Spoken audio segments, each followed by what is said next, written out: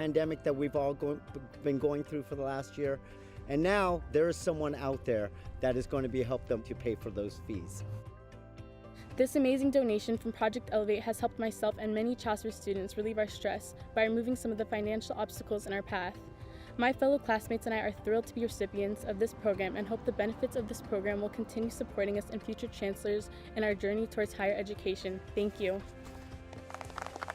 The change reaction is really about ensuring that for Angelenos, that emergencies don't become catastrophes, which can happen very quickly when you don't have a financial safety net. So being a financial safety net for the working class, and also providing opportunities and investing in opportunities for people, like Project Elevate.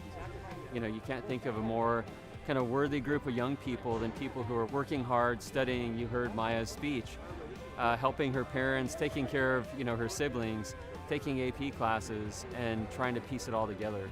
And so our investment is so worthwhile to see a young person pursue their dreams and their goals. Wow, those kids look really happy. Councilmember John Lee recently spoke with Channel 35's Maria Hall-Brown about a more serious issue: hate crimes against the Asian American Pacific Islander community here in Los Angeles. We'll have that story for you later in the program. Earlier, we reported what the City Council is doing to step up sustainability efforts in Los Angeles. And over in the community of Reseda, MTO, Sharmashudi, and Tree People were joined by Councilmember Bob Blumenfield for a more grassroots approach. Watch this. We are so excited today. We are out here through a partnership with MTO, Tree People, Councilman Blumenfield's office, and also LAUSD. And MTO lovingly grew these amazing pomegranate trees, and we're giving them out for free for community residents in West Valley today. MTO Shalmaksudi has been really active in the community, and as of just a couple months ago, we had started our newest initiative, which is our MTO sustainability goals. And so right now we have participation through tree giving events, tree planting events, seed giving, and really just doing what we can as students and as an organization to sustain these environmental goals. Nothing beats Mother Nature. And Mother Nature is the best way to cool down our environment, is the best way to heal our atmosphere, and it's a great way for people to connect as well and to feel better about the times that we're in. Es muy importante estar acá porque adoptando un árbol ayudaría más a la tierra y tener más oxígeno más limpio. Y pienso que es un ejemplo que también darle a la familia.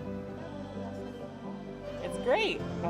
More trees is better for the environment, and it'll help the air quality. So, in the future, I'd love to see more awareness of what's going on, more awareness of climate change, more awareness of the importance of spreading greens around our community. One tree goes a long way. One tree teaches an individual about balance, about how to love their tree.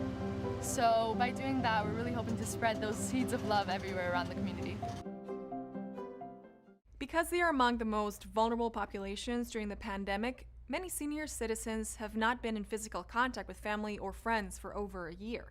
Fortunately, the 65-plus crowd were among the first prioritized for the vaccine. So this population is not only protected, but they're also finally able to gather in small groups. And the team at Family Healthcare Resources was delighted to throw the shindig. Take a look.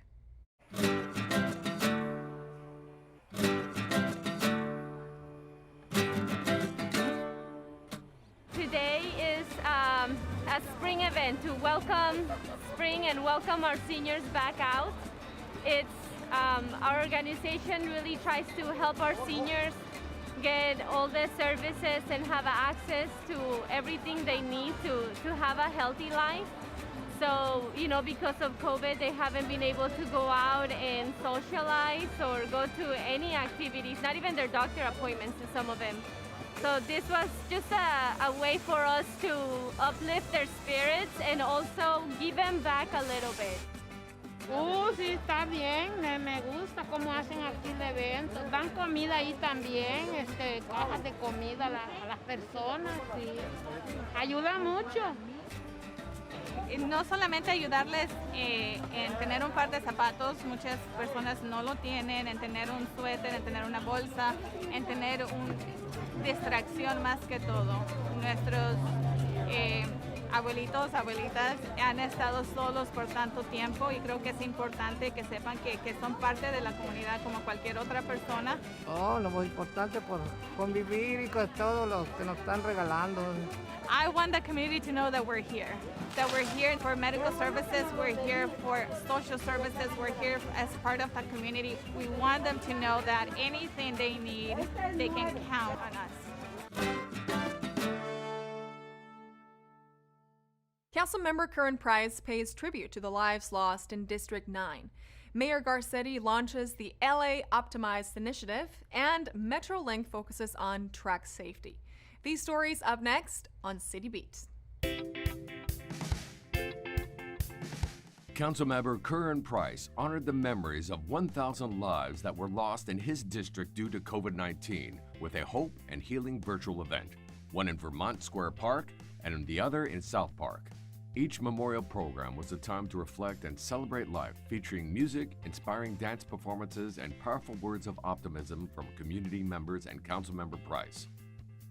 This pandemic has been Team Price's #1 priority. We immediately hit the ground running, putting a plan into place that addressed the most critical needs of our community. With a sea of white flags as a solemn reminder of how hard CD9 was hit by the pandemic, Councilmember Price also utilized this moment to offer even more encouragement to his district, with the announcement of a $6 million pilot program that will aid single parents for an entire year in the new ninth. To watch the virtual memorial events, visit thenewninth.com. Mayor Garcetti has big plans for Olvera Street. As part of the LA Optimized initiative, the mayor recently announced discoverolverastreet.com, where small businesses will have access to marketing tools, website assistance, and other resources to help digitize their trade. Putting them online, helping small businesses in this corridor unlock everything that can come from the digital marketplace. Olvera Street is one of the most popular tourist destinations in Los Angeles. LA Optimized will offer much-needed support to the local shops, vendors, and restaurants to avert fees, red tape, and other logistical hurdles. Here in Olvera Street, just 3 of 70 businesses had an online presence before the pandemic. So we're stepping in to help, launching the LA Optimized initiative to make sure that we can walk these businesses through whatever it takes, not only help them survive, but just like this city, to thrive. For more information, check out discoverolverastreet.com. MetroLink has pledged to take all necessary steps to ensure riders and employees are safe. Serving 6 Southern California counties with 65 stations, MetroLink was recently awarded a $59,000 federal grant. This will fund a campaign aimed at deterring people from committing suicide on its train tracks. The grant is from the Federal Railroad Administration, who will offer support for MetroLink staff members with training, education, and public engagement campaigns. MetroLink is eager to keep riders and the community safe within the vicinity of their tracks. For more information, visit metrolinktrains.com. When a tragic event like the COVID-19 pandemic befalls the world, some will focus on the problem and some will focus on the solution. And unfortunately, there will be those that need to assign blame. The Asian American community is no stranger to suffering their share of hate crimes. However, these days, it seems to be far more than their fair share. Councilmember John Lee of District 12 talked to Maria Hallbrown about the price of suffering and silence and why the AAPI community won't pay it anymore. In U.S. largest cities, hate crimes in 2020 actually decreased by 6%. But in direct contrast, anti-Asian hate crimes increased by over 145%. These types of hate crimes have been happening for a long time now. But now we're seeing these incredibly egregious attacks on people who are the elderly in the Asian American community that are the most vulnerable part of our community is being attacked for no reason. One of the, if you can call them positive things about what's happening right now, the Asian communities coming together right now. Not as different communities, but as one. People who are in power, if you want to make changes to that systemic, issues, the importance of showing up at that ballot, casting your vote, so that people who were in power understood that they needed to listen. What is a hate crime? When do they report something? Why that is so important that you don't just let this incident go by. I always thought myself, if you weren't physically hurt, then you really don't have anything to report. And now we're trying to get the word out that you need to report every incident. It may just be that you're standing in line and being yelled at, being yelled racist remarks. This needs to be reported. For us to understand what's going on and to best combat this, we need to hear from them. It's very important that we, as people, not be bystanders to incidents that are happening around us. You have to speak up. City planning is not just about building houses or developing infrastructure support. We also need to consider the effects of urban development on the wildlife of Los Angeles. Well, Councilmember Paul Koretz and the Department of City Planning are taking extra steps to ensure that the city grows in concert with the existing wildlife. Take a look.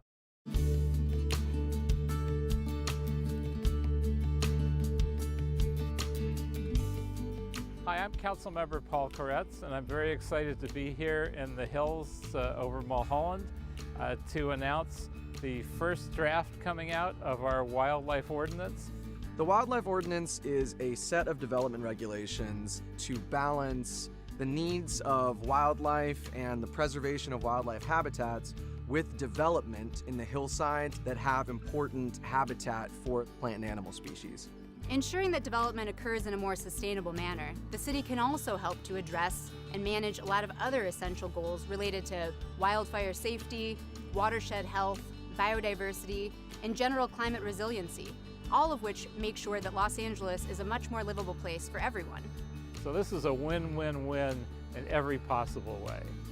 The wildlife ordinance will affect residents and property owners and developers in the wildlife pilot study area, which is in the Santa Monica Mountains between the 405 freeway in the west and the 101 freeway in the east, and roughly Sunset Boulevard to the south and Ventura Boulevard to the north.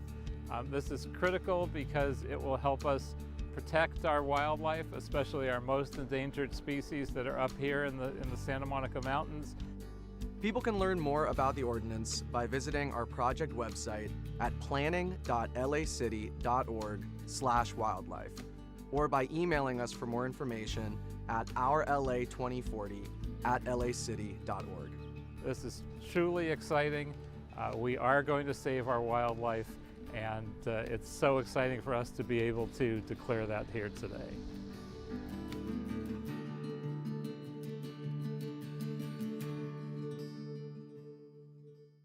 There's a pilot program happening at South Park Recreation Center that's all about empowerment and providing a safe space for the young girls of Los Angeles. Pretty in Pink started out with 8 girls and has blossomed to over 300, and the program just keeps on growing. Check it out. Pretty in Pink is an all-girl empowerment program where we provide activities, we provide resources and empowerment and encouragement to girls. We've been able to provide activities such as anxiety workshops. We've been able to provide anti-bullying sessions. We talked about anti-vaping. So we always want to give the girls that outlet and a safe environment amongst other women where they can talk about issues that affect them in their environments, in their worlds. En lo personal, a mí me satisface mi alma, por decir, mi corazón, el poder ayudar a diferentes niñas, sentirse bien, sentirse que tienen apoyo, no normalmente en su casa, apoyo en nosotros, en el parque. We chose to do it here at South Park because it started at South Park. started off as a rec assistant. We only had about like 8 or 10 girls that was doing it. This program has blossomed. We have reached over 300 girls in the program.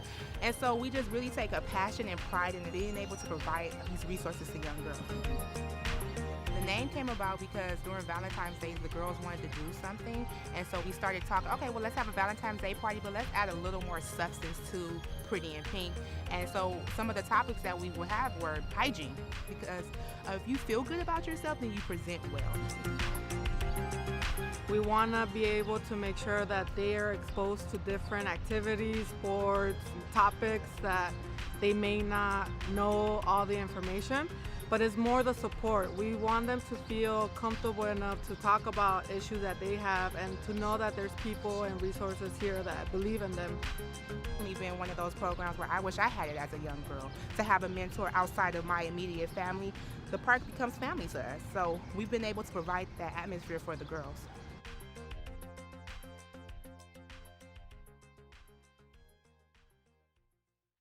Attention, LA gardeners. Tired of watering your lawn or plants adding to your water bill?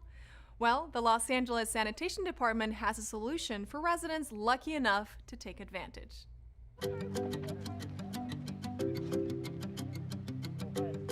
My name's Aura Garcia and I serve as the Vice President for the Board of Public Works. We've held over 8 events throughout the entire city, giving out more than 600 rain barrels. We've been doing it for more than 20, 30 years on our own little barrels. So now that it's free, you conserve, you water your plants for free.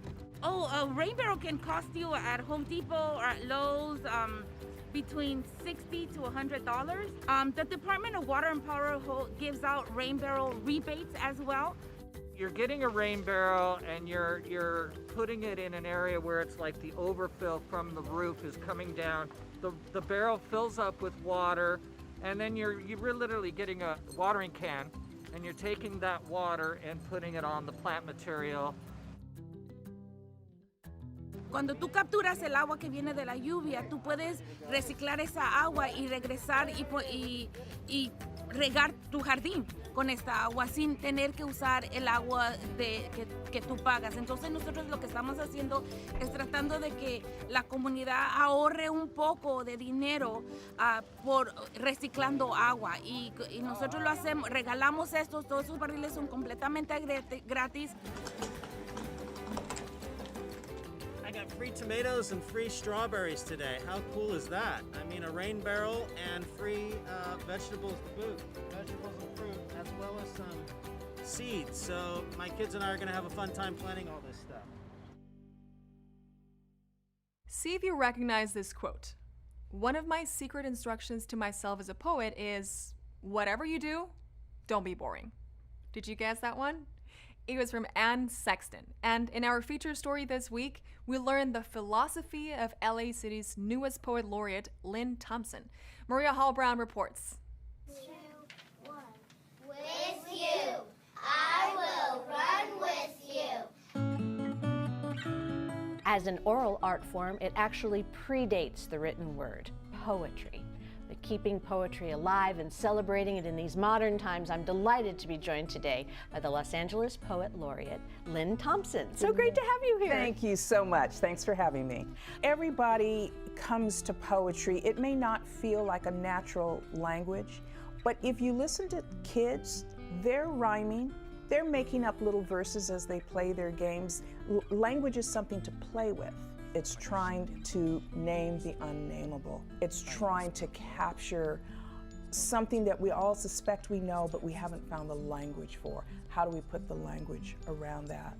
In my childhood, in the dawn of a most stormy life.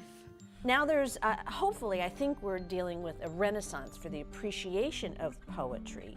This young woman named Amanda Gorman came along, and what she has done for poetry, her poise and just the power of her delivery at the inauguration, I think has upped the stakes even more, because everyone, of course, is saying, who is that young woman? How fabulous. If you decide you want to be a farmer today, and 10 years from today you say, I really should have gone to Wall Street in the first place, or vice versa, you can do that. I do feel vindicated for people who think, how do you even get there?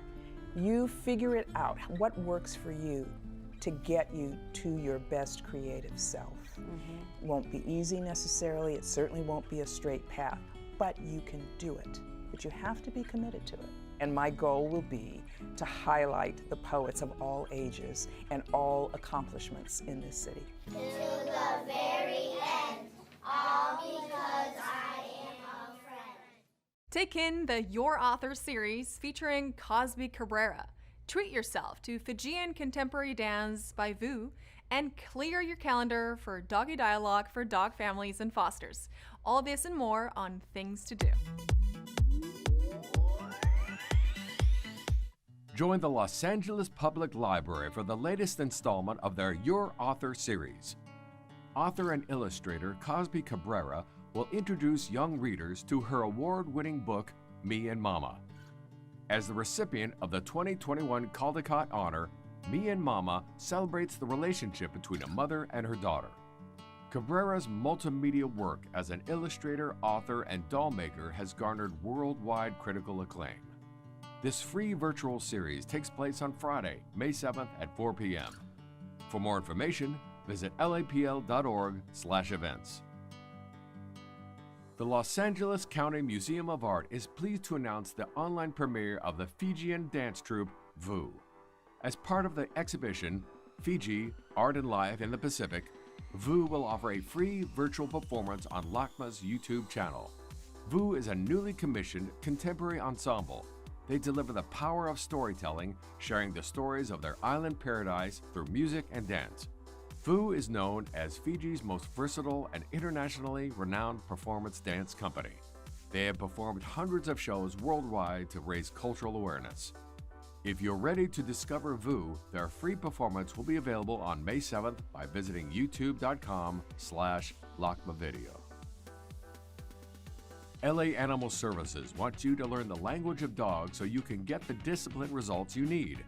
On Saturday, May 8th at 10 a.m., Doggy Dialogue for Dog Families and Fosters will help train you to communicate with man's best friend. Owners and foster parents will have the opportunity to gain a better understanding of trusted training techniques that will benefit the relationship with your pets. The free virtual class with LA Animal Services staff and volunteers goes beyond simple commands and treats. Register and find out more about Doggy Dialogue at laanimalservices.com. Ready to take a virtual tour of an architectural masterpiece? If so, the first and third Friday of every month, you can take a free virtual tour of Frank Lloyd Wright's Hollyhock House. Built between 1919 and 1921, Hollyhock House was inscribed on the UNESCO World Heritage List in 2019. Led by expert docents, each tour will create an immersive and inclusive experience for visitors of all abilities. Streaming live on Facebook for 20 minutes, you'll have a chance to ask questions of the docents and explore different rooms of the famed house. If you want to learn more about the Hollyhock House and Frank Lloyd Wright, visit facebook.com/official Hollyhock House. And that's a look at some virtual things to do. And that's it for this edition. I'm Natalia Bilbao, and from all of us here at LA This Week, thank you so much for joining us. A reminder that you can catch us online at lacityview.org, and we're also on Facebook, Twitter, and YouTube. See you next time for more LA This Week.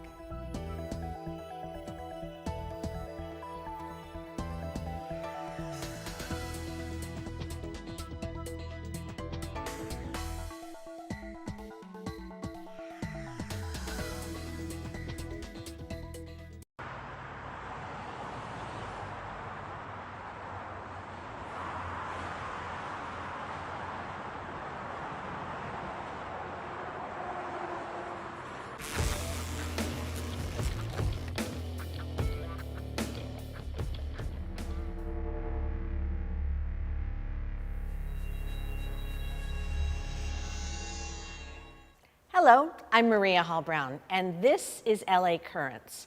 The LA Fire Department became a paid career employment opportunity in February of 1886. Back then, they would go for days, weeks without a fire. Well, lots has changed since then, but celebrating the rich history of the LA Fire Department. I'm delighted to be here at the LA Fire Department Museum, and I am joined by the president of the LA Fire Department Historical Society, retired Captain Jim Finn. Nice to have you with me today. Thank you, Maria. And nice to be in such an incredibly rich environment. Yeah, you're right, it is quite an important structure.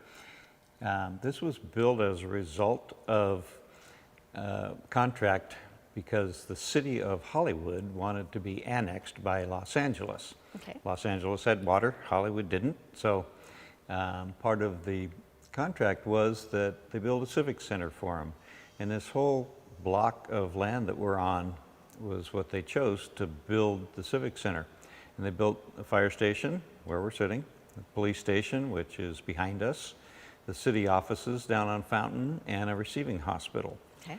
All the other 3 buildings have either been torn down and replaced, so this is the only existing original building from 1930. 1930, so this is Fire Station 27. 27, right. Okay. Active station for 62 years. They moved out of here in July of 1992, and the reason that the city actually put forth a bond issue, which was passed, and they built 15 fire stations to replace 17 that did not meet seismic standards. This was one of them. And in January of 1994, the Northridge earthquake heavily damaged this station. So they were right, it didn't meet seismic standards. And thanks to our late, great city councilman, Tom LaBonge, he talked to the city engineers, and they decided to put this building on the earthquake bond because it was already an historic building. And so they put it on the bond and repaired it, and we were able to use it as our museum after that.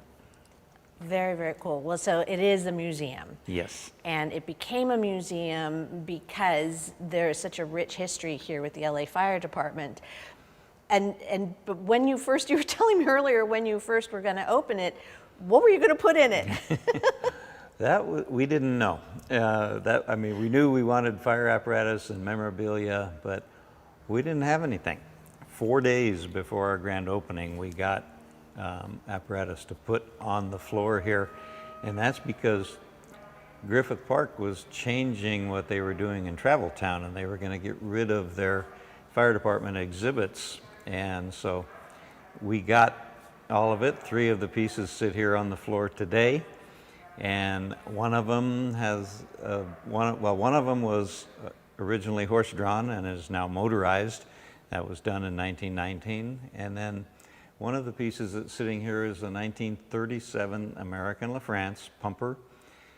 It was in use as a frontline apparatus for 21 years. And then it went into reserve status for 3 years. And in 1961, it was given to Travel Town to put in their exhibit. Okay. 40 years later, they gave it back to us. And 5 years ago, we had it restored. And so here it sits on our floor after 84 years of city service. Well, it's now packed in here. Yes.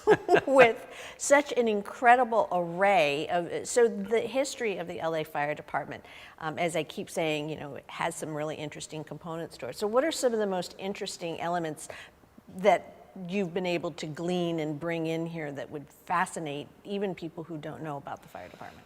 Well, actually the earliest of our apparatus is a Hayes aerial, and it's from the early 1880s. Daniel Hayes was somebody that worked for Amos Geig Company, who made steamers back in New York, and he came out to San Francisco to do some work on their steamers, decided he liked it out west and stayed, and in 1868 came up with the patent for this aerial ladder that was much improved over what they were using. And He and a partner put it together. We have one of the very few, if not the only, existing Hayes aerial left in the world. And his 3 different sides of his family, great-great-grandchildren, have come here to see it, and they have brought us copies of the original patents that he and his partner put forth to build it. So that's certainly one of them. The steamer that's sitting right behind you is from 1887, the LA Fire Department. That was one of our earliest purchases when we became a paid department. Crown, there's a 1963 Crown pumper sitting here that was one of only 2 built for our fire department. They were pretty much a matched pair and used in the industrial area just south of downtown Los Angeles. So we have that.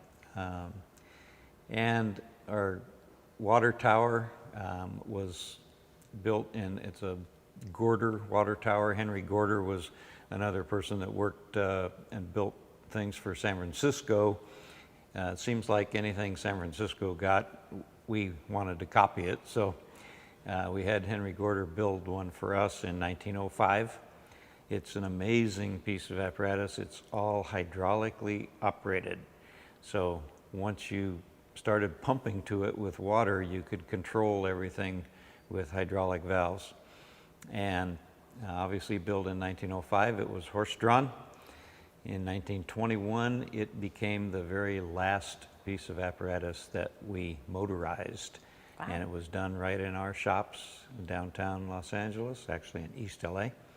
And that ended the horse-drawn era for LA City Fire Department. All right, so we were talking about this a little bit earlier. So there were obviously horses involved. Yes. So were there horses stabled here? Not in this station. In this one, okay. No. This one was built later than that. Yes. Okay. Yes. So there were horses stabled in other stations. Right. So you actually sort of rely on the kindness of strangers when it comes to, donations of these sorts of things. But also, this is a whole volunteer organization, is it not? That's correct. Yeah. So what is the Historical Society and who's part of it, and where's the genesis of that?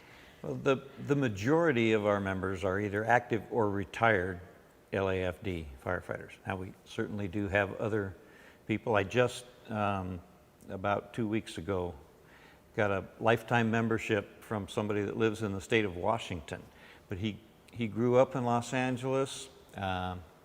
He still has fondness, obviously, for Los Angeles, and he's a joiner. He joins organizations. And so he saw on our website, and actually he sent in his life membership, and it got returned by the post office. So he called, or sent an email actually, which I picked up and called him back because he didn't know if we were still operational or what, since he got it back. And it was just a postal error. But we have people from all walks of life who do join our historical society, but by and large, it's either active or retired firefighters.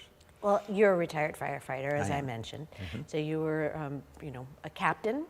I was, yep. And what drew you to this whole world to begin with? Because it really is almost,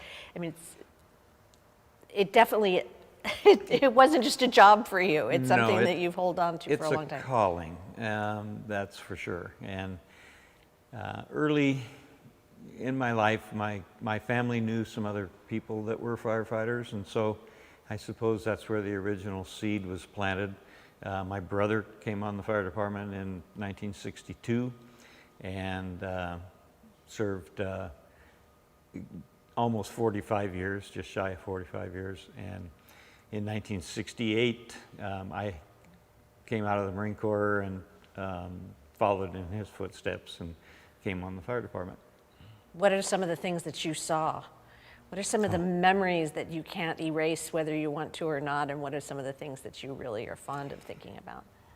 Well, the things that you can't erase out of your memory were the things that happened to kids. Either early in my career, the city council decided they wanted the fire department to take over the ambulance service, and so they started in the station that I worked in.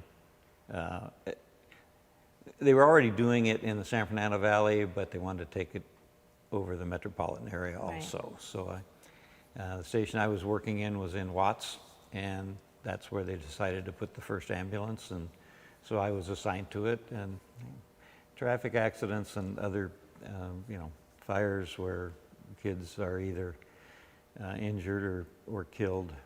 Yeah, that's a tough one. Yeah, that stays with you. But that also makes me think about the fact that, firefighters don't just fight fires. I mean, there's a broad range of what they are asked to do, required to do. I mean, there's literally an ambulance over your shoulder that I can see myself. So, what's the scope of a firefighter's life, and how is that reflected in this museum? Well, pretty much everything. And especially on the weekends, no other city agencies, not very many of them are open on the weekends. Mm-hmm. And so people call who's open, and we're open, and we go to see if there's, if it's something that we can take care of. And if it is, we take care of it. If it's not, we try and get help for them, whatever they need. So. And you can see that in here, I would imagine, in all these different things. I mean, the different utilitarian and emotional purposes of all these items. And a lot of these items that you see in here are the result of something that somebody has responded to, some firefighter has responded to, and they didn't have what they needed to properly take care of it, and so they designed and built it. And we have a lot of tools that are actually named after firefighters. Blake four-way valve and Schultz shut-off, those are named after LA firefighters that designed these things for us to use. Really? Mm-hmm. How does one go from being a firefighter who needs something to creating that something to actually getting it named after them? I mean, is literally there a process? No, there's not a process. Okay. And they don't always get named after them. Where's the Jim Finn of things? Yeah, we don't have that. It's just some of the things that go into bigger use. I mean, there's departments all over the nation that use something like the Blake four-way valve. It's been improved on because we now use bigger hose than we used when that was built. So now it's not called the Blake four-way valve, it's called the large diameter four-way valve. Okay. Because we use bigger hose. But, got it. We have lots of things that were created by firefighters but don't have their name attached to them. Right. So. Yes, the cat ladder. No, I'm kidding. There is a sister museum to this. Yes. Down in the harbor. Correct. Again, talking about the scale and scope of what the LA Fire Department really does. So what is down in the Harbor Museum? Because this museum that we're sitting in right now, I should qualify, is we're in the heart of Hollywood right now. Right. So what's down in San Pedro? San Pedro has a lot of the same things that we have, but it's more marine themed since they're in the Port of Los Angeles. They have a lot of things that were used down there that are unique to harbor firefighting. And so that's what they have. There's a boat? There is a boat not in the museum, but hopefully it'll have its own museum. It was the Ralph J. Scott was put into service in October of 1925. It was the longest serving apparatus in LA Fire Department history. It was in active service for almost 78 years. It was replaced in 2003, was taken out of the water, put on land, and our volunteers started working on it. Wow. They were losing progress because of the marine environment down there. So the Harbor Department put a tent over it for us, and if you can imagine, when I say tent, that's kind of misleading. The boat is 99 feet long, and so you had to have more room than that.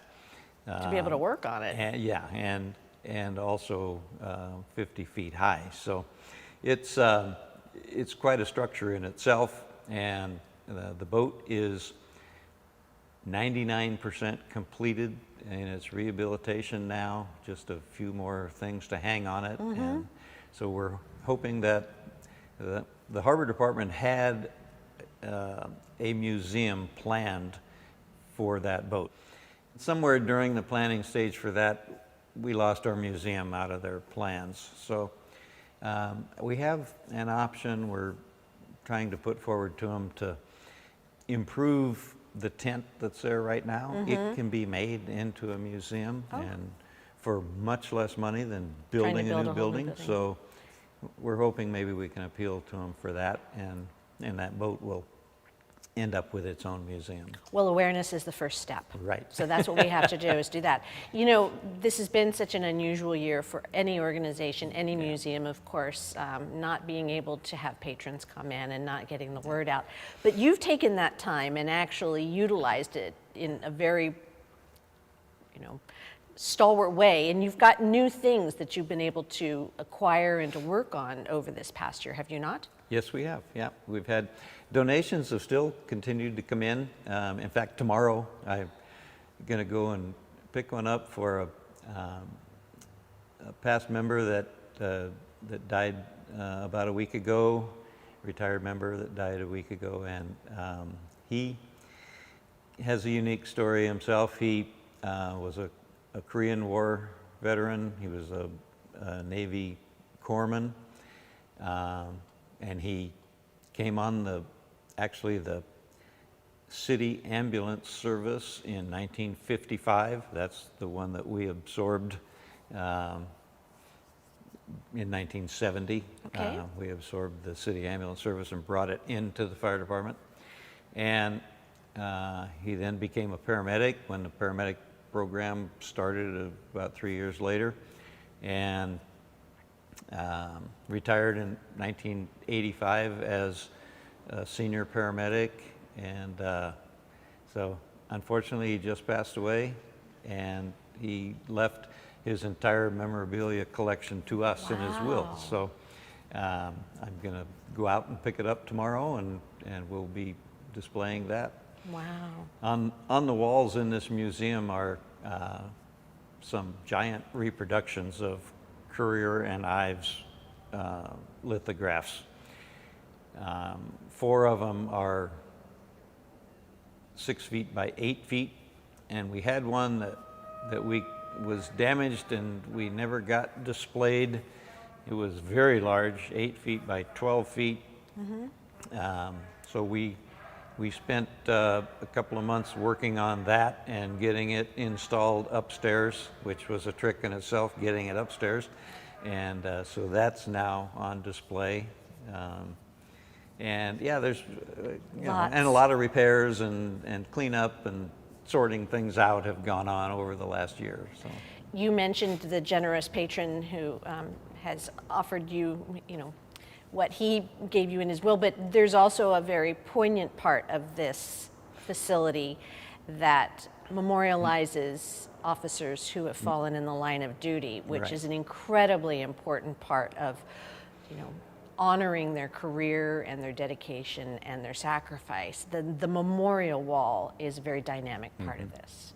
Yeah, back in 2000, we weren't even open yet, but we knew we were coming in here. Right. And our fire chief's wife, Liz Bamatri, was the prime mover behind the memorial. We'd been, a fire department at that time for 114 years and had no memorial for fallen firefighters.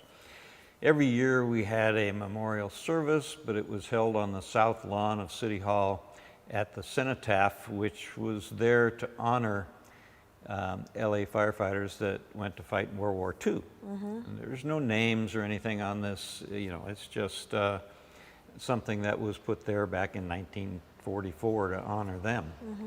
So we needed an appropriate place to honor those people, and so it was through her input, and I mentioned Tom LaBonge earlier. He was part of that group also. And Liz actually went back to Minnesota to have those statues made that are out there. And I don't mean to interrupt, but I think it's important. Those statues really tell their own story. It's a really important tribute to the type of people who become firefighters. Right. We did something that most fire departments don't do if they have memorial statues. Most fire departments put a breathing apparatus face piece on them. So with that face piece covering them, you don't know who they are. You don't know what they look like. We wanted to do something a little different. We used 5 active firefighters to pose for those, and with 5 statues, we did as much as we could to show our diversity with ethnicity and gender. And there's one thing also different about those is that when you look at the helmets, there's 5 different numbers on the helmets. You wouldn't have a firefighting crew with 5 different numbers on their helmets. They'd be from the same station. Sure. But we were doing the same thing. We highlighted 5 different areas of the city with those station numbers. So you can see the gender, you can see the ethnicity, and then they're there in front of our memorial wall that has all of the people listed that died in the line of duty. And a yearly honorarium for them, et cetera. There's also an element to this museum which I think is really important to talk about. There's an educational component. Mm-hmm. So what is the Institute and how is that utilized with the history? Bill Rowland, who it's named for, was a benefactor of this museum. He was a retired firefighter. Sadly, last year he passed away. And he was a Medal of Valor recipient for a rescue that he made during Mandeville Canyon mudslide in 1969. It injured him and actually prohibited him from coming back to work. So his career was cut short. But he went on, and his life took a different turn, went into real estate and investing, and he ended up making a considerable amount of money over his second career, and gave back. And so he has funded a lot here in this museum. The Educational Center is named after him, and what we're doing is trying to teach children and adults fire and life safety. On a personal level? Yes. So you don't need perhaps the assistance of a firefighter, but how to take care of yourself before professional aid arrives. Correct, yeah. There's also a fun element. You can actually have a party here.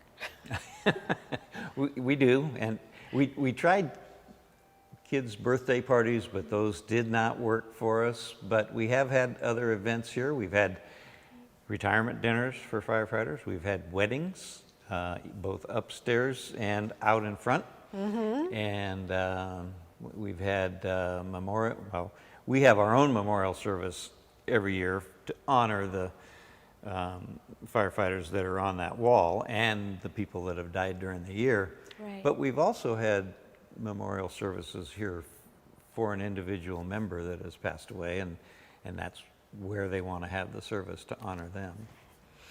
There's the what, it's visually fascinating, the stories are interesting, the people involved, have a long and interesting story to tell. So there's the what, but there's the why. Why is this place here, and why is it important for us to know that it's here, and why should we think about all of these stories and understand the history of the LA Fire Department? Well, history is obviously very important in whatever walk of life you're in, or just life itself. If you don't know where you're coming from or where you've been, then you really don't know where you're going. And it's kind of funny how this job in particular, the more things change, the more they're the same, it seems like. You know, and I'll just give you an example here. This steamer that's right behind you,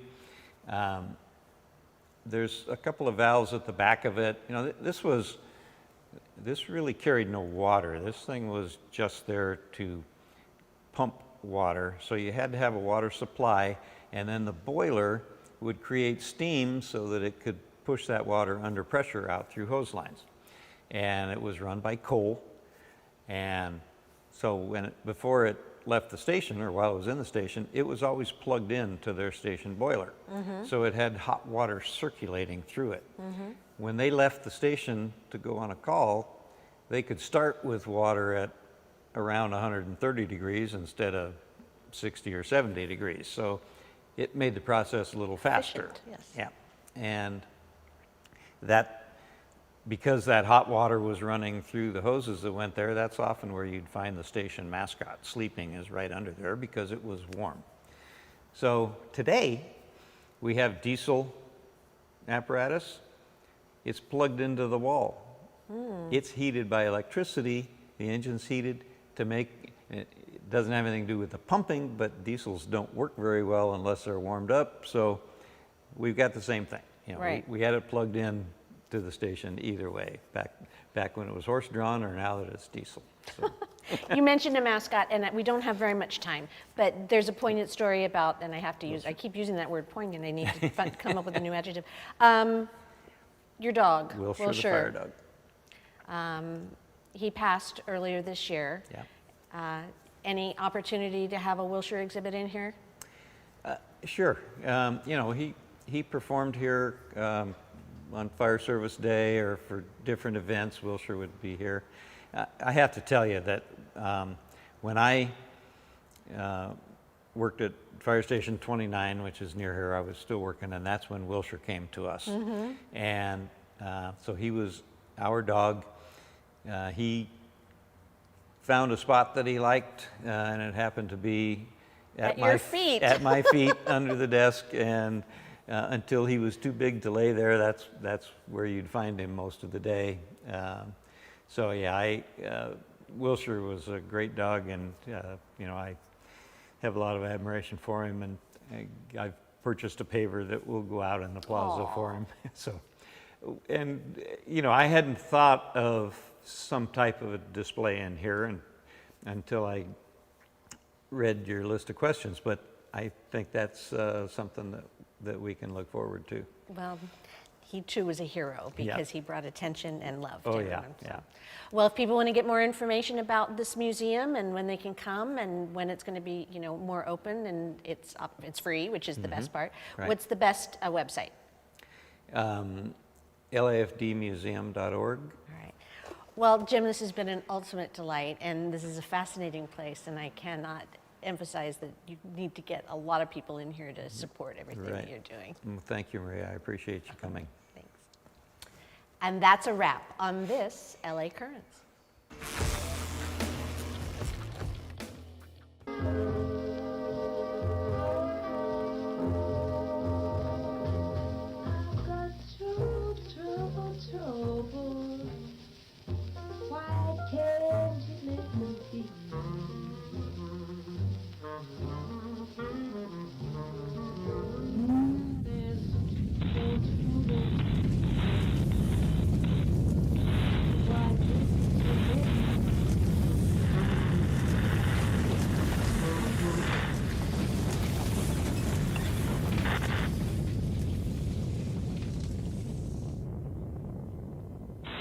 So they will have to take two, 'cause I've got trouble holding this man of mine.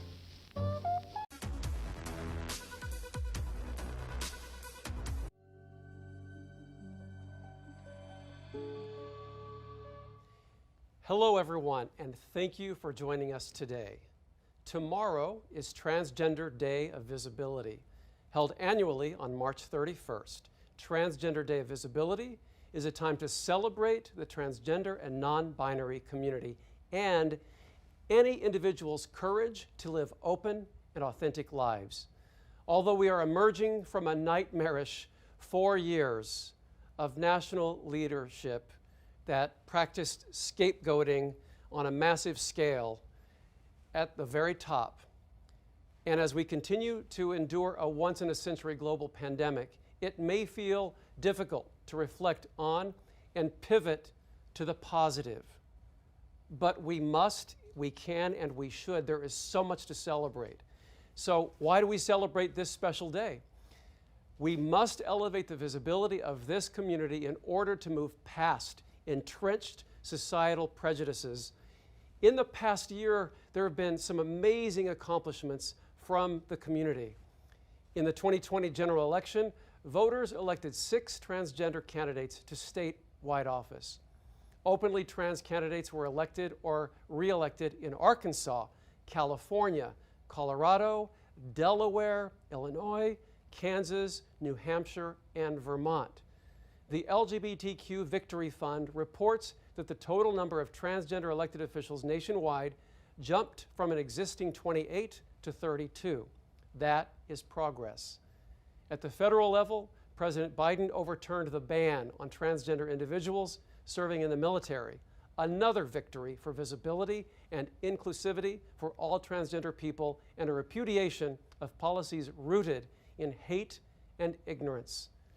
President Biden has even made history by nominating Dr. Rachel Levine as the first ever transgender cabinet-level member. Now confirmed by the Senate, Dr. Levine will be the highest-ranking openly transgender person to serve in United States government, serving as the Assistant Secretary for Health to California's own Javier Becerra. These wins are a signal that transgender people are gaining acceptance on a national level in our political arenas. And locally, here in Los Angeles, we have outstanding leaders who have their fingers on the pulse of the thriving transgender community in our city. Today, I am literally thrilled to share with you this year's Trans Day of Visibility honorees, Hopics at Casa de Zulema and Invisible Men. In just a moment, we'll spotlight how they are making a difference in the lives of the trans community throughout the city of Los Angeles.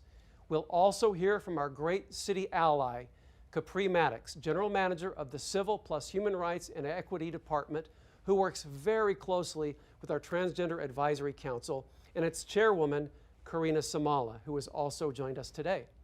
To help introduce the chairwoman, it is my pleasure and honor to welcome a dear and treasured friend and fierce advocate for the LGBTQ+ community, Los Angeles Police Department Assistant Chief Beatrice Gurmala. Chief Gurmala, take it away. Thank you so much, Councilmember O'Farrell. Thank you for allowing me this privilege. So every once in a while, life gives you the gift of having somebody come into your world that makes it better and makes you better as a human being. That person, for me, approximately 14 years ago, was Mother Karina Samala. A leader, an icon, a treasure. The leadership that Karina shows not only to the transgender community, but the entire LGBTQ community and all those who count themselves in as allies, not only for the fights of yesterday, but the fight still that we must endure for future equality. I consider it a privilege to have this opportunity to give this preface to her introduction. I must add also that, Karina, I owe you so many debts of gratitude for being one of the best teachers. I affectionately call Karina my professor because she taught me so much more about the community, the trials, the tribulations, the quiet victories, and sadly, sometimes the quiet despair. And she has been that beacon of light for us all. It is absolutely my pleasure and privilege to introduce my friend, and the iconic Mother Karina Samala. Thank you so very much, Chief Grimala and Council Member Mitch Farrell, for your leadership and support for our community, which I call my family. Each year, you have lifted up our community by hosting this event and highlighting our challenges and our collective achievements. And while we can't meet in person quite yet, providing this opportunity to my community proves your unwavering dedication, and that I thank you so much. I'm here today to represent the City of Los Angeles Transgender Advisory Council and all the transgender and gender non-binary community members. The TAC is an advisory council made up of transgender and non-binary persons determined to support and advocate for equitable policies and legislation which tackle the issues that matter most to our community. I would like to acknowledge our TAC members, leaders of our community, who's members of this TAC: Gia Olais, James Nguyen, Jasmine Creighton, Maria Roman, Lucky Alexander, Sabel Simon Loreca, Tiana Herrera, and Eden Luna. We are proud of our achievements, and I'm personally humbled by our deeply talented and thoughtful council that have placed their trust in me to continue to be a fierce advocate for our community. We are particularly grateful for the partnership we have forged with the Civil and Human Rights and Equity Department under the leadership of Madam Director Capri Maddox. With her support and the support of the council member Mitch Farrell, we have been able to advocate for the full funding of AB 2218, the Transgender Wellness and Equity Fund, which will provide medical, mental health, and housing for our community. The expanded and street-level outreach to our community during the pandemic by the Midnight Stroll.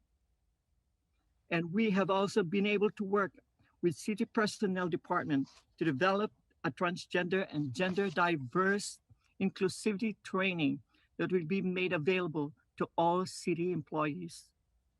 We have all straightened and continued to advocate for the safety of our community. And in doing so, we have developed a deep partnership with LAPD through our amazing guardian angel, Chief B. Grimala. Thank you. On behalf of the Transgender Advisory Council, I want to thank the General Manager, Capri Maddox, TAC Coordinator, Francisco Ortega, for ensuring that we continue to thrive and remain engaged. Remember, everyone, to wear your mask and please get vaccinated. Thank you, and happy Transgender Day of Visibility. Thank you. Thank you so much, Mother Karina, for your lovely remarks just now and all that you do.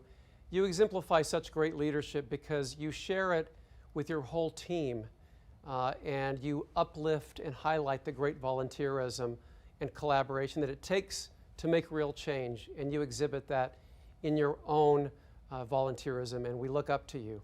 Your tireless work has inspired an entire generation of transgender individuals, kept them safe, shown them love and respect, and guided them to their best lives. And now, let's take a moment for the members of the TAC, the Transgender Advisory Council, to introduce themselves to us. We have a video.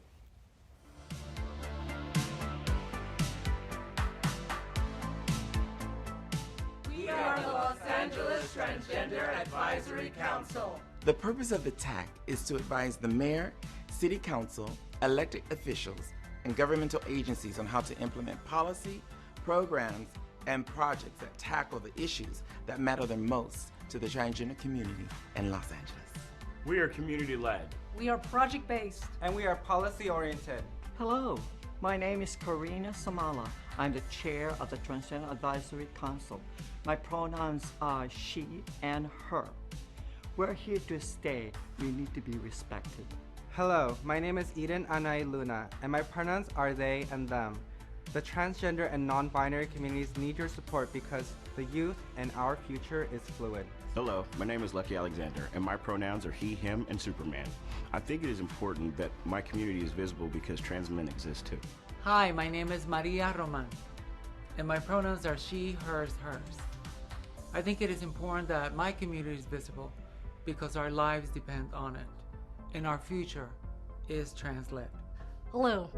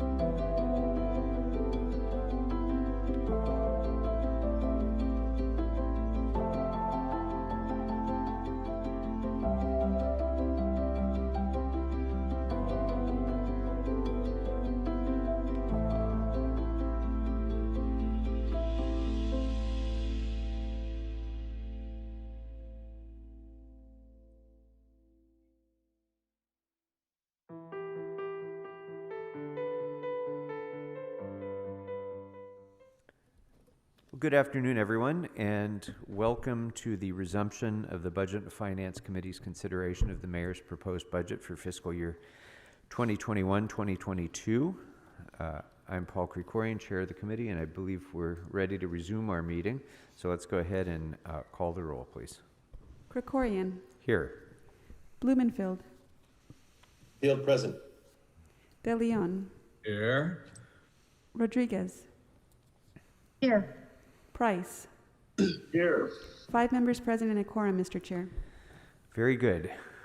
Good afternoon, everyone. So I just wanted to give you a little bit of an overview of how we proceed with today. Over the course of this hearing, the members of this committee have requested 210 memos, requests for reports back on budget impacts of various decisions that we'll be facing. So we now have, I believe, all of those memos back, although I do need to point out that some of them we didn't get until today.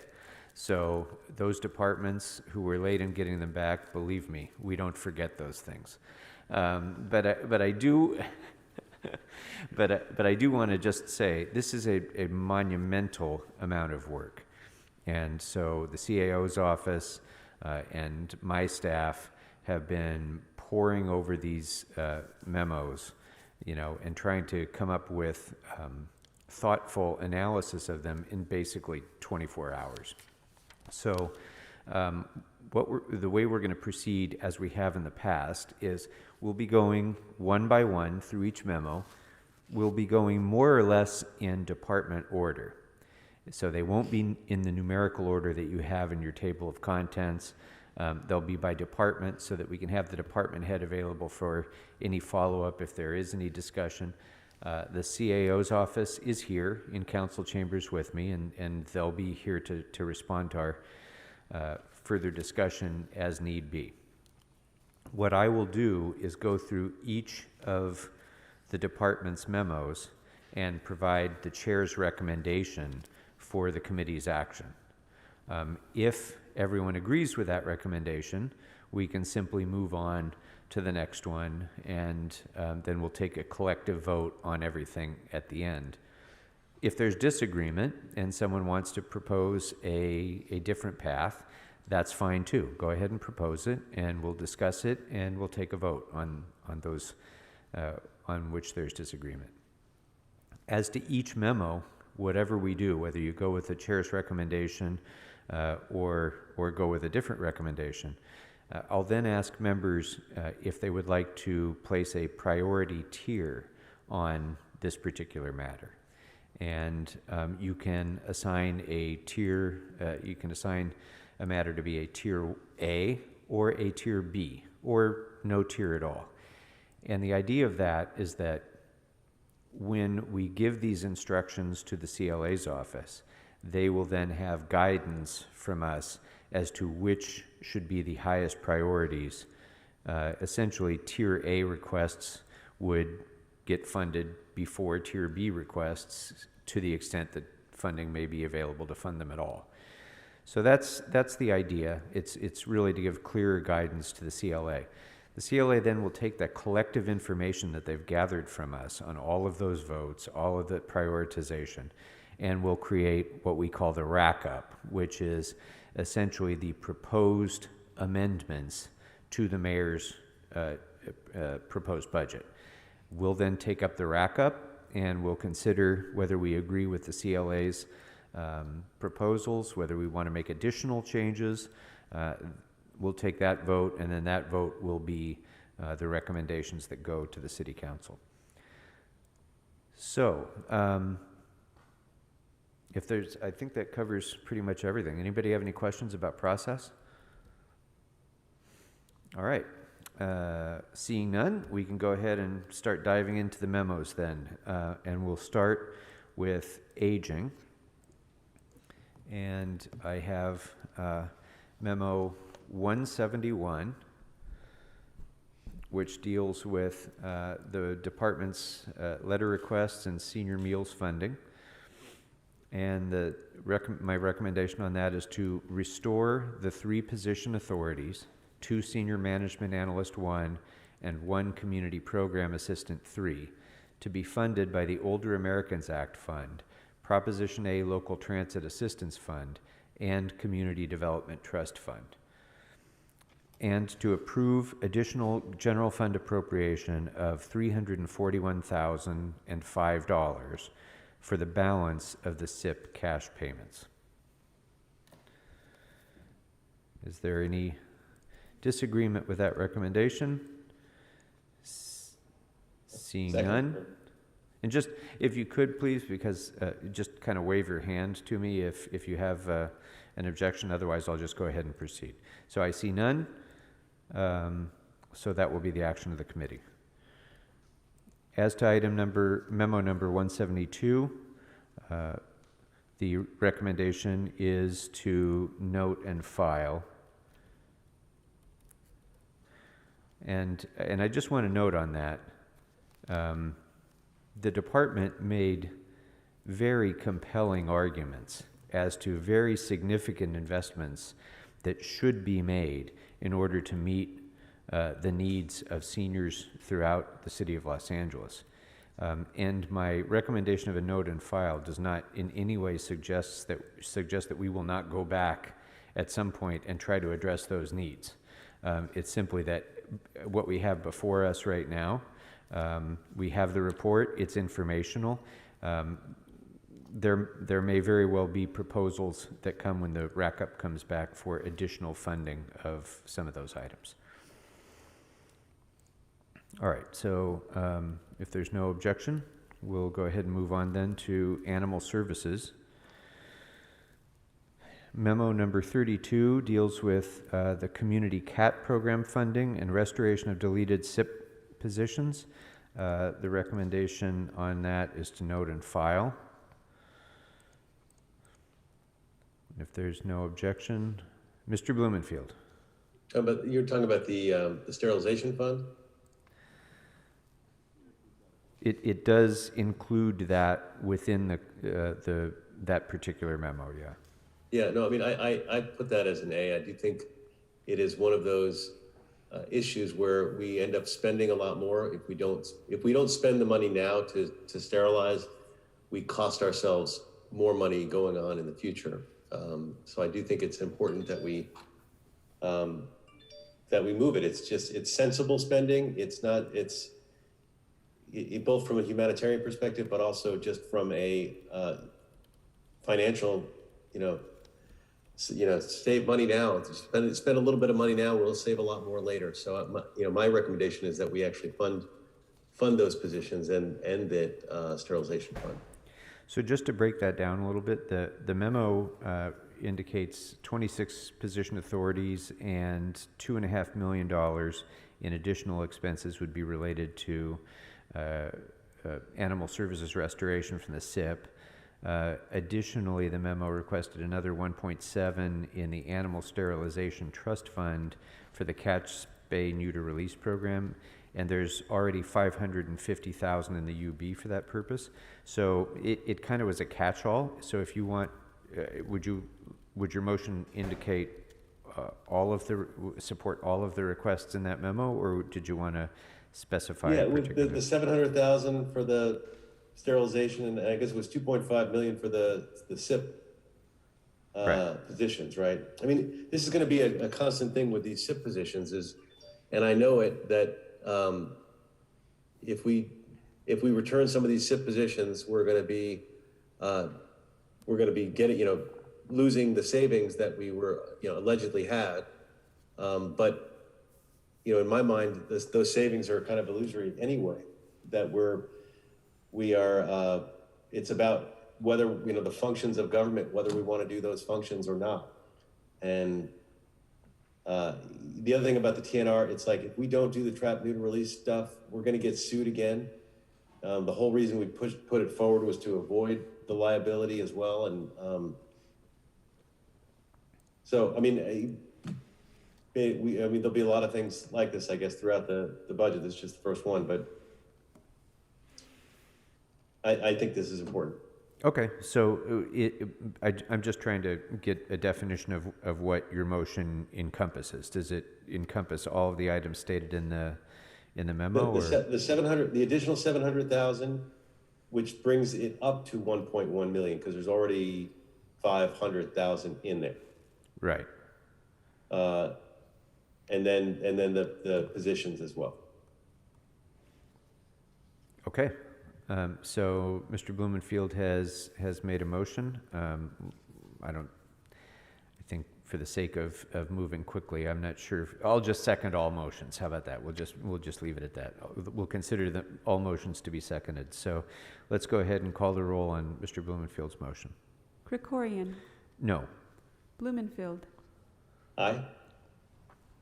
De Leon.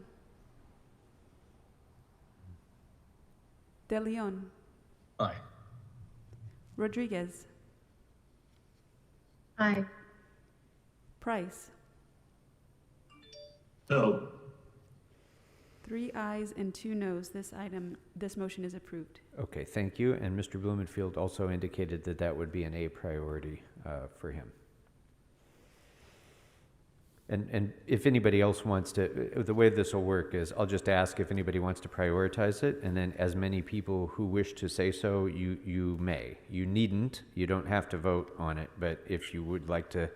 Ms. Rodriguez, do you want to add that as an A as well? Well, no, sir. Because I'm kind of partial. I'm partial to the 700,000, not the full restoration of all the positions, and so I'm trying to identify what is the best course of action in this conversation with respect to that. We're going to have that situation often, I think, and so the best situation is for you to just articulate what your views are, and the CLA is carefully monitoring the conversation and debate we're having on these issues, and so it may very well be that some of the requests that we make will not be able to be funded at all. But the CLA tries to be responsive to what they determine to be sort of the collective will of the body. And so if you just want to articulate your views, I think that would go far in helping to clarify for the CLA what we should do. So, I mean, does that suffice then to communicate what my concern was? That Sure, go right ahead. Yeah, just that, with the 700,000, I agree with that. But I'm, the full restoration of all the positions deleted, I'm slightly more tentative about full restoration in that. So I just want to communicate that, try to be balanced in this. Thank you. Okay, thank you. Mr. Blumenfield? Oh, I'm sorry. I thought you were trying to jump in. Okay. All right, very good. Well, that will take us then to the next memo, which is memo number 94 for Animal Services. And the recommendation for that is to note and file. This is staff serving as liaisons to the unhoused community. Is there any objection? Seeing none, we'll move on to memo number 153 for Animal Services. The recommendation on that memo is to note and file without objection. That will take us then to cannabis regulation. Memo number 97, resources for the establishment of the proposed cannabis task force. The recommendation would be to note and file.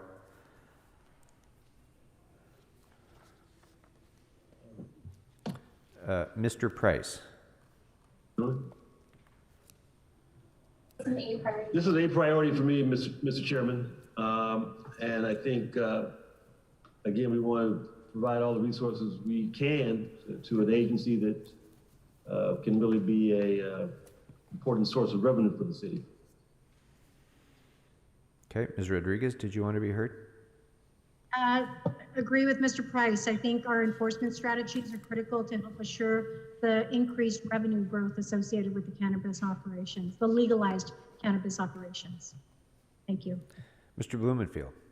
I had a question on this one. It's an establishment of a cannabis task force enforcement fund, but it goes to the special funds, but it's general fund that goes into the special fund. My question is, because we need to not only enforce we need to enforce against the illegal cannabis shops. And as I understand it, when it goes into the special fund, we can't use it for enforcing against the illegal shops. It has to be based on the fee dealing with the enforcement of legal issues. So what I'm wondering is there a way to park this money or to provide it in a way that will allow it to be spent on enforcing against the illegal shops? And Mr. Blumenfield, you've touched on the exact concern that I have, because for years now, literally years, we've been told by this industry that we need to do more on enforcement, that if we do more on enforcement, it's going to increase their revenues, and therefore by increasing their revenues, increase our revenues, that it's necessary to have strong enforcement if you want to have a legal industry. And in my view, we've been told otherwise, but in my view, it is absolutely fee recoverable if we're doing it primarily to benefit the legal businesses. I don't see an argument in this to case, the contrary. we're not talking about spending fees. We're talking about spending general fund, right? Right. So, but the moment that we put it into the special fund, it becomes this whole nebulous area. So can we spend that money outside of the special fund or create a new fund that that won't have this legal jeopardy issue? I want to spend the money. I want to stop the enforcement. I don't want us to accidentally spend the money and put the money in the wrong place. Okay, so we have both the CAO and the department here to be able to respond to that. Can anybody provide some insight on Mr. Blumenfield's question? Jason Colleen for the Department of Cannabis Regulation. I'm an Assistant Executive Director. We are proposing to create a new special fund specifically for enforcement-related activities. The sole purpose of the fund would be for these general fund dollars to support enforcement actions against unlicensed commercial cannabis businesses, and the fund could be utilized for building and safety, water and power, city attorney, LAPD, fire department, DCR, any of the departments that are under-resourced to do the actual proactive enforcement would have the ability to utilize these funds. And the creation of the fund wouldn't earmark any future tax revenue for the fund. That would be up to the Budget and Finance Committee, the Mayor and Council, through future annual budget deliberations to decide how much money should go towards enforcement. And ultimately, if the fund got fully exhausted and no additional monies were there, there would be no general fund dollars that couldn't be diverted from the fund. And just to, for the sake of clarity, general fund dollars can be spent, at the discretion of the council and the mayor. They don't need to be segregated into any special fund for this type of activity. They could be appropriated to a specific department for a specific activity. They could be appropriated to the GCP for a specific activity with certain instructions. So a special fund is not required to be created for this purpose if the funding source for that special fund is and only is the general fund, as is currently proposed. Yeah, Mr. Blumenfield. Well, so that's good. I'm hearing it does not have the restrictions of the current special funds that are cannabis related. It does not have those. So I'm for it. I'm also comfortable if we put the money in the UB until the actual task force is defined. I'm comfortable with that too. I do want the money spent on enforcement. I think it's really important.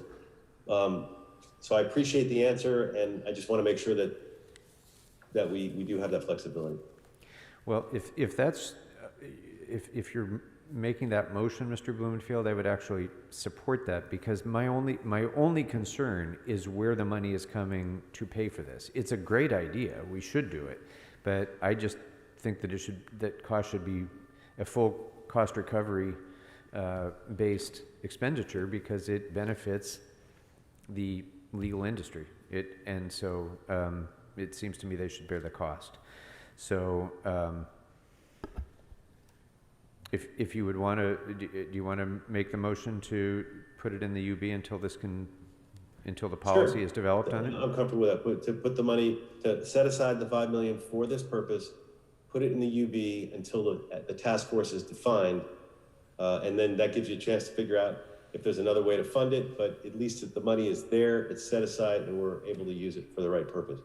council member. I think the issue, Mr. Chair, is whether you're setting aside more general fund or you're setting aside some of cannabis's special funds, which is a different issue and gets into the legal question about whether those permit funds can be used for enforcement against illegal operators. You know, our concern is if you put aside $5 more million of general fund, obviously one thing the CLA is going to have to do is find that 5. Right. So, Mr. Chair, Ms. Hill, yes, yeah. the way I understand this is what the department is proposing is to take business tax revenues that have already been counted towards the general fund to support other programs. So to the extent that you're taking $5 million from business tax and putting it into the UB for this purpose, then you are taking essentially general fund dollars, and this would be a $5 million additional spend in the from the general fund. So Right, just right. to be clear. It's a complete fiction to say that because it's coming from the business taxes paid by these businesses, it's somehow, you know, I isolated money or something. That's fictional. It's just general fund money.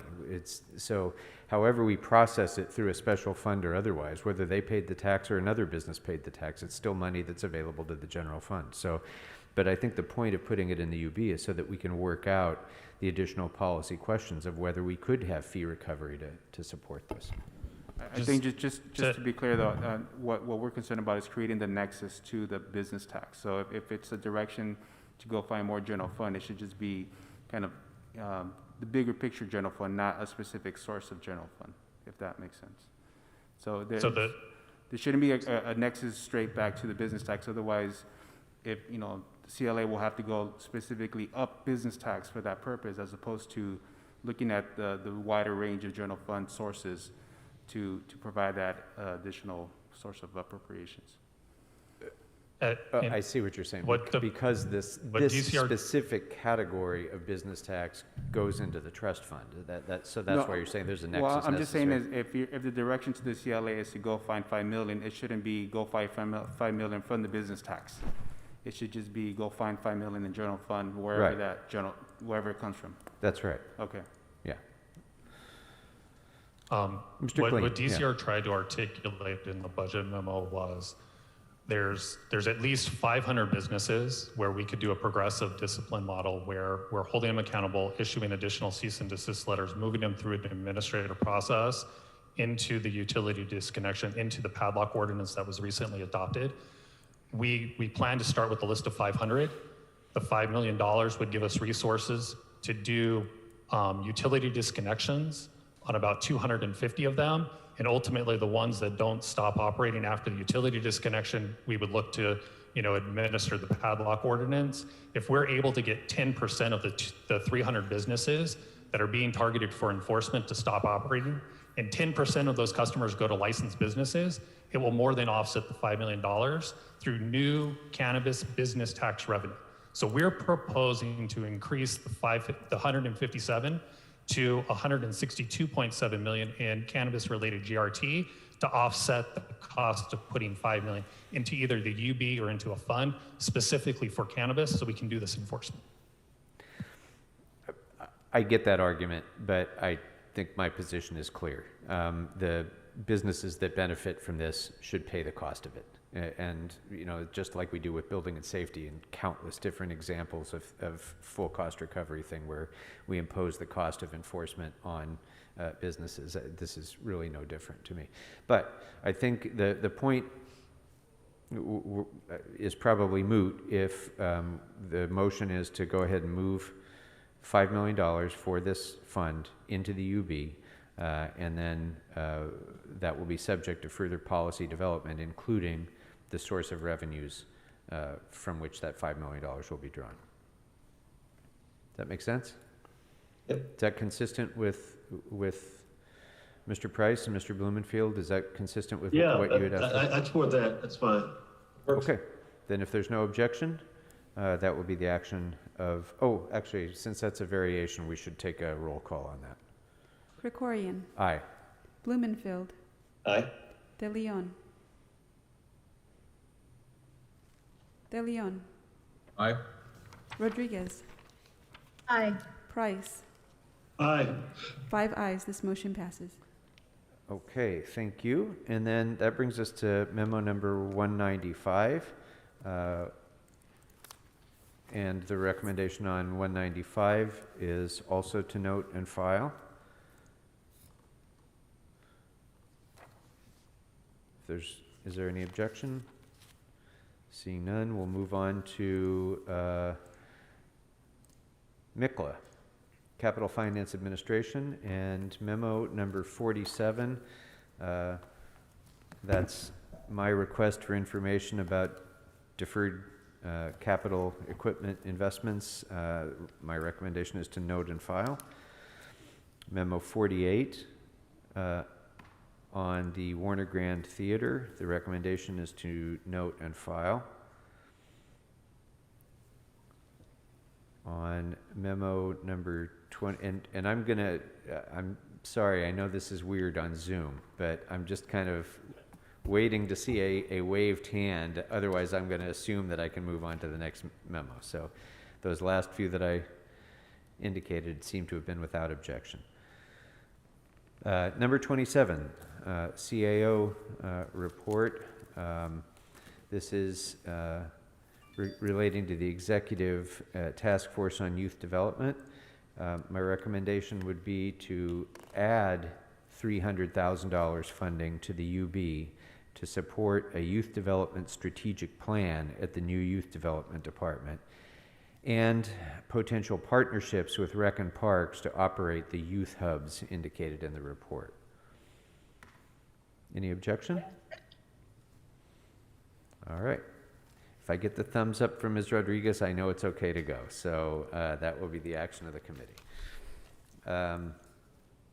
On memo number 42 relating to targeted local hire, my recommendation is that we approve $30 million for targeted local hire with a goal of achieving 750 targeted local hires between the UB and Department Hiring Authority restorations. And just by way of explanation, many of the recommendations that we have in the report today, and many of the memos that you have all asked for, have referenced targeted local hire as being, available to fill some of the positions that have been requested. So the goal here with this omnibus targeted local hire memo is to ensure that if you take all those together, I don't know what that number will add up to. We haven't been able to figure all that out yet. But the goal would be that those, in addition to others that departments could fill, our goal would be to hit 750 new targeted local hire positions and to set aside $30 million in the UB to pay for those. So with that, Ms. Rodriguez. Mr. Krikorian, so I just wanted to quickly, I very much support targeted local hire, but I also want to make sure that when we engage in this conversation, I recognize that it'll be in the UB. The positions, as I was looking, and I'm grateful for the report that showed the results of the hiring and what those numbers look like, but there was a lot of duplicates and there was a lot of inconsistencies with that. And so making sure that when we talk about targeted local hire and we talk about issues of equity, that it represents all the neighborhoods in parts of the San Fernando Valley and the areas that we represent also being captured adequately in this is really important. So I just want to make sure that we also do the due diligence of getting accurate information in terms of what those placements are so that we go in eyes wide open. Absolutely, and there is a memo back that you requested, I think, to deal with that. And if we were to expand that number, we'd certainly want to continue to have that sort of follow-up analysis to be sure. It's an ongoing process because each department is hiring on an ongoing basis, and having an annual report or something would I think be a good policy move for us to make. But the goal here is to just make sure that we have $30 million set aside to be able to support. My back of the envelope math is that would pay for about 750 hires. That the CLA will bring a much sharper pencil to that effort than I will. Ms. So. Mr. Chair, just one clarification on that request. So this would be for hires over and above what is already budgeted in departments, because it would be conceivably inclusive of that. Well, if it's inclusive, then in theory, if we're hiring people at the targeted local hire class in a department, in theory, the funding would already be in those departments. So setting aside $30 million. Sorry, what I meant to say is, in response to the many memos that we've requested, many of those memos include requests that certain new positions be targeted local hire positions. My request would be inclusive of those.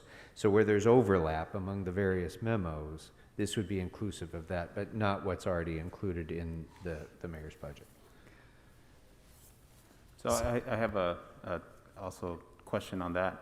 So for example, on the animal services memo 32 that was approved, that includes restoration of positions, some of which could be TLH. Would those, so is the appropriation then going to the department, or is it going to the UB? It's all going to the UB so that we can make exactly those determinations.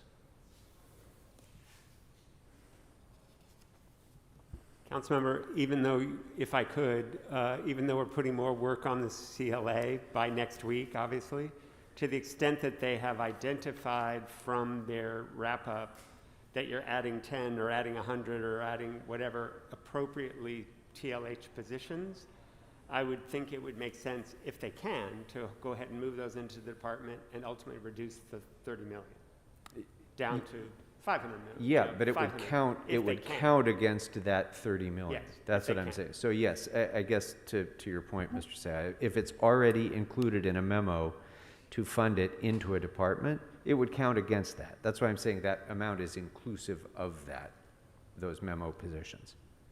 Does that make sense? It makes sense so long as there's not a kind of a duplication that occurs. Yeah, the problem, the reason that I can't include all of that into a recommendation is we've had, less than 24 hours to be able to sort through all of those memo requests to determine how many TLH positions there might be, and then to counterbalance that against the 750 goal. So, and I regret dumping that work onto the CLA, but I don't see another way to address it. Yeah, and that's fine. We're here to help. The only question I would have is, so we have a bunch of memos where we're talking about potentially adding positions that could potentially be TLH positions. So it would count toward that 30 million. I think I understand that aspect of it. My question though is, what about the positions that are already in the proposed budget, which, for example, custodial positions in general services that would be hired in TLH? Would that count toward the 30 as well? Because if you're talking about capturing all the TLH positions that could be hired during the year in various departments that are already funded for them, if we can count that as toward the 30, then I understand what you are recommending. If this is over and above, then there would be a little bit of concern, but maybe we can sort that out as we go through. Yeah, I think the goal is to just get to that 750 level. Got it. Whether it's 30 million or 15 million or 40 million remains to be seen, because we have no idea what those positions are, what their classifications will be, which departments they're in, whether they're already included in the budget or in a memo. So we just haven't been able to sort any of that out. The goal is to get to 750 targeted local hires in this year's budget. I understand that. So we will, between now and next week, we will work with CAO to try to identify the positions that would be hired as part of the budget after we finish this, as well as what's in the budget, to identify the 750 positions minimum, 30 million minimum, and then we will work backwards from there. And if a department needs the additional funding because you're adding positions here, we will move it into the department and not set aside $30 million. Exactly. We'll move it into the department. Exactly right. Okay, understood. Okay. Sorry if that was more complicated than I should have allowed it to be, but no, because it is. But to make very clear to everybody, the goal is to get to 750 targeted local hire positions this year in this year's budget. So that's what we're seeking to do with this. And I think we need to set aside the money in the UB in order to ensure that we have a vehicle to do that. It may turn out to be a lot less than 30 million as you move those positions into departmental budgets. Does that make sense, members? Mr. Blumenfield. Yeah, although what we're not doing is directing which departments are getting how many targeted local hires, right? We're setting a threshold, and then I guess CLA will go through that and try to figure that out. Because departments have asked for different numbers, and we may or may not be able to hit those numbers. But we're saying we're all 100% in on targeted local hires, so we're just putting a big chunk toward it. And I mean, is it first come, first serve in a way, or is it how are they going to determine the distribution? So good question. And we don't know how much would be left in the UB after the CLA does their work of crediting to departments, the positions that already exist. But whatever remains is going to be a strong incentive to departments to come forward and say, I can add some positions. And they weren't funded in this budget, but there's that UB line item for targeted local hire. Maybe I can hire some targeted local hires. And it's intended for that purpose, to incentivize departments who don't have their positions funded otherwise to come and say, okay, we'll take TLH positions to fill that. So whether it's first come, first served or not, it's in the UB. It has to be approved by the council in order to move forward. So if I were a department head, I would come forward with a strong position and have the council vote to move that money out of the UB to fund those positions in an FSR or otherwise. All right. I mean, but obviously one department could come forward and try to take all the money in one shot, but that's okay, I guess. Right. the decision is always ours.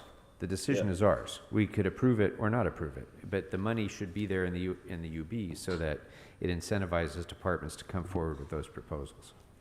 Councilmember, I do believe the chair's intent is that you're only on memo 6, and you will be spending some more of that TLH money today as a cooperative body. So the money left at the end may not be a free-for-all for the money left. Yeah, we don't have the first idea, and we won't until we get the rack up back. Okay. Any other questions? Everybody good with the approach? Mr. Price? Yeah, I'm just glad we are taking such an aggressive, aspirational position on this, on target local hire, certainly reflected in lots of the comments we heard. And the 750 goal, I am excited about. I think it's aspirational, and I think it's possible. And so I think it is the kind of incentive that our departments need. Hopefully they'll take advantage of it. Question though, Mr. Chair, does your motion include the position sought, the personnel position sought, for that target local hire, was their position requested? And I'd like to support that also, if it's not included in your motion.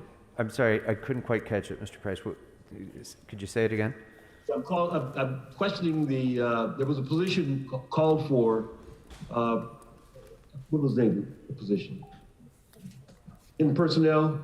Yeah, does your motion include the position requested by personnel to help manage? To process this? Yeah, I think we deal with that in a separate memo. And process target local hire? Yeah, when we get down to personnel, we deal with that in a separate memo.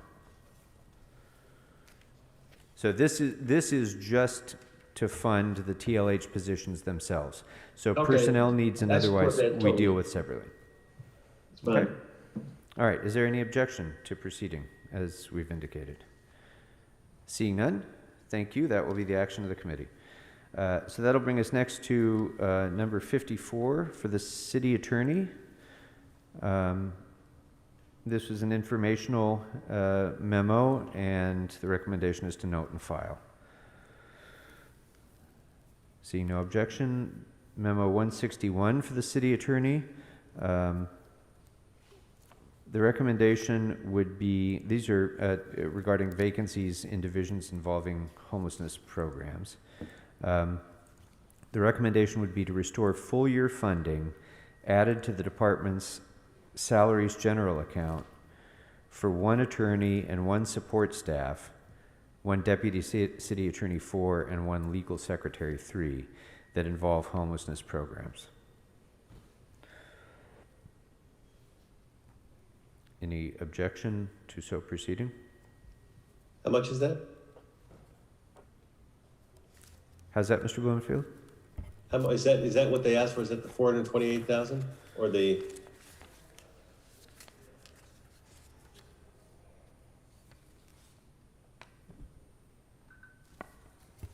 But yes. That's 300,000, right? 299? It's 429. It is a 429. Okay. Great. Okay. Seeing no objection, then we will move forward to Memo 162 for the city attorney, cannabis section vacancies. And the recommendation would be to restore 9-month funding to the department's salaries general account for 2 positions, 1 deputy city attorney 2 and 1 paralegal 1. And members, I know that our returning members have seen this a million times, but Ms. Rodriguez and Mr. De Leon, sometimes you will see that we're adding 6 months funding or 9 months funding, and the reason for that is to account for the delay in actually filling the position. So if you don't assume that a position will be filled by July 1st, it's not necessary to set aside a full year funding in the budget. Next year, it will require a full year funding if it continues on. But when we add these positions, we build that little bit of savings in to account for the likely delay in filling the position. So that would be the recommendation on those positions. 9 months funding to the department's salaries general account for a deputy city attorney 2 and a paralegal 1. If there's no objection, we'll move forward to City Attorney Memo 169. In this, this was a very large omnibus request for positions by the City Attorney's Office. It includes many but not all of the positions, my recommendation. So my recommendation would be to add position authorities and 9 months funding for the following units within the City Attorney's Office: business and complex litigation, police litigation, general litigation, employment litigation, workers' comp, public safety general counsel, neighborhood prosecutors, Van Nuys and Metropolitan Family Violence Unit, as well as the 6 positions for consumer protection, affirmative litigation, pensions, DWP, LAWA, and the Port of Los Angeles. So I think that's the majority of the positions that were requested by the city attorney, but not all $6 million worth. So if there's no objection to those recommendations, we'll move forward to Memo 76, and we're now on the city clerk. This has to do with the bid trust fund, and the recommendation would be to add $239,517 to the clerk's budget to make up the shortfall the clerk's office calculated for the trust fund for the next fiscal year. If there's no objection to, okay, no objection, that will be the action of the committee. We'll move forward to Memo 77 for the clerk. This has to do with GCP contract administration and processing. The recommendation would be to restore 2 positions to process the contracts for the Reimagining Public Safety and Homelessness Prevention programs that were deleted as a result of SIP. That is 1 management analyst and 1 accounting clerk, and fund for 120-day appointments. And if there's no objection, that will be the action of the committee, and we'll move forward to Memo 203 for the city clerk. This is the omnibus impact of the SIP on department operations.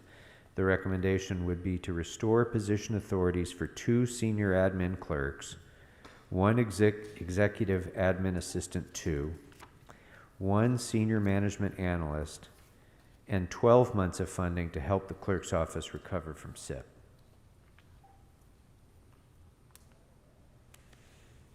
And if there's no objection, that will be the action of the committee. That will move us to, thank you, Ms. Walcott. That will move us next to Civil Human Rights and Equity, Memo 184. This has to do with the complaint process. The recommendation would be to note and file.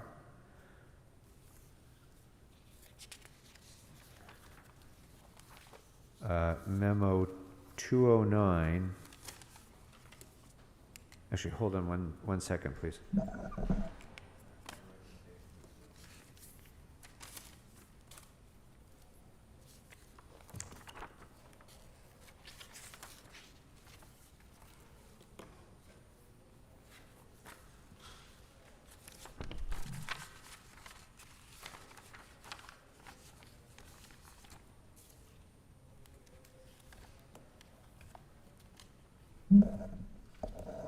Sorry, members, today is that day in the Budget and Finance Committee's work that requires a lot of improvisation. So excuse me just for a moment. So that was number 209. The recommendation on number 209 is to note and file. Mr. Price? Chair, this is a priority for our office. We think the department's got to have the tools it needs to really be a robust office. I would encourage us to look long and hard. I think the positions that have been requested are certainly necessary. And I think, again, we don't want to create a department with few resources. We want it to be as robust as possible coming out of the gate. And so I certainly would list this as an A and encourage my colleagues to consider it as an A also. Looks like Mr. Kevin De Leon is getting ready to make some comments. Yeah, Mr. Chair, what I would, this is a new department, newly established, obviously, given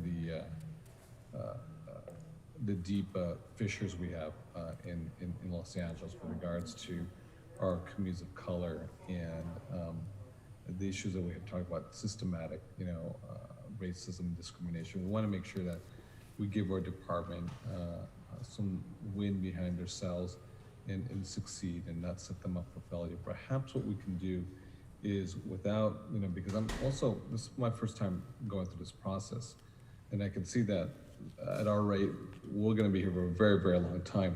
Perhaps I would suggest that maybe our staff members, and those other staff members who are interested in this file item right here, start conversing while we still work the file and see if we can find and land a happy medium, if that's okay with you, Mr. Chair?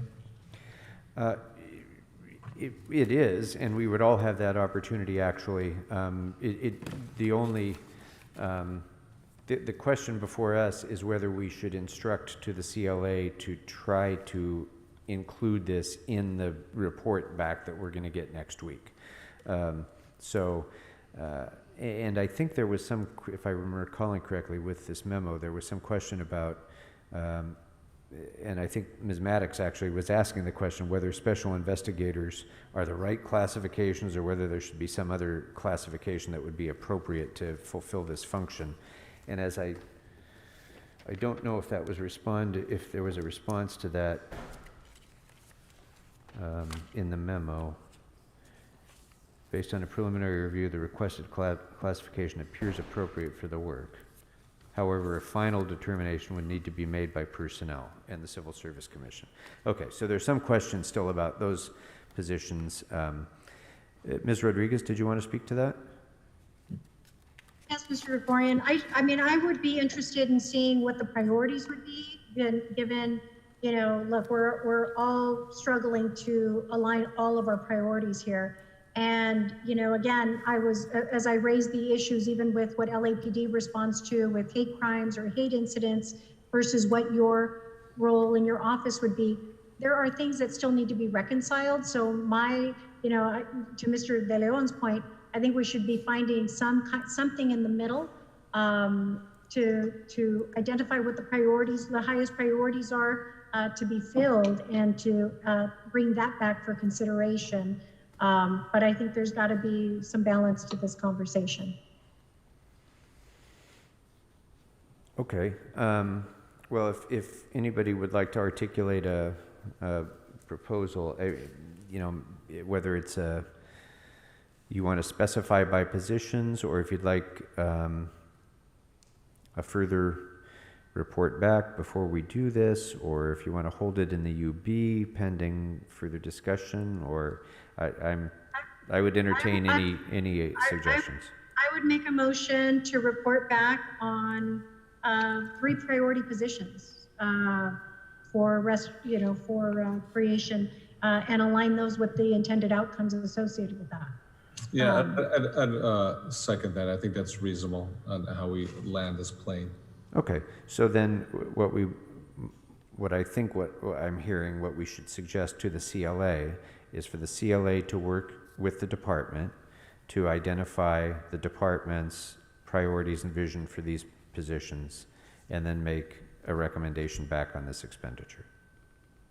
Yes. Is that fair? Okay. Yes.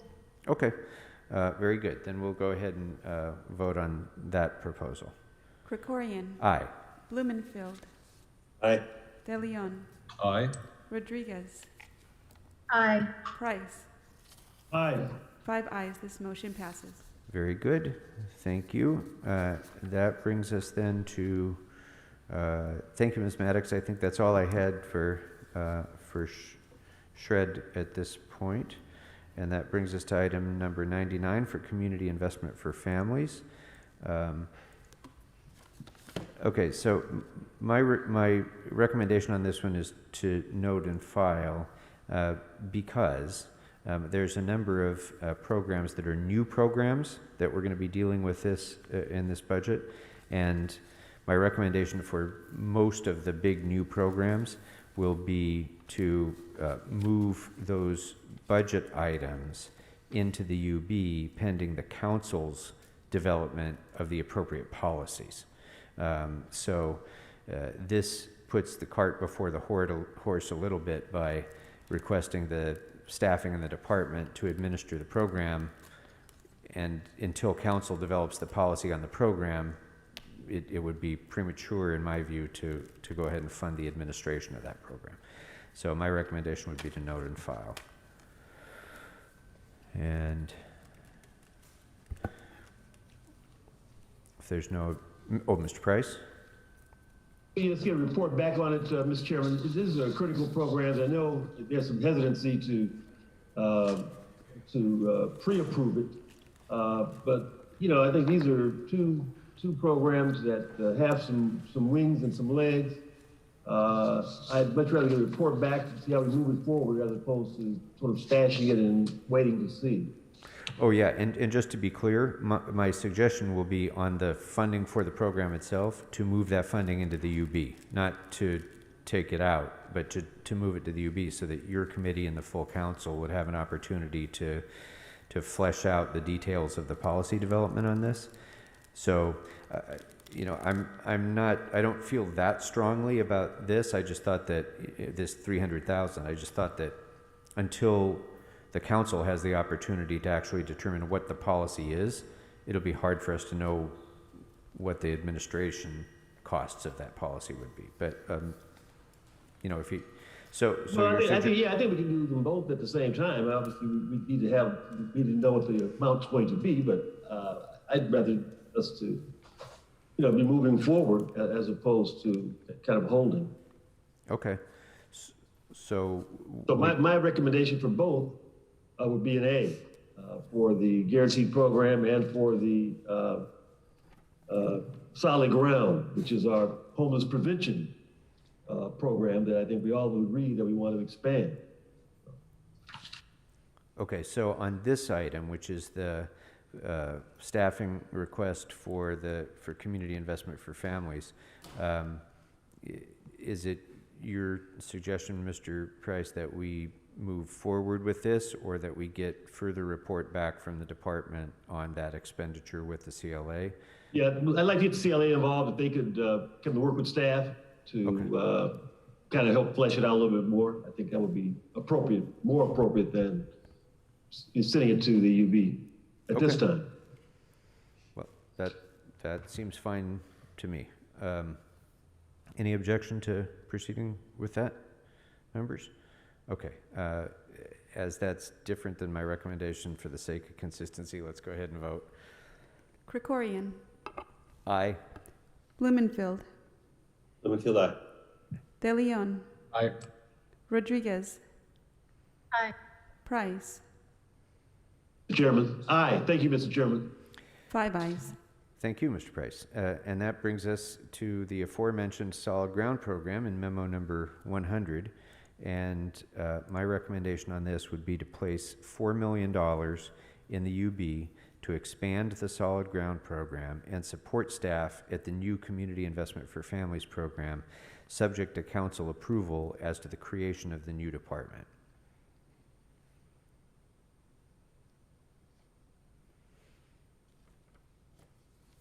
So if there's no objection to setting aside the $4 million.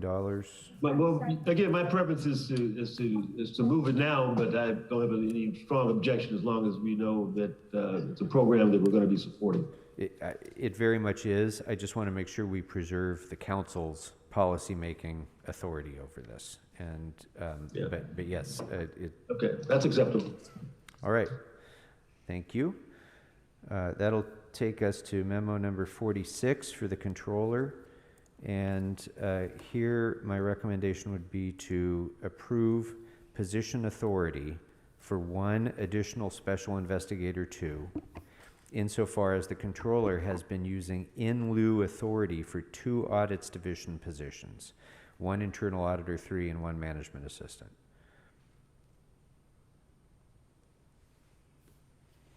And if there's no objection, that will be the action of the committee. And that brings us to memo number 2 on the convention center. And this was an informational report back, so the recommendation would be to note and file. Memo number 81 for the CTIEP relating to Van Nuys and Marvin Browdy Center. This provides a status update, so the recommendation is to note and file. Seeing no objection. Memo 103, the CTIEP physical plant.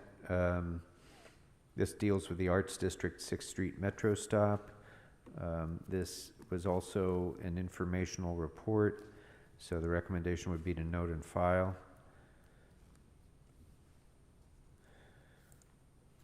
On my A list. Mr. Chair, I'd like Yes, to Mr. actually, Dillon.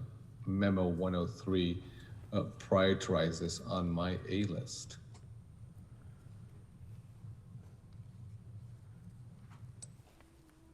Okay, so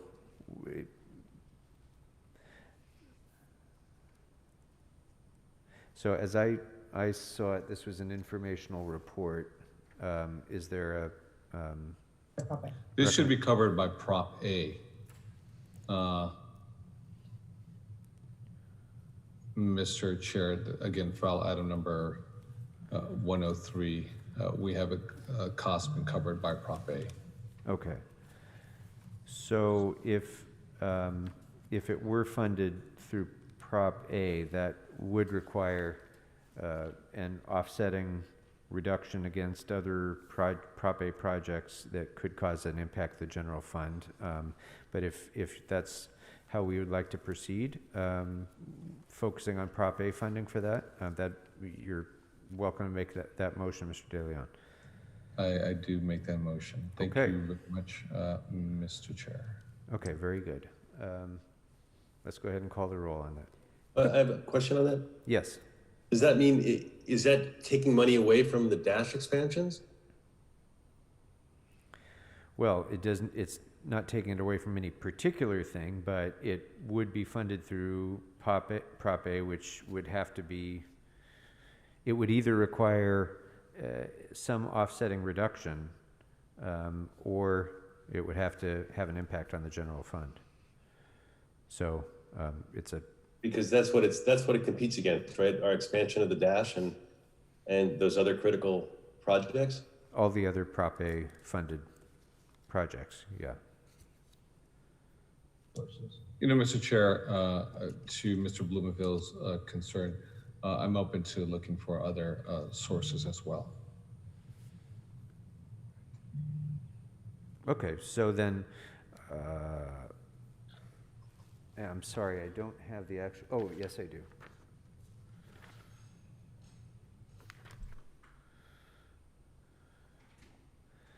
Yeah, unfortunately, in what we have in the actual CAO's report is not a specific recommendation.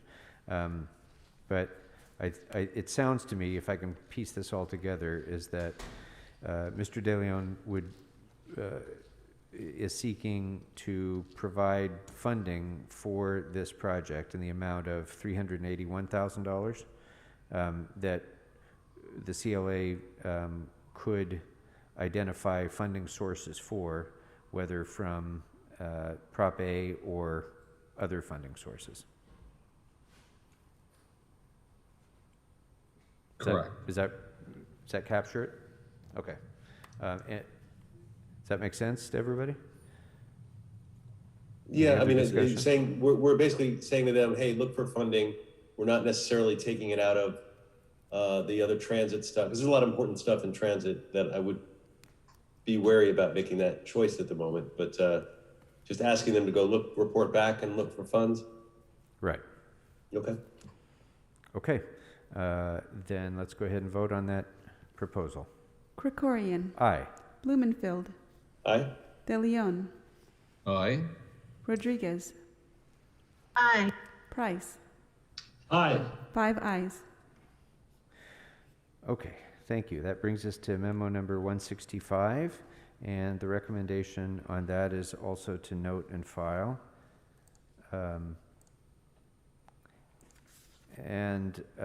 The reason for that was that Bureau of Engineering reported that a couple of years ago there was an estimated funding shortfall for $5.5 million, but the CAO outlined several Measure R line items and other potential funding sources to close that shortfall. So the CAO has approaches by which to address that, is what I gather from that.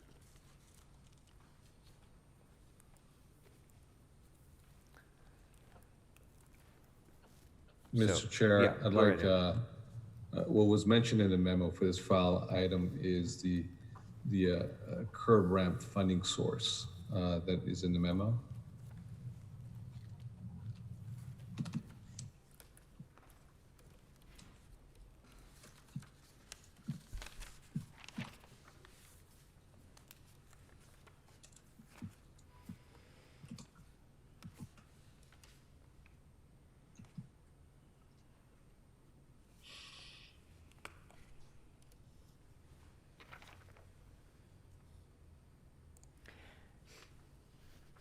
Mr. Llewellyn, rather than my trying to sort through this on the fly, can you speak to this? Councilmember, what we tried to explain, I believe Mr. De Leon mentioned several potential funding sources, which are in the budget.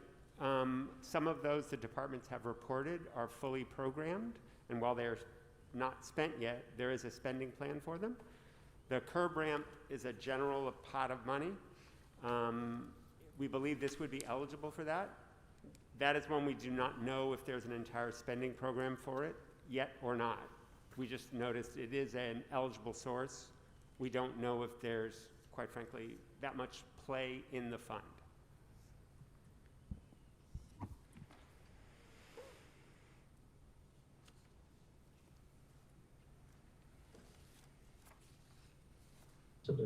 We can certainly work with the council office and the CLA to see if we can identify it by next week, but we have not confirmed that there is that much play in the fund yet. So.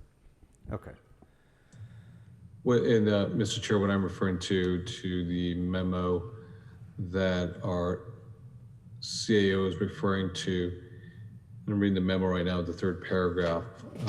There's a bullet, funding of $8 million is provided for the line item entitled curb ramps with signal construction at the citywide curb in the 21-22 capital technology improvement expenditure program. To Mr. Llewellyn's point, obviously we have an aggregate number, but we don't have any more finer detail. This is what I refer to this specific pot as it relates to the file item number 165. So it sounds like that requires further analysis to determine the project list of that funding source to see how much, if any, funding is still available or could be reappropriated from something that's currently funded to this project. Is that right, Mr. Llewellyn? Is that what? That is currently in the work program. I wouldn't call it exactly currently funded, but there are plans for the program. And we believe we could work with the CLA and try to get back to you with the CLA's report next week. Okay, so Mr. De Leon, does that make sense to instruct the CAO and the CLA to work together to identify whether or not there is funding available in this or other potential sources of funding to pay for this? That makes perfect sense. Okay, does that make sense? Yeah. Yes. Okay. Yes. Okay, very good. Well, let's go. Any other discussion? Let's go ahead and call the roll. Krikorian. Aye. Blumenfield. Aye. De Leon. Aye. Rodriguez. Aye. Price. Price. Aye. Five ayes. This motion passes. Great, thank you. So that takes us to Cultural Affairs next. And Memo 127 dealt with the Cultural Affairs SIP positions. And so my recommendation would be to restore department authority of 10 positions, which would be Arts Manager 1, Arts Manager 2, Senior Project Coordinator, Performing Arts Program Coordinator 1, Arts Associate, Accounting Clerk, Arts Center Director 1, Arts Center Director 2, Senior Management Analyst 1, and an Accountant without funding.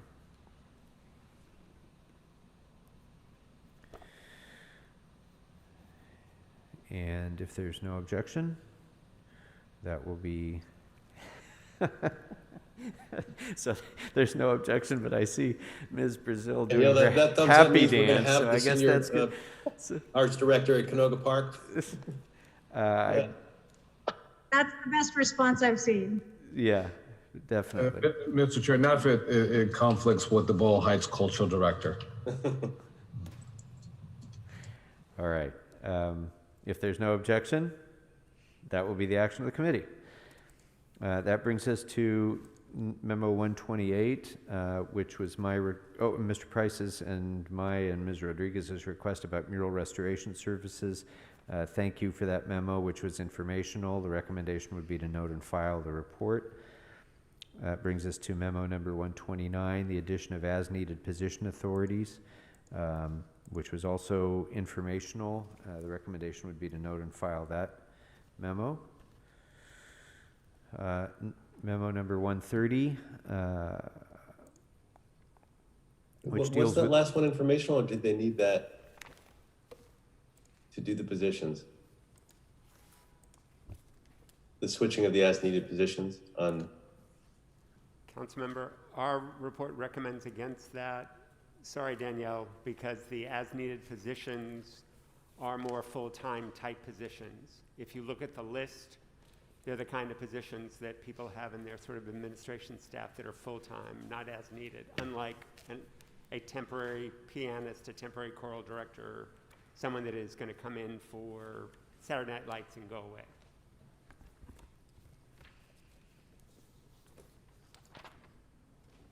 Oh, right. Okay. So if is there any objection? Okay. Seeing none, we'll go ahead and move, that will be the action of the committee, and we'll move on to Memo 130, dealing with the North Hollywood Lankershim Arts Center. My recommendation on this would be to fund $700,000 to the department's 6-month budget and staffing plan for the North Hollywood Lankershim Arts Center. And that would include an Arts Center director, 1 performing arts program coordinator, 1 art instructor, 1 admin clerk, and as needed staffing. And if there's no objection to that request, that will be the action of the committee, and I would like to give that an A rank, please. Thank you, Cultural Affairs. That takes us to Disability, Memo 173. On this, my recommendation, this is all of the requests in the department's budget letter. And as to this, my recommendation would be to approve 9 months funding and 4 position authorities for the systems analyst, the graphics designer, the legislative rep, and the community program assistant. And if there's no objection, that will be the action of the committee. Memo 174 for disability. This is resources needed to provide services at Project Home Key and other homeless sites. My recommendation would be to approve 9 months funding and 4 position authorities. That would be a chief grants administrator, a management analyst, 2 community program assistants, 2, to provide services at the city's homeless program sites. If there's no Mr. Blumenfield. I don't have an objection. I very strong believe in our Department of Disability and what they're doing. I just want to make sure, maybe as part of the report back, that we're not duplicating what's happening with the service providers, because the service providers, as I understand it, are supposed to be doing some of that. And we're paying for them to do that at the Project Home Key sites. So important work. I want us to do it. My question in no way diminishes that, but I just want us to be careful about duplicating efforts, because I want to spend as much on our disability issues as we can in ways that are not duplicative. So it's an excellent point. I think if you'd like, we could proceed with the recommendation with the request that the CLA, look at that as they develop the rack up. Right, because maybe we can save money on the service provider side and have them do something else. I want us to look at that because that's a point of concern. But I accept the way you framed it as a recommendation and leave it at that. Fair point. Thank you. Ms. Rodriguez. Thank you, Mr. Krikorian, and Mr. Blumenfield, I agree with you. I do believe that many of the service providers are having to tend to the needs of the disabled. That's part of the contract, I believe. So I just want to make sure that we're not duplicating efforts so that we maximize the impact of our resources. So I agree with you. I look forward to seeing, making sure that we're not doubling that, creating duplication in our efforts. So I look forward to that report back. Very good. Thank you. That will take us to Memo 33 for EWDD. And this was a request to restore the 4 positions included in the department letter. And my recommendation would be to restore the management analyst, the management assistant, the senior project assistant, and the senior real estate officer with 1 year's funding to support the program. And if there's no objection, Mr. Price. Oh, sorry. That motion, Mr. Chair. Excellent proposal. Thank you. Ms. Rodriguez? I'm sorry, just to clarify, because my understanding is Memo 138 basically captures everything, so we're taking these individually? just to be clear? I think it does capture everything. It's the management analyst, the management assistant, a senior project assistant, and a senior real estate officer. And the department is here. Does that cover everything? No, because, okay, so what I had was the 3 Jedi Zone staff, 1 senior real estate officer, 1 management assistant, 1 senior MA, 1 MA, and 1 senior MA. So 1 would be for the economic development CRA, 1 would be in youth, I'm guessing this is the youth service, youth source in Boyle Heights, 1 MA for economic development / business source, and then 1 senior MA under the economic development special projects.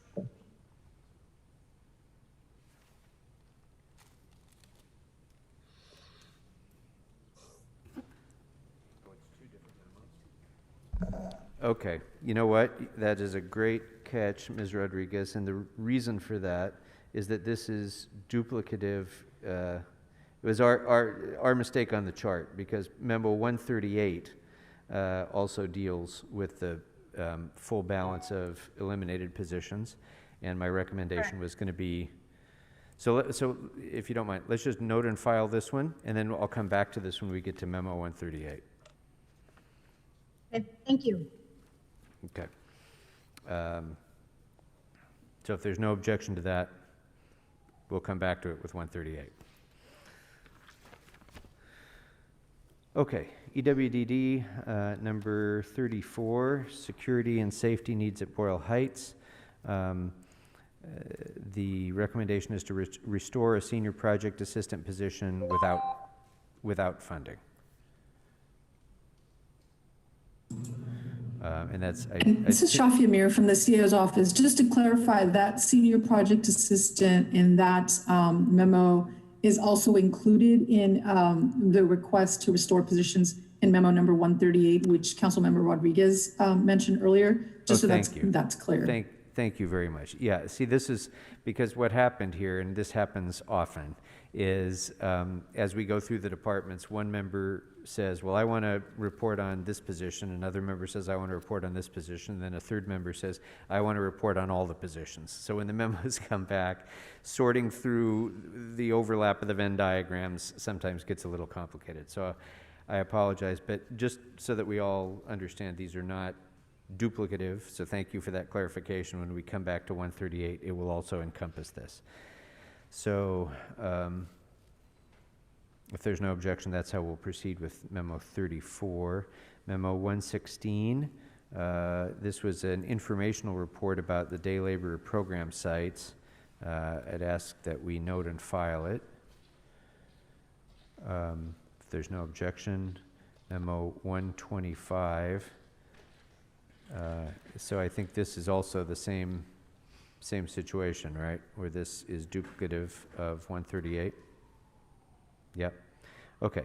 So then I would recommend that we note and file 125, and then get finally to the aforementioned memo 138, which is the report on all of the eliminated positions and alternative recommendations. So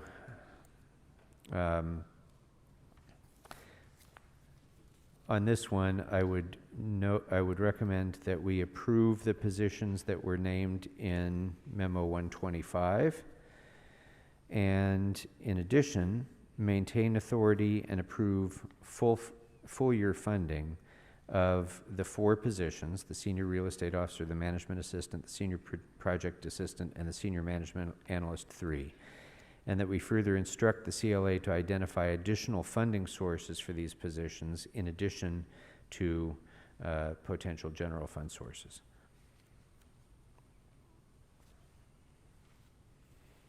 If there's no objection, that will be the action of the committee. That brings us to memo 194, which was an informational report about resources to fund a position to leverage grants and opportunities for special fund funding. I ask that we note and file that report.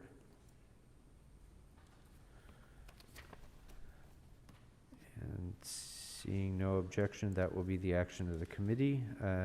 Thank you, EWDD and CAO.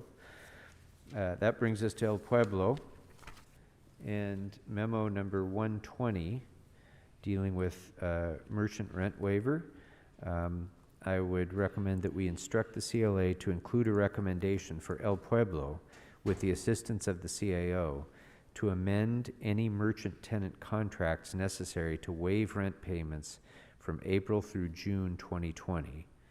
Any rent previously paid for April to June 2020 should be credited towards future rent due.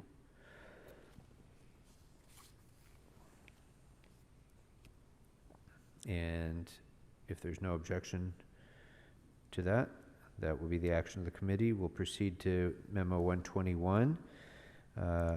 For SIP restoration, my recommendation would be to restore the Senior Management Analyst 1 at El Pueblo.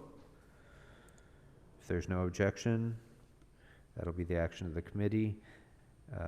For item 175, the public address system,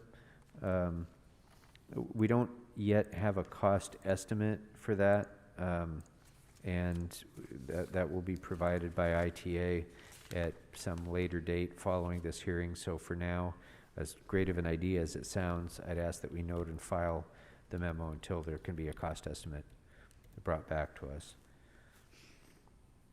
If there's no objection, that'll take us to 176, a rent payment plan. I'd ask that we note and file this matter. And part of that is the department's request that, request that additional analysis would be required to determine an equitable payment plan for the merchants. As they conduct that work, I'd ask that we note and file this matter.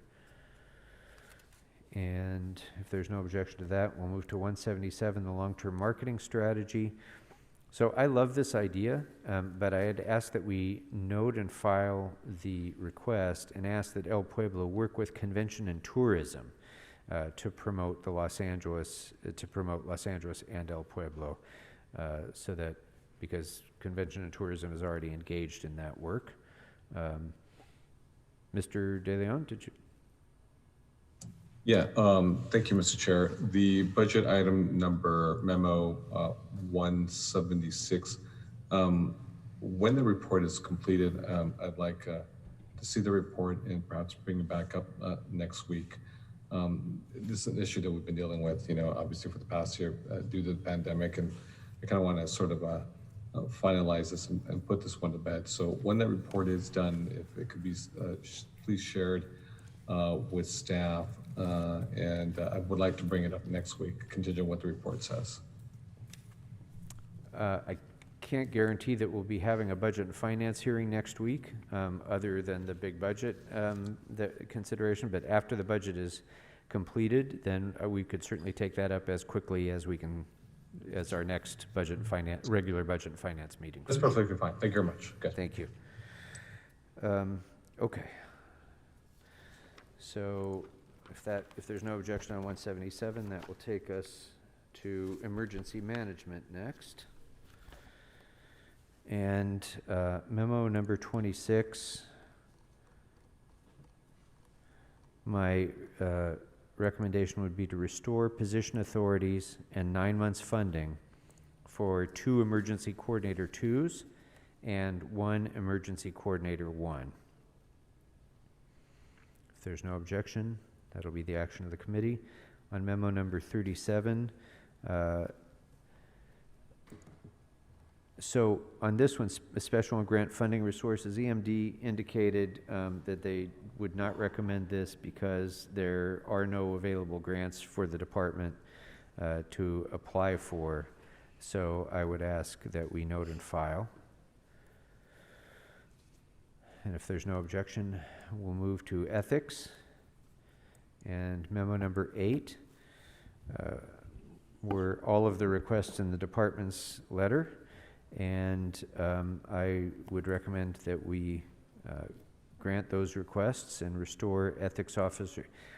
restore the Ethics Officer 2 position, add a Senior Management Analyst 1, and regularize 1 Program Analyst 3 position, and add $40,000 in salaries as needed. And if there's no objection, that will be the action of the committee.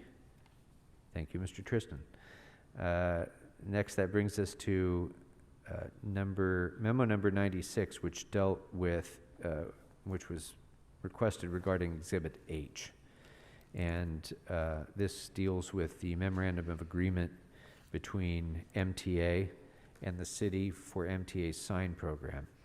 And on this one, my recommendation would be that the committee instruct the CLA to include in their recommendations an instruction to finalize the MOA with the LA Metro, and if possible, assume a small portion, I'm not going to say small, assume a portion of the revenue associated with this program in the event that a sign program can begin to be implemented within the 2021-2022 fiscal year. If there's no objection, we'll move on to the fire department. And memo number 49 was the department letter for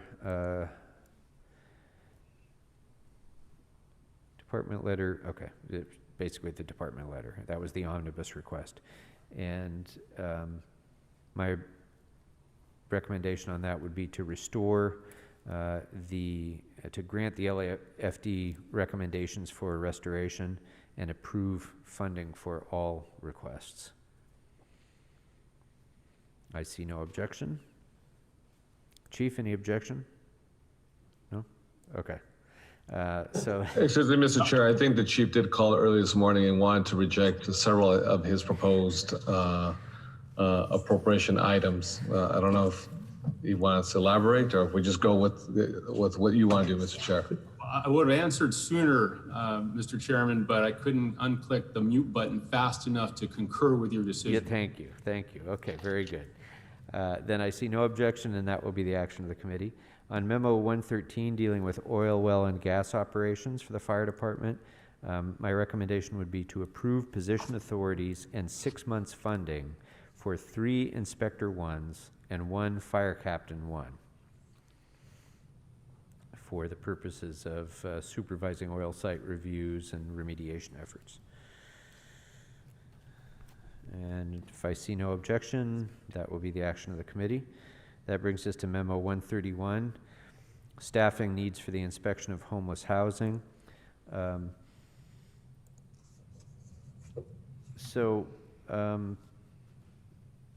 On this one, I'd request that we note and file the report in that the department is already conducting a lot of those services, and I think it's probably something that can be absorbed within the existing department resources.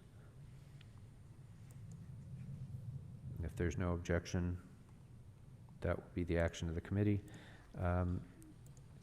On 166, dealing with restoration of the fire inspector positions for illegal cannabis enforcement, I'd recommend that we approve 2 fire inspector 2s and 2 fire inspector 1s with 6 months of funding for the purposes of illegal cannabis enforcement. If there's no objection, that'll be the action of the committee.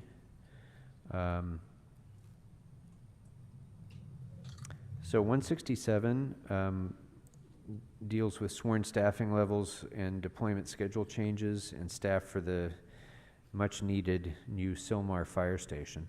The CAO noted that this request would be premature because the department is still undergoing the standards of cover study process, which we hope will come to a prompt conclusion.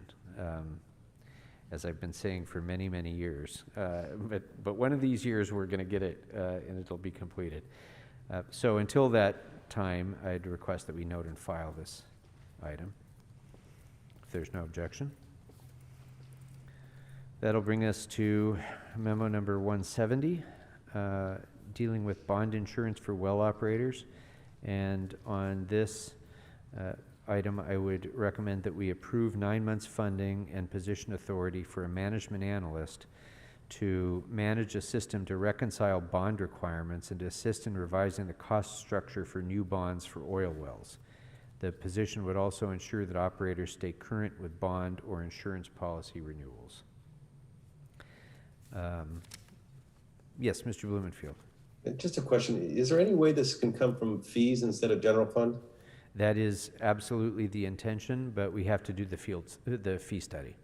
So my goal is to get started on this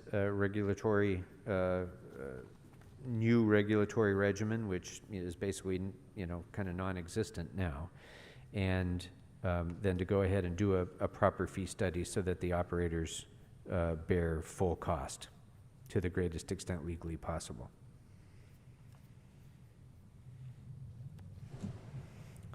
So, if there's no objection to proceeding, that will be the action of the committee. Memo 200 was my request for an informational report. Thank you for the report, Chief. We will note and file it unless there's objection. Seeing none, that takes us to Memo 201, dealing with the therapeutic van program.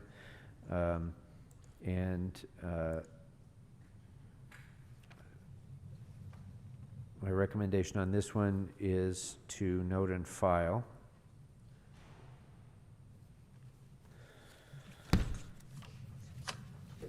And if there's no objection, that will take us next to the GCP. Thank you, Chief.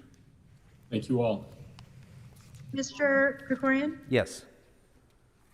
On on 240, on the special study, I wanted to hold the as-needed apprenticeship authority for the fire cadet ambulance apprenticeship program until the information in memo 240 is provided to public safety. I'm sorry, you would hold what? For on 240, the special study to hold the as-needed apprenticeship authority for the fire cadet ambulance apprenticeship program until the information in memo 240 is provided to Public Safety Committee. So the special study reports we're not taking up at all, but because those will happen in due course as we move forward. We're only dealing with what has an immediate budget impact today, but we will take that up, and if that's okay, unless I'm missing something that we need to hold in this pending that report, we will take that up following the conclusion of the budget. So I'm not sure. I just flagged that for the CLA. Okay. I think the CLA wanted just a little bit more clarification on that, Ms. Rodriguez, if you could just repeat it so that. Councilwoman, is this the positions that are included in the fire department's budget already? Does this relate to that? Yes, it was right. So one of the positions, correct. So I think what you're asking is for that program not to move forward yet until a report is provided in advance to Public Safety Committee. Correct. So that would be technically moving either two choices, moving the money aside into the UB pending that report to Public Safety, which is typical for new programs that are being added. That would be one option, or leaving the money in fire department, instructing them not to expend until that report comes to Public Safety Committee. Your choice. Yeah. My understanding is just a position authority. We just want to make sure that it's not executed until we have more details about the program. Okay. So yes. I think so. That's as that is effectively a new motion. Let's go ahead and call the roll on Ms. Rodriguez's motion. Krikorian. Aye. Blumenfield. Blumenfield, aye. De Leon. Aye. Rodriguez. Aye. Price. Aye. 5 ayes. This motion is approved. Okay. Thank you. So that takes us next to the GCP.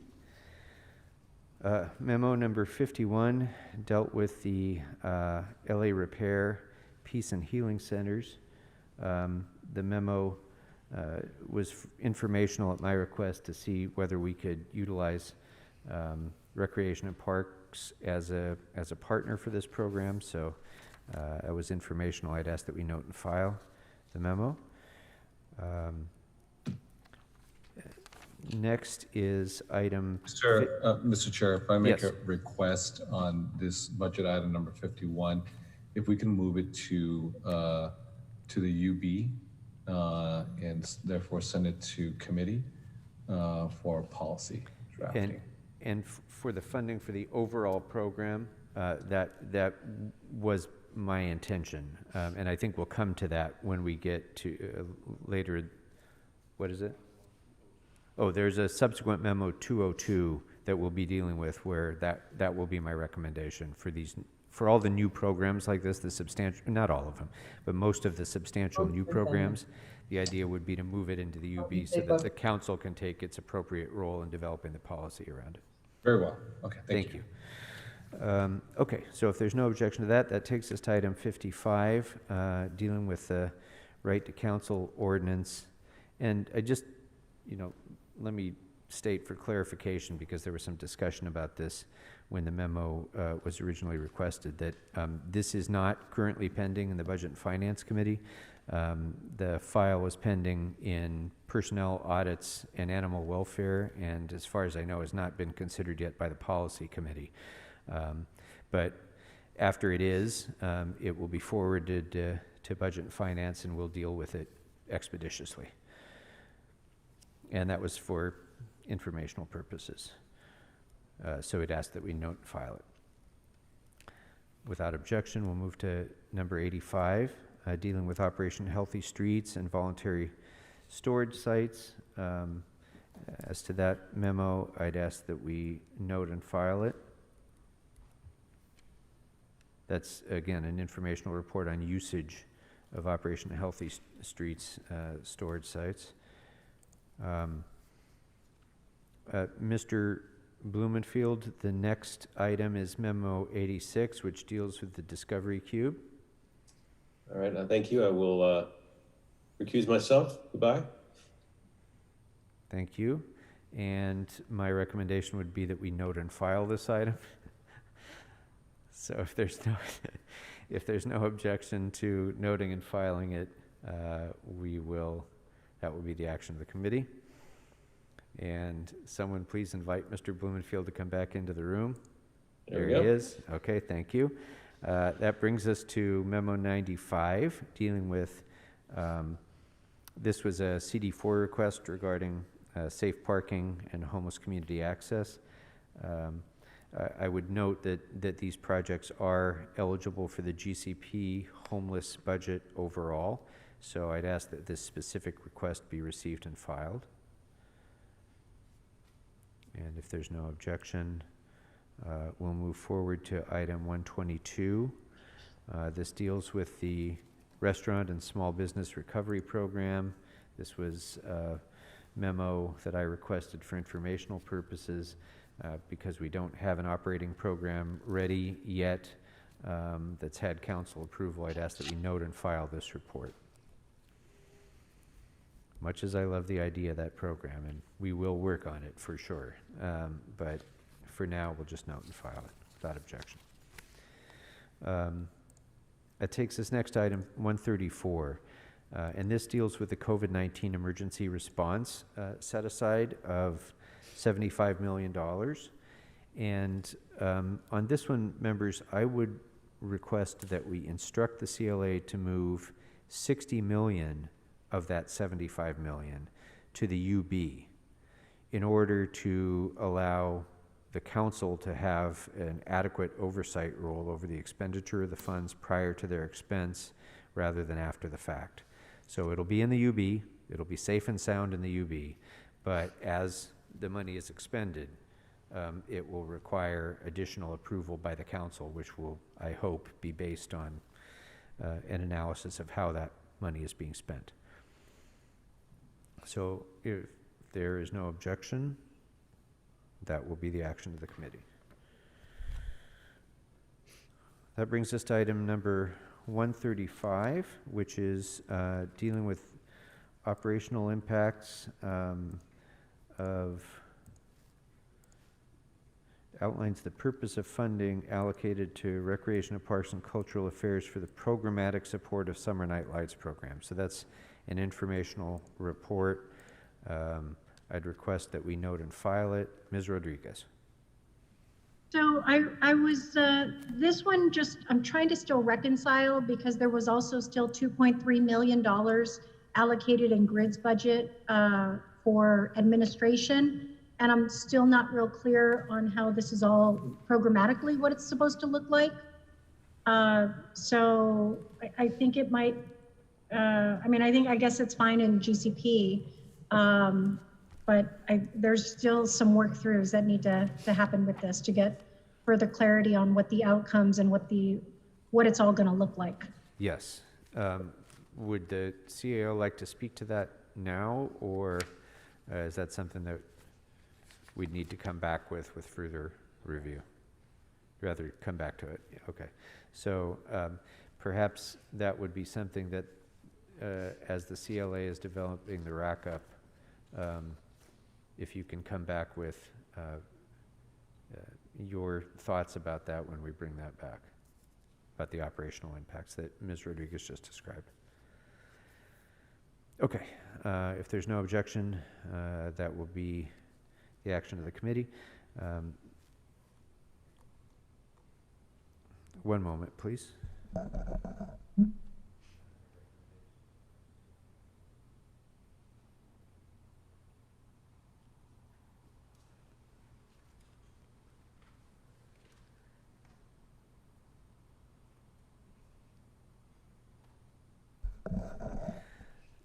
So I'm going to go a little bit out of order on this.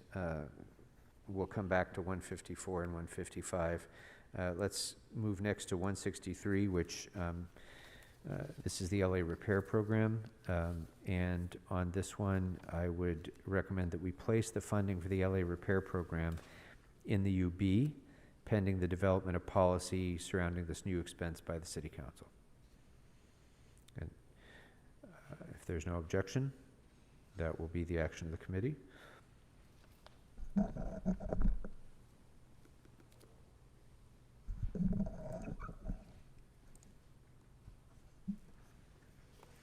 All right, and then going back to 154 and 155, both of those GCP items, I would recommend that we note and file.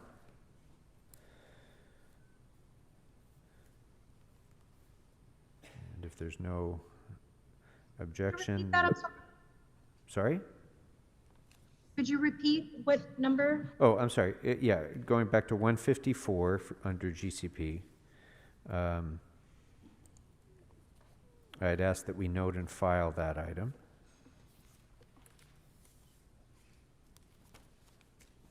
And 155 also note and file.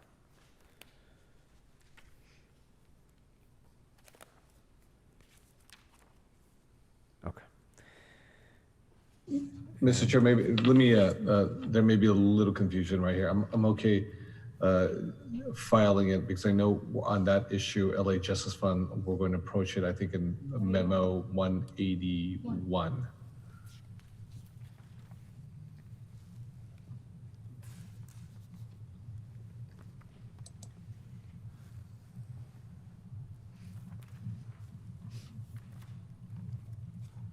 Was it 155? Yeah, no, file 155 because we're going to bring it up for 181. She got confused? Yeah, because Price also brought up the same thing. This is coming up in 181. So he says table. One.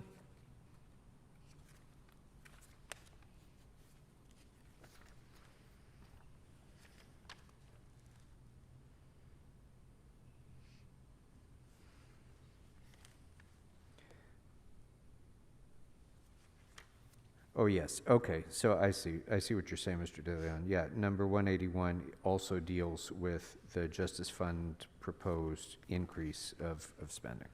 So let's see, 155.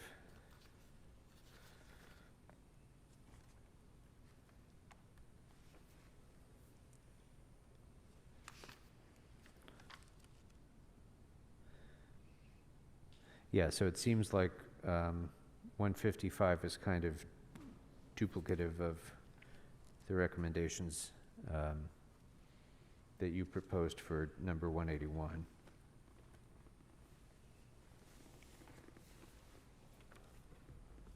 Okay, well, so we'll move forward to 164.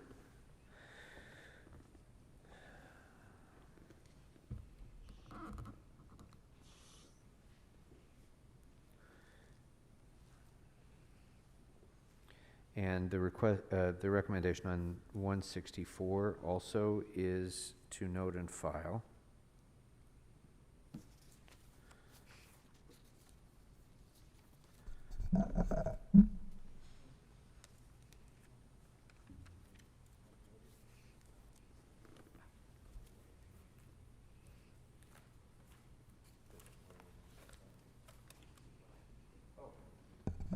Oh, okay.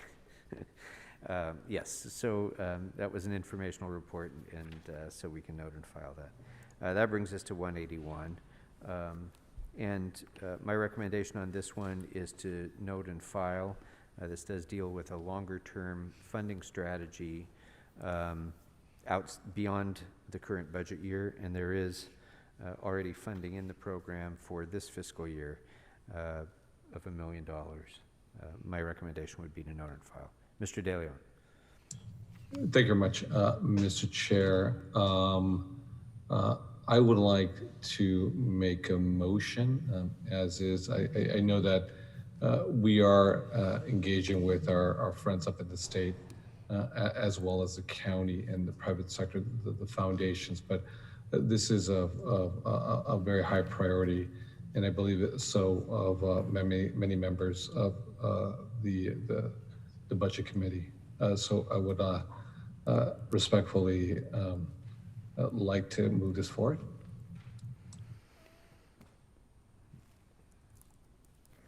Okay, so your motion would be to increase the funding to $6 million. Yes, sir. Over 3 years. Okay. Any other discussion on this one, members? Mr. Price. Thank you, Mr. Chairman. I would support that motion. I think this is an incredibly important issue, important topic. You know, we're kind of setting the stage, but we got to provide the resources to make it happen. So I would support the $6 million request that my colleague is making in this matter. Okay. Anyone else? Mr. Blumenfield. Oh, you're muted. Clarification question. What we're discussing is simply the money, not the policy changes. Is that correct? Because inherent in the memo, there were a number of policy changes that were also proposed, and I'm assuming that kind of stuff goes to committee, but what we're talking about is solely funding for the existing program? That is correct, Mr. Blumenfield. Okay, just to make that clear. And then obviously we can't bind future councils in terms of future funding. We can make a statement that we want it to be 6 years, and we can allocate a third of it this year, which is also what I'm assuming is being asked for, that it's a $2 million ask for this year, with the idea that we would do this again next year and the year after. So yeah, just to be clear, what I understand is on the table in front of us, which is different than a little bit in the memo, which is a stated intention to go for 3 years, but a funding request for this budget year of $2 million, and policy issues on any changes to the Justice Fund on a separate track that would go to the appropriate committees, policy committees. That's my understanding, and if it's any different, then I would want to know that before we move forward on a vote. Correct. It's our understanding that this year's the funding commitment for next year would only be $2 million. Mr. Say, I'm sorry, I'm having a little trouble hearing you. If you could pull the mic closer because of the masks. Thanks. So it's our understanding that if the council wishes to enter into some type of a 3-year commitment with the total being $6 million, that next year's amount would be $2 million for that purpose. It's split up evenly, 2, 2, and 2. 2, and 2, yes, over. And Councilmember, I don't want to speak for Mr. De Leon, but I think his goal here is if the city sort of commits to, subject to the annual budget appropriation, depending on the contract, it may get our sort of partners to commit to sort of a long runway for the program as well. As you know, this has been a successful sort of government and private, city, county, and the private sector, and that's been the philanthropic sector, and that's been one of its hallmarks, is we've all kind of been rowing together instead of doing our own thing. Well, I get that. That's why I appreciate that the long window that we're looking at. You know, and I also hope within that long window that we'll finally get the state or the feds to step up and fully fund this the way it really needs to be. Exactly. But we're talking. But just to be clear, what's in front of us is, you know, a stated goal of 2-year, $2 million appropriations. And that's what's in front of us. Okay. That's correct, Mr. Bloomfield, yes. Okay. Okay. Any other discussion of this motion?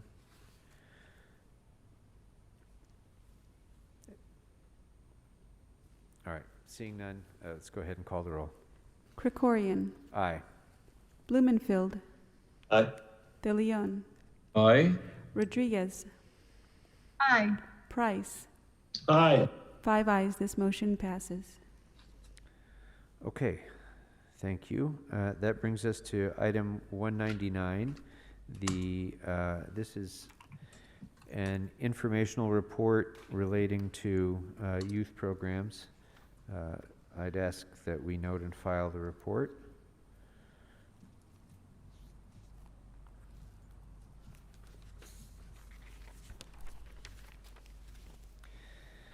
And that will take us next, if there's no objection, that will take us next to Memo 202. This was the list that we asked the CLA to prepare of new and substantially increased programs. So as to this, members, I would, for all the reasons that I've discussed several times, to ensure that the council has an opportunity to develop the policy around substantial new programs or dramatic changes in existing programs, I'd ask that we place the following programs and their funding into the UB pending further policy consideration and development by the council. The Angelino Connect program, the Angelino Core, Basic Income Guaranteed, Digital Inclusion, Food Rescue in Food Insecure Communities, LA Repair Innovation Fund, LA Repair Peace and Healing Centers, the Restaurant and Small Business Recovery, Student-to-Student Success Pilot, Cultural Affairs Youth Programming, Cultural Affairs Youth and Creative Workers Mural Program, and Cultural Affairs We Create LA. And many of those are programs that I think are going to do a great deal of good and that all of us are going to likely want to support. But my objective here in moving them into the UB is to preserve the council's prerogatives in developing the policies. So is there any objection to so proceeding? Seeing none, that will be the action of the committee. That brings us to item 41, Memo 41, General Services. I'd recommend that we note and file that report. If there's no objection, we'll move to Memo 78. This was the omnibus response to the department letter.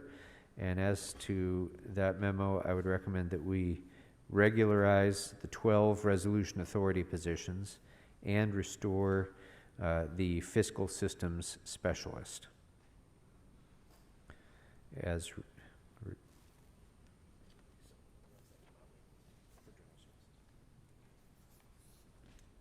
oh, thank you.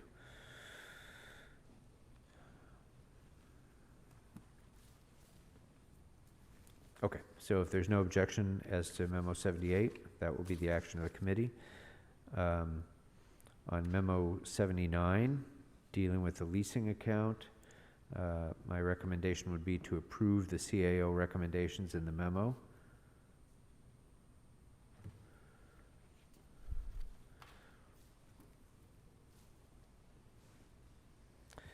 On Memo 106 for general services, my recommendation would be to add funding in the amount of $430,100 to make the requisite SIP payments to departing staff.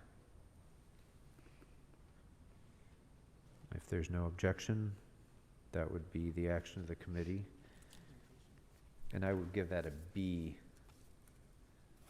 I will give number 106 a B. B as in boy. Item. Although, Mr. Chair. Yes. I mean, I hear you on the B, but aren't these things that, like, if we don't do it, how does it, isn't it a have to? What's that? Like, on the off budget SIP payouts, like, do we have a choice? Well, yeah, they could just absorb it. Oh, they could okay. absorb the cost, yeah. I mean, that's the point, is it restores the impact that they suffer otherwise. And Councilmember, in some of GSD's functions, they actually bill departments. So it will not necessarily be GSD absorbing all the hit by moving it around in their budget. It's the printing and other things, other departments participate in that cost. Okay. Okay, if there's no objection, that takes us to Memo 132. The memo indicated that there is sufficient funding within the existing CTIEP to provide for the required improvements. So, Mr. Price, if you don't object, I'd ask that we note and file that report, given that there are sufficient resources to complete the project. Yeah, that's, as long as the funds are there, I'm satisfied. So let's make sure. We'll ask the CLA to make special note to ensure that that is the case. Thank you. Thank you. Thank you. And likewise in Memo 133, dealing with Eagle Rock City Hall, the report does indicate that there are sufficient resources existing to fund the projects. And so if you're all right, Mr. De Leon, we'll also ask the CLA to verify that and note and file this report. Without objection, that'll be the action of the committee. So a late arriving Memo 207 for general services, dealing with SIP impacts.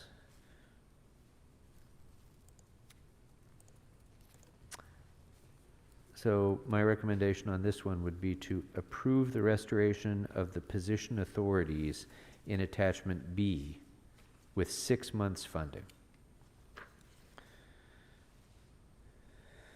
If there's no objection, that will be the action of the committee. That will move us to Memo 208 for general services. And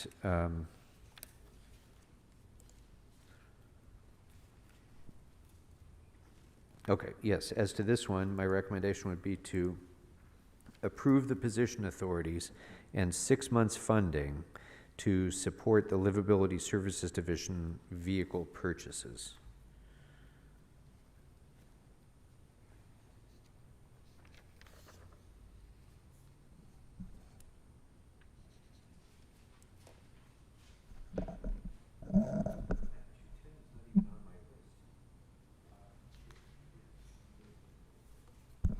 Okay, another late arrival is memo number 210 for general services. And Okay. So on this one, my recommendation would be to approve 9 months of funding for 4 position authorities for the new homeless intervention unit. That would be 1 real estate officer, 1 senior real estate officer, 1 property manager 2, and 1 building maintenance district supervisor, and 4 position authorities for continued support of Project Room Key. And that would be an accountant, 2 senior management analysts, and 1 management analyst. If there's no objection, that will be the action of the committee.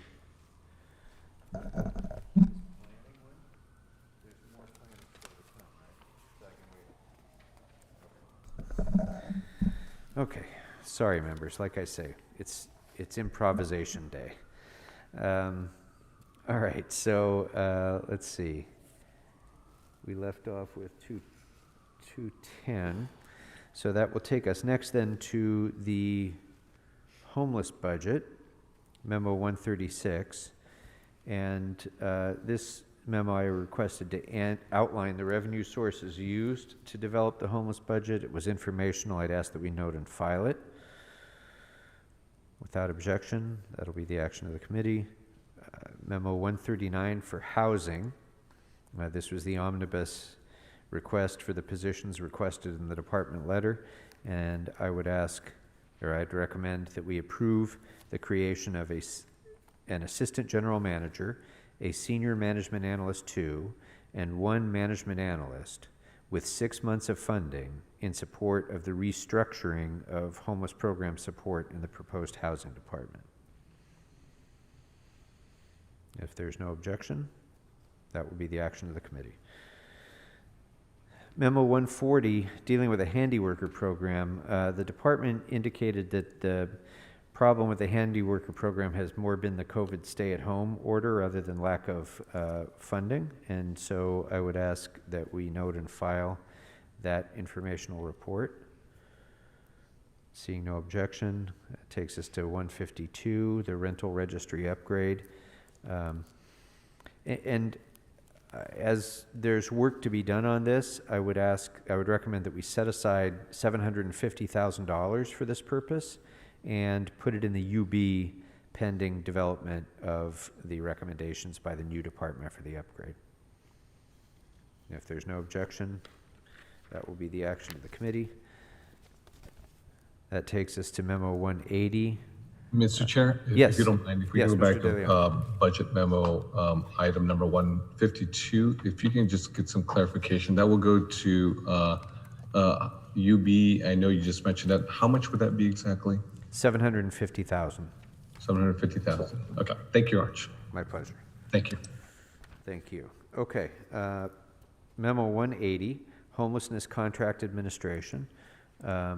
This is informational about HSID's management of homeless services initiatives. I'd ask that we note and file it without objection. Memo 198 deals with options to acquire the parcels along the 710.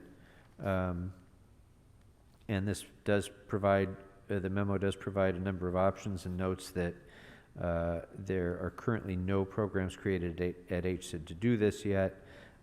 It's a policy matter which should be initiated as policy, and then we can deal with the funding of it.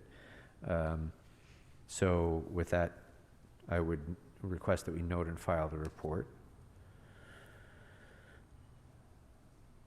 And without objection, we'll move to ITA next. And there was another one of those omnibus department letter requests. So that's memo number 11. And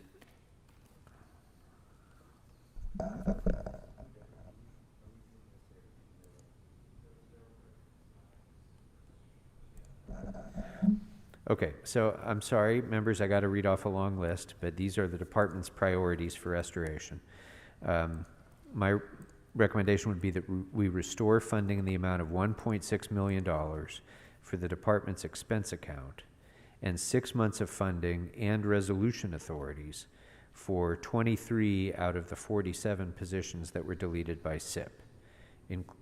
Specifically, an executive administrative assistant 2, an administrative clerk, a programmer analyst 3, a programmer analyst 4, 2 systems programmer 2s, a communications information representative 2, a senior systems analyst 2, 7 communications electricians, 1 communications engineering associate 2, 2 communications engineering associates 3, 2 senior communications engineers, 1 telecommunications regulatory officer 3, 1 information systems manager 1, and 1 senior management analyst 1.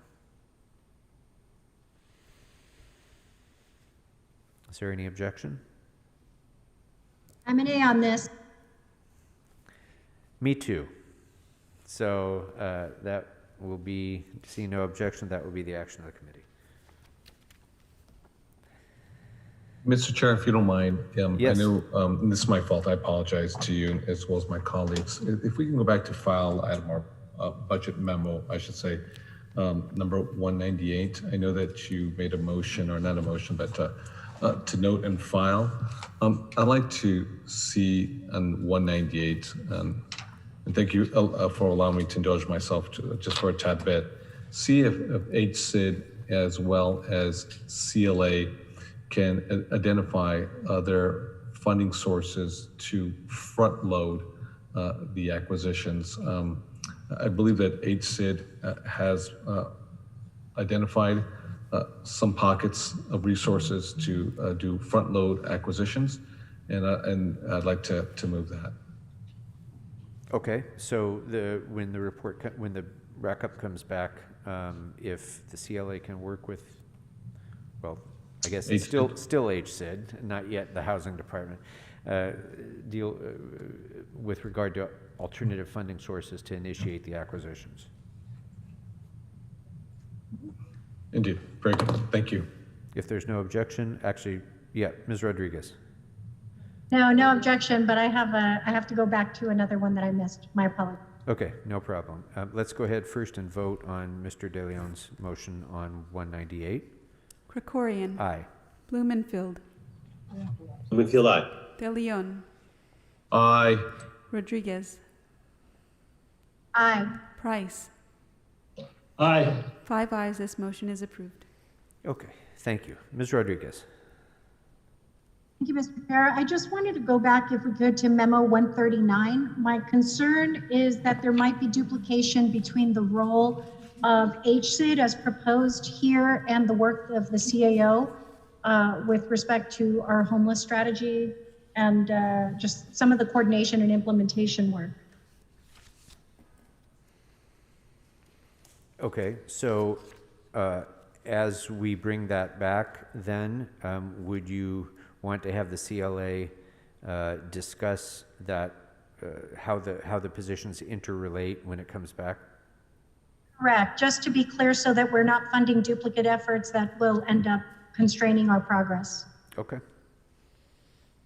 I don't think we need to vote on that. I think that can just be a request that we supplement our previous position with. Okay, thank you. And by the way, Ms. So, I have to apologize. I've been neglecting to tell you my A's, but I will go back and when we're done and do that. And by all means, members, as well, if there are things that are high priorities for you, please, specify that those are A priorities, or come back to it before we leave this meeting today so that the CLA understands which are the highest concerns that you have. Okay, that will take us to memo 164 for ITA. This has to do with resources required to expand outreach relating to mobile apps. And my recommendation would be that we approve $500,000 to expand the My LA 311 outreach campaign to hire an outside marketing agency to research, plan, and provide an advertising strategy to target key Los Angeles neighborhoods, and especially targeting multilingual and multicultural outreach in order to increase utilization of my LA 311. And if there's no objections or concerns about that, that will be the action of the committee. That takes us to item, and I'll give that a B. That takes us to item 67, also for ITA, and this is the large request to analyze what resources would be needed to restore the department to pre-recession levels of service. And as to this, I would ask and recommend that we approve $6.5 million in the UB to begin phasing in the restoration of ITA to pre-recession levels, and ask ITA to develop a longer-term restoration of services plan, utilizing that funding. And I would ask further that ITA pay special attention to focusing on creating TLH hiring opportunities within that restoration plan.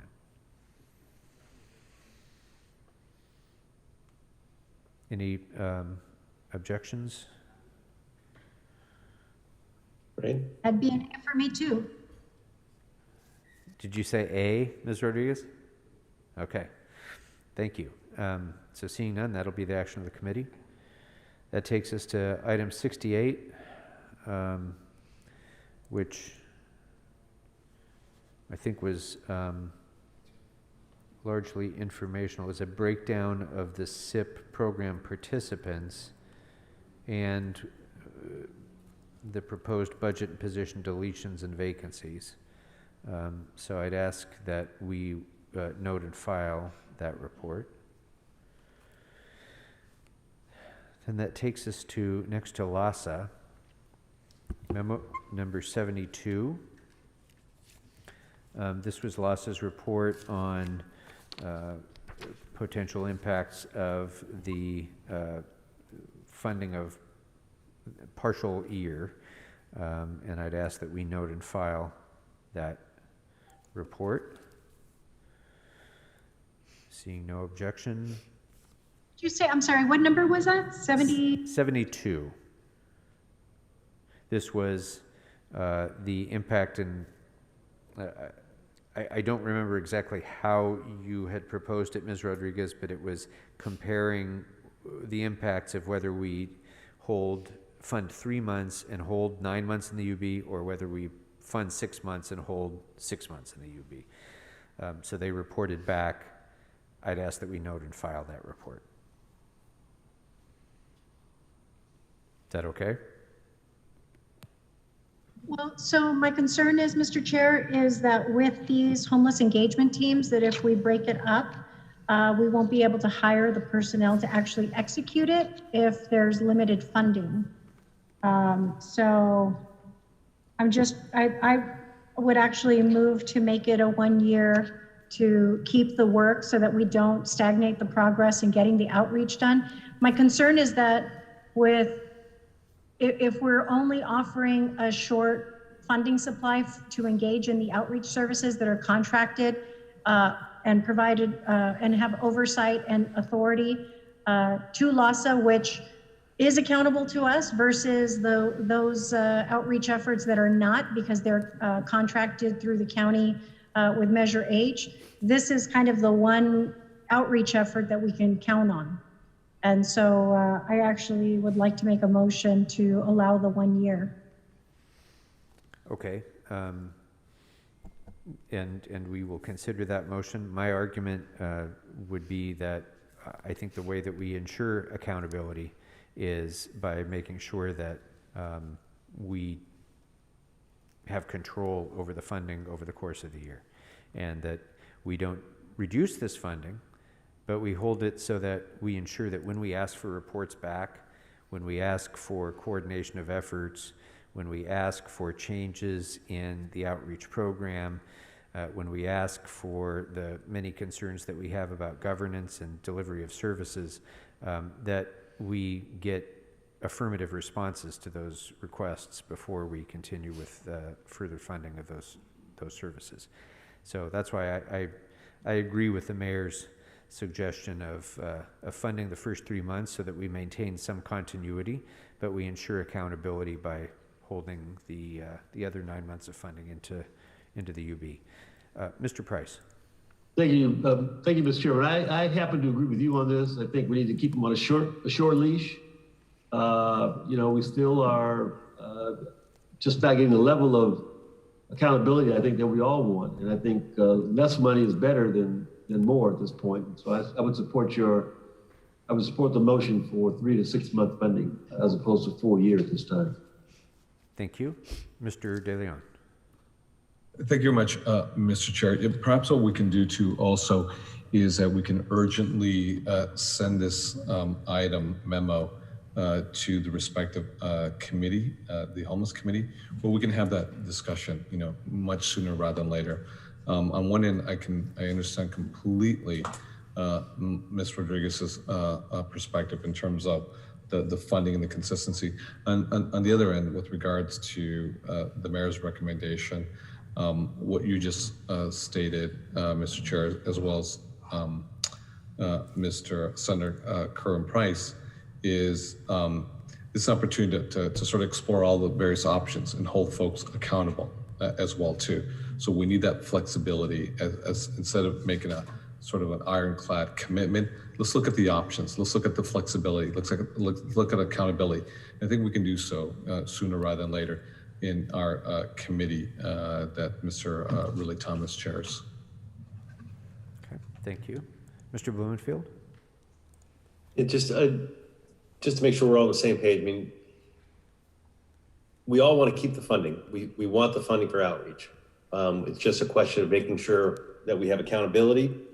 But then the concern too is that if we have too short of a leash, as Mr. Price was talking about, the short leash is important for the accountability.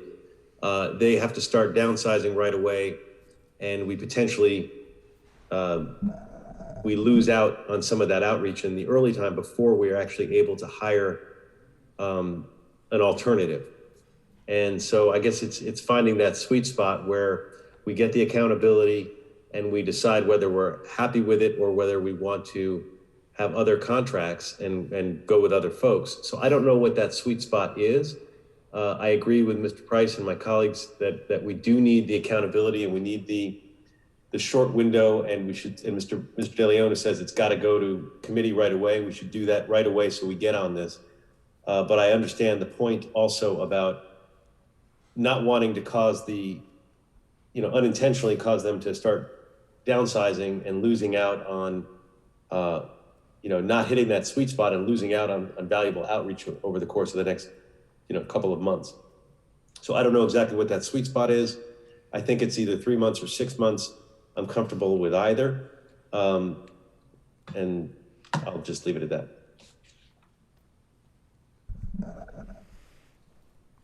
Okay. Well, Mr. De Leon, did you want to be heard again? Your hand is up. And sorry, members, but I'm having a little trouble seeing those electronic hands, so be willing to reinforce it with a wave too. Thank you. Okay, well, so the motion before us, Ms. Rodriguez's motion is for the full year of funding to remain, to be moved, to be moved from the UB into the budget, because the mayor's draft budget has the money, has 3/4 of the money in the UB right now. So this would be an affirmative. I would actually be willing to amend for 6 months, just because my concern is that we're going to have an inability. I think Mr. Blumenfield really kind of captured it perfectly, is that we're in this circumstance right now where we do have some positions that we need to hire to continue the work. And they're just that, there's a balance to helping to continue and maintain the work and service that we need for outreach, that we get that direct accountability. So I'm in agreement. I want to accomplish the same thing. I'm just concerned that if we might find ourselves in a position where we're going to be absent outreach workers, and we're going to be losing a lot of time. So I just, I'd be happy to do 6 months just to get that sweet spot to help give us more time. All right. Thank you for that, Ms. Rodriguez. My argument would be that, when we act today, we could meet with LASA tomorrow. And, we could satisfy ourselves tomorrow with whether or not we're going to have a plan going forward for the year that is going to work for the needs of the council. But I'm afraid we don't get that meeting, and we don't have it with a sense of urgency unless we stick with what's on the table in the mayor's proposed budget. So I respect and understand what you're saying. I think I'm going to stick with my existing recommendation. So let's vote on Ms. Rodriguez's motion to move 6 months to modify the budget so that 6 months of the funding is in the budget and is appropriated to LASA in the budget, and 6 months remains in the UB. Krikorian. No. Blumenfield. Aye. De Leon. On this one, respectfully, no on this one. Rodriguez. Aye. Price. No. 2 ayes and 3 noes. This motion fails. Okay. Thank you. I'm sorry. What number were we just on? That was memo number 72. 73. No, that was 72. So we're on 73. Okay, good. And this was an informational report that I requested, so that will be noted and filed unless members have any objection. That takes us to 74. This is okay. Yeah, this is a budget impact report, but it's really kind of informational. This was just to follow up on some how last year's Greater LA homeless count was accounted, given the fact that the in-person count didn't happen because of COVID. So the memo is satisfactory in my view, and I would recommend that we note and file it. Number 75 is also informational. This is LASA's recommendations about increasing service provider capacity. I'd ask that we note and file that without objection. Number 84 deals with the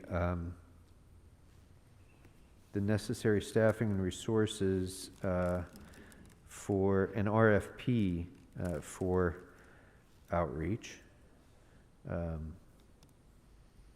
CAO discusses some of the issues involved with that, so I would, at this point in time, I would recommend that we note and file that memo. If there's no objection we'll move on to 93. The projected cash balance, again, this was more of an accounting issue that I wanted to be followed up with. The report seems fine. I'd recommend that we note and file it.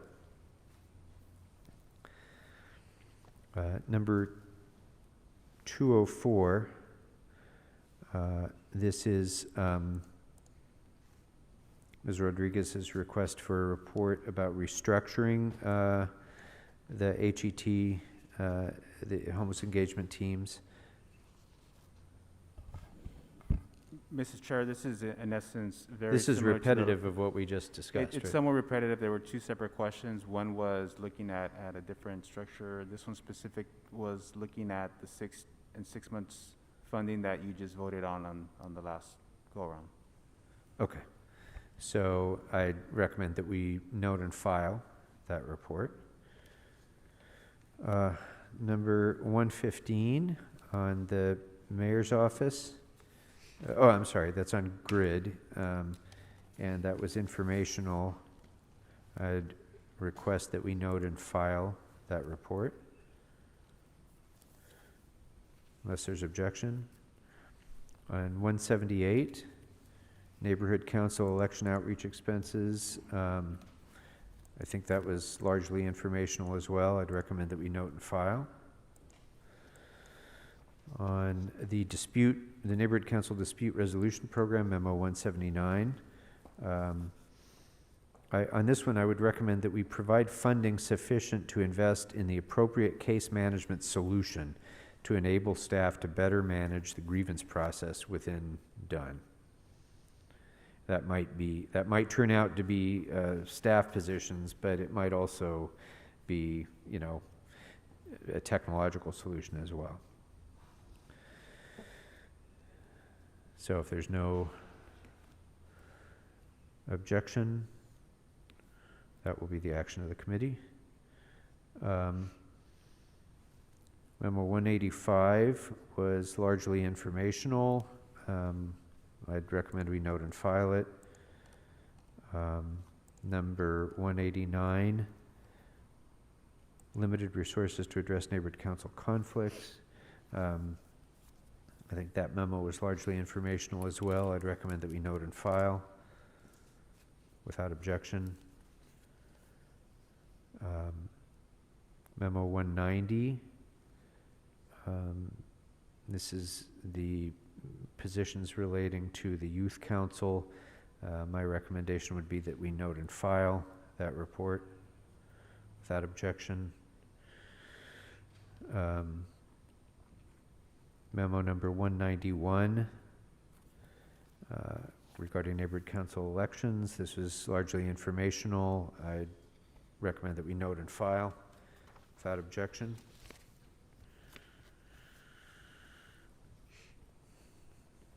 (192) also an informational report about reducing barriers to participation. I'd recommend that we note and file the report without objection. Memo 193, dealing with outreach in non-election years. On this, I would recommend that we approve $150,000, approve the department's $150,000 funding request to support outreach efforts for non-neighborhood council election years. Unless there's objection. Seeing none, that'll be the action of the committee. And I'd give that a B. B on the, Oh, I'm sorry. What's that? B for myself. Oh, Ms. Rodriguez and I are both Bs on that one. And then number 205, my recommendation would be to approve the requested $15,000 amount for contractual services funding for the procurement of a service provider with the necessary background and experience for Part 3 of the training. If there's no objection, that will be the action of the committee. And then that brings us to personnel.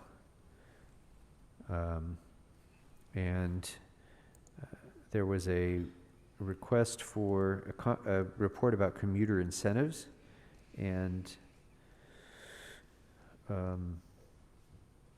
CAO indicates that a comprehensive report will be finished in the third quarter of 2021, and we would be able to make a more informed decision about commuter incentives at that point. So at this point, I would request that we note and file the report, unless there's objection. Seeing none, we'll move to Personnel Memo 35. This is the staffing needed to administer targeted local hire and workplace equity by Mr. Price. And I would recommend that we restore 2 personnel analysts, 1 senior personnel analyst, 2, 1 senior personnel analyst, and 12 months of funding in support of the TLH and workplace equity programs. Unless there's objection, that will be the action of the committee. Memo 36 for personnel. This deals with additional positions for workers' comp. I would propose that or recommend that we restore position authorities for 1 senior workers' comp analyst, 5 workers' comp analysts, 1 secretary, 1 senior administrative clerk, 1 management analyst, 1 accounting clerk, and add 6 months funding to support the acceleration of claims processing for workers' comp. Unless there's objection, that will be the action of the committee. I rank that one as a B priority. And if I could just go back, memo 35 is an A priority for me. It's an A for me too, Mr. Chairman. Thank you. All right. 2 A's. Thank you, Mr. Price. Okay, that takes us to memo 43 for personnel. And on this one, I would recommend that we restore the 7 positions supporting client services. And those are a senior personnel analyst 1, 3 personnel analysts, 2 senior admin clerks, and 1 admin clerk, with a full year of funding to support client services. And if there's no objection to that, that will be the action of the committee. That'll take us to memo 50, additional positions for sworn and civilian hiring support. As to this, I'd recommend that we approve a full year funding and position authority for the 18 specified positions lost by the SIP.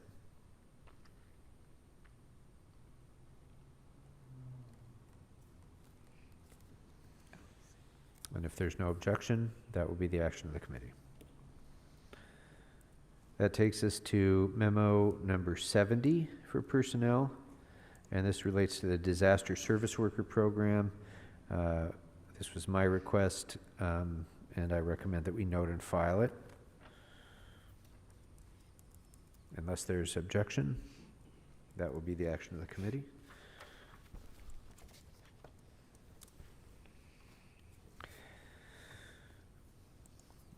Memo 89, this was the memo you mentioned, Ms. Rodriguez, about targeted local hire and the report back on the demographics of it. It's informational, so I request that we note and file it.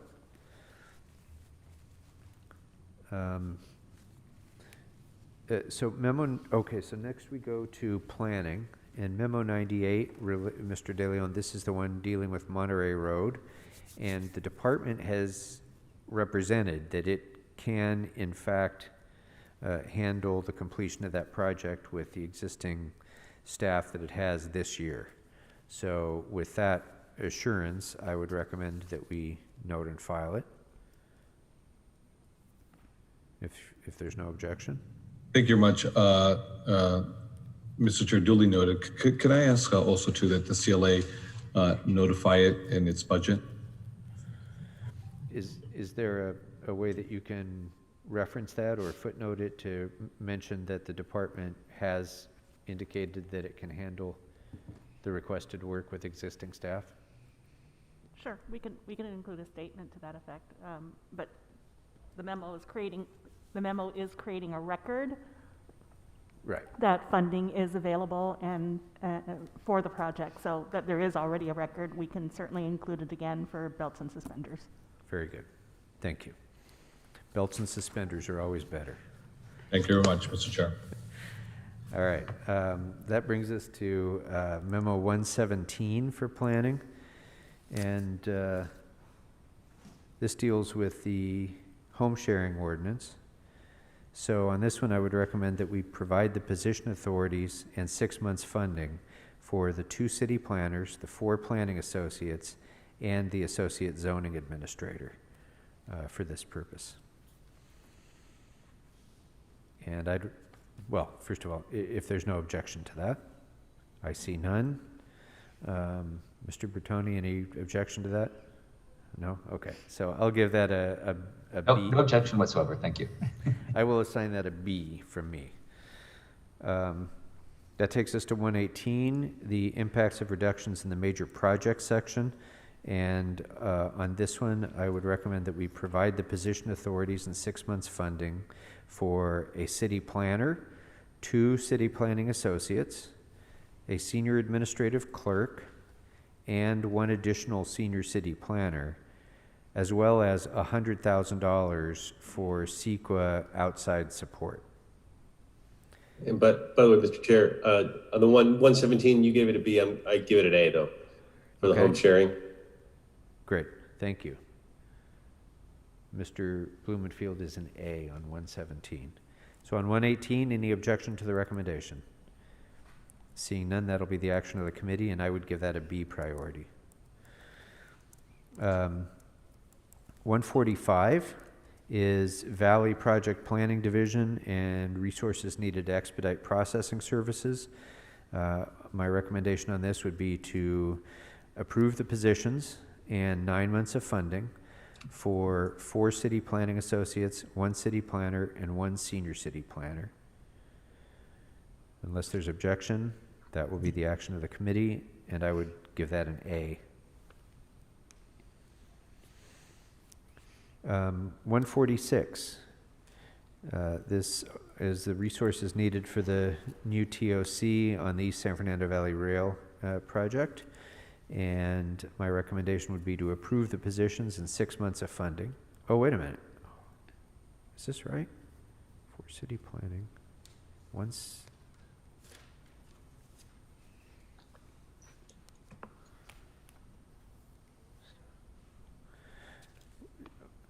Just 1 second, please. Does this match up?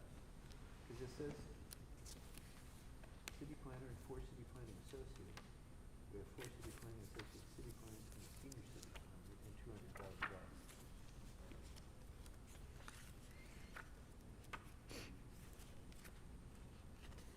But that matches this. Needs contractual services funding in the amount of $200,000.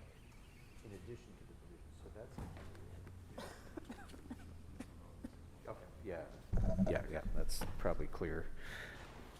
Okay, rather than trying to parse this, I'm just going to say approve the positions indicated in the memo, as well as $200,000 in contractual services. That is a giant capital A for me, Mr. Picard. Ms. Rodriguez gets an A+ on this. You know, you laugh, but in prior years, this really became, it was like GPA competition. We had, you know, well, that's a number 3.5 priority for me. Others were 2.75 priorities and got to be a little out of hand. But okay, so Ms. Rodriguez is an A+ on that one. I'd say I'm at least a B on that one. Okay, 182. This is priority processing of projects with more than 50% floor area ratio dedicated to affordable housing. And this one, I think we come back to with memo 197.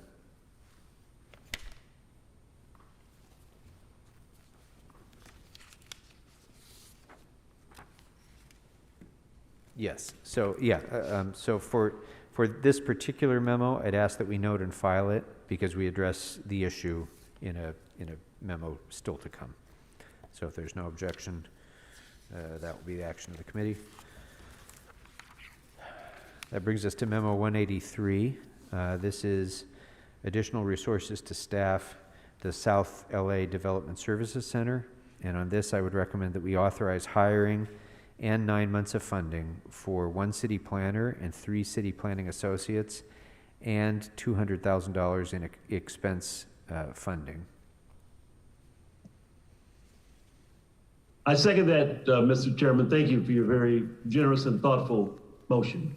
Well, thank you for your leadership in making it happen, Mr. It's an A. It's an A for me also. Okay. So without objection, that will be the action of the committee. Mr. Price is an A.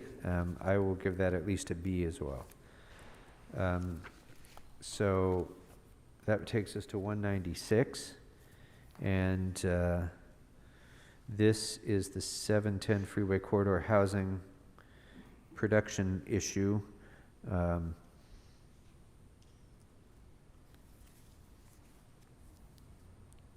One moment, please.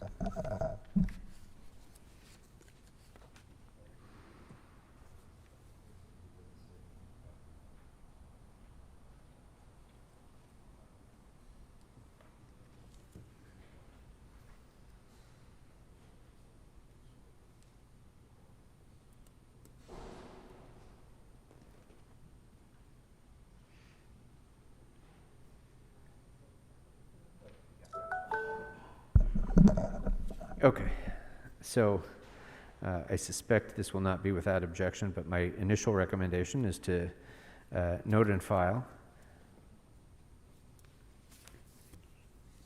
And Mr. De Leon. Mr. Chair, you read minds so well. I'll give you a tremendous amount of credit for that. What I'd like to do is see if we can move towards approach number 2 in the budget memo. And, they're not all in front of me right now, Mr. De Leon. If you could just indicate what that is.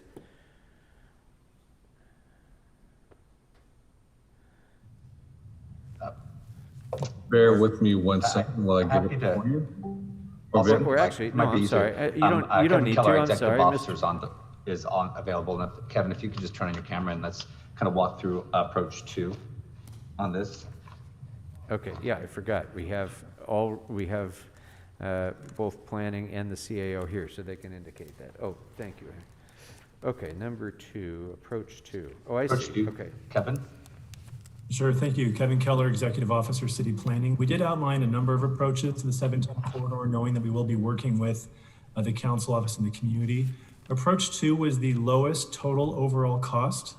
It had a total cost the first year of around $344,000 and would be have a compressed timeline. So that is there. In terms of staffing for approach 2, we were requesting out of that cost, there'd be 1 city planner and 1 city planning associate.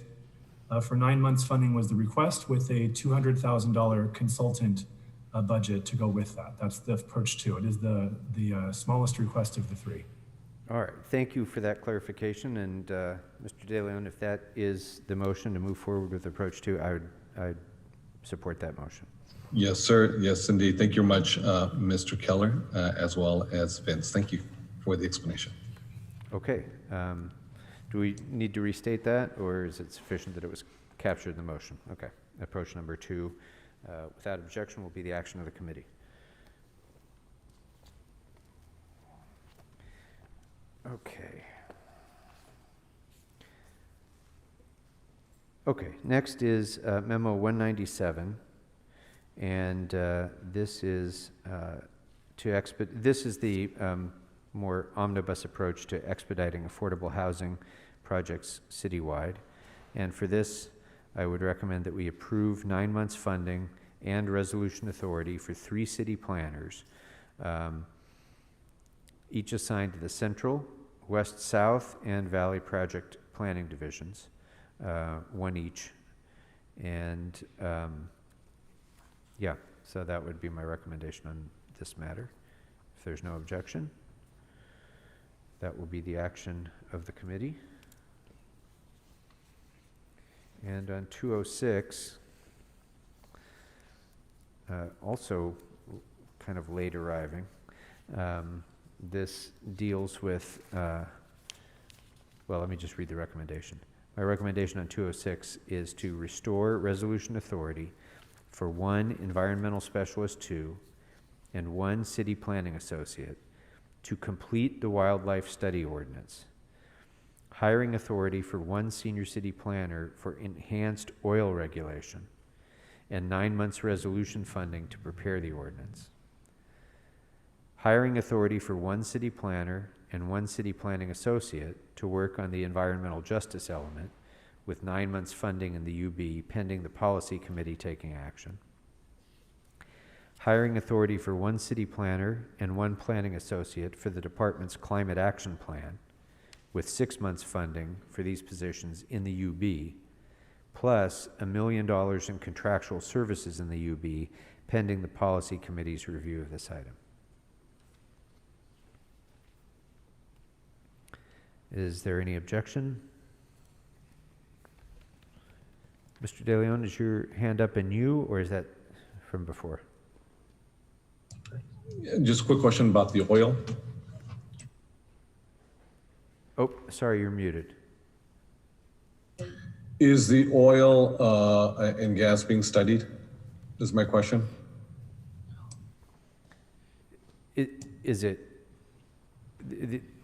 So the background on this is that the oil and gas regulation ordinance has not been fully developed, but we want to expedite this process as much as we can, and so including this funding for planning at this point allows expedited completion of that ordinance and funding in place to do the hiring, in anticipation that we're going to get our job on policy development done expeditiously.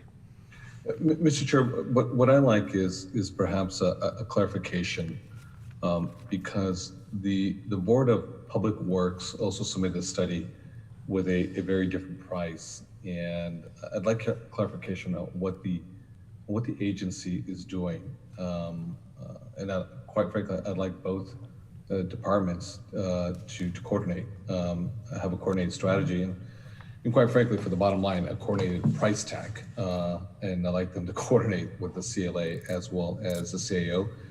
Come back with us next week and tell us what they've come to, because there's a large gap between planning.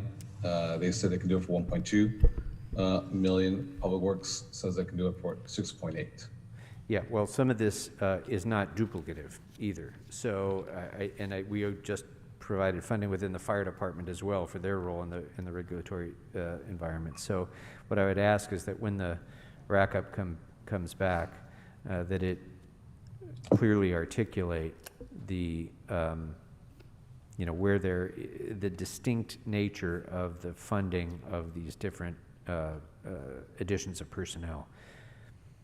And Chair, if it's okay that I could just do a quick response. We did coordinate with Public Works on these reports back. So we made sure that they were complementary and not overlapping. But I think that there's a very good point, is that this may be a conversation that we need to have together. But just to assure you that we did work together to make sure that we weren't doing overlapping services, and we're trying to coordinate as possible. But it's hard to probably have this conversation serially, since there's so many different departments that are involved. So we're happy to respond in any way the council would like to on this. Yeah, thank you, Mr. Bertoni. Thank you, Mr. I would say fair enough. Obviously, this is an A, I think, for a lot of us. This is a very important study. Good point taken, Mr. Bertoni. That's it for me. Thank you. It's an A for me as well. And and Mr. Good is here too. Thank you, Mr. Good.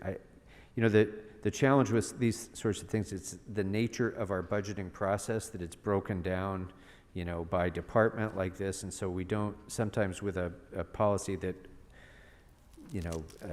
extends over multiple departments, we don't see in one place, here's the mission that the city is engaged upon, and here's the personnel and the resources that it takes to complete that mission. It's just the nature of budgeting, unfortunately. So on this one in particular, I think for our sake, the full council's sake, and the public's sake, it would be great if, when the rack-up comes back, we could have a summary of the multi-departmental response to these issues in one place, so that we can see this is what we're doing across departments to ensure that we have regulatory authority in these areas. Does that make sense? Mr. Good? Yes, thank you, Mr. Chair. I was just going to weigh in. I mean, I'm assuming what we're talking about specifically on this one is the amortization study versus the sort of compliance review. And I was just going to echo Vince that we talked quite a bit this weekend and did some coordination. I think part of the challenge is this is a wildly complex endeavor, this type of study that could be very, very narrow and very, very big. And so figuring out a sweet spot is going to be complex, and it will be a fairly unprecedented enterprise relative to any other mega city doing this type of study. I don't think it's actually ever been done. Right. And how it gets funded, who oversees the completion of the amortization study, who administers that, all of that, kind of is still a little bit of a work in progress. And the regulatory vehicles are still a little bit of a work in progress as well. So I'd like to see all of that captured, not just for the amortization study, but for the regulation as well. And because we just have to see how are we advancing forward in achieving this very heavy lift, important policy objective that the council has already established, or that the council is establishing, let's say. Okay. Do we need anything else on that?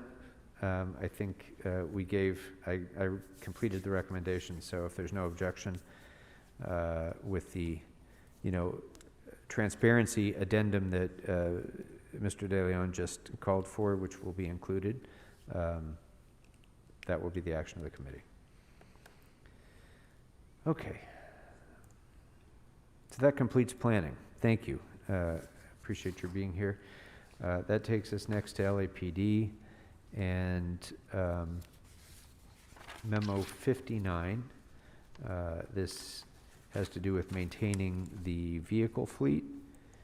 And on this memo, I would recommend that we instruct the CLA to include in their recommendations a direction for the LAPD, with assistance from the Office of the CAO, to report back in 90 days with a plan and a budget requirements to maintain the department's vehicle fleet program.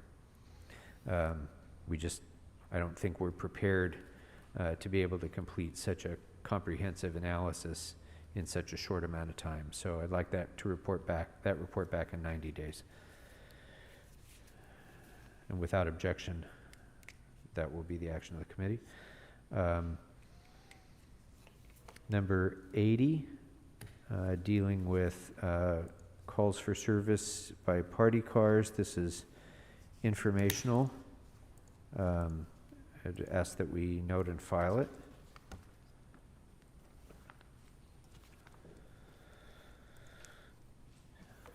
Memo 107, this deals with overtime relating to bridge home sites. I'd request that this is largely informational, so I'd request that we note and file it. Without objection. Memo 108, this is an informational report outlining costs and funding sources for LAPD youth programs. I'd request that we note and file it. Without objection. Ms. Rodriguez, did you have any follow-up on this, or you good with it? Yeah, no, just, thank you, Mr. Krikorian. No, just that it indicated that PALS, for example, only relies on donations and fundraisers, but they do get general fund dollars. They do get GCP. So just still looking to really distill all of the sources of funding with respect to all of the programs that they operate for youth. So okay, just more policy work that we have to do, but thank you. Well, note and file is fine. So we'll note and file it, but with the added request of the department and the CAO to add the additional information that Ms. Rodriguez just mentioned regarding general fund sources. That doesn't need to be part of the rack-up. That's a direction to the CAO and the PD. Okay. Memo 109. This was an informational report dealing with year-over-year changes. I'd request that we note and file it. Without objection, that takes us to Memo 137, dealing with civilian staffing levels. And this was This memo was pretty far-reaching, at the same time sort of non-specific. And so I want to give this, well, first let me set a context.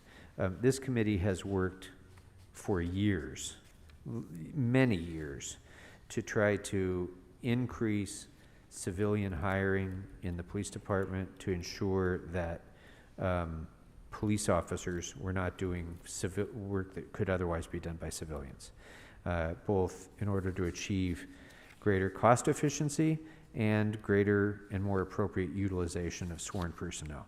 And we've had great success at doing that, as difficult as it has been and as many years as we've devoted to it. And a lot of that progress would have been lost this current year and next year because of SIP and otherwise.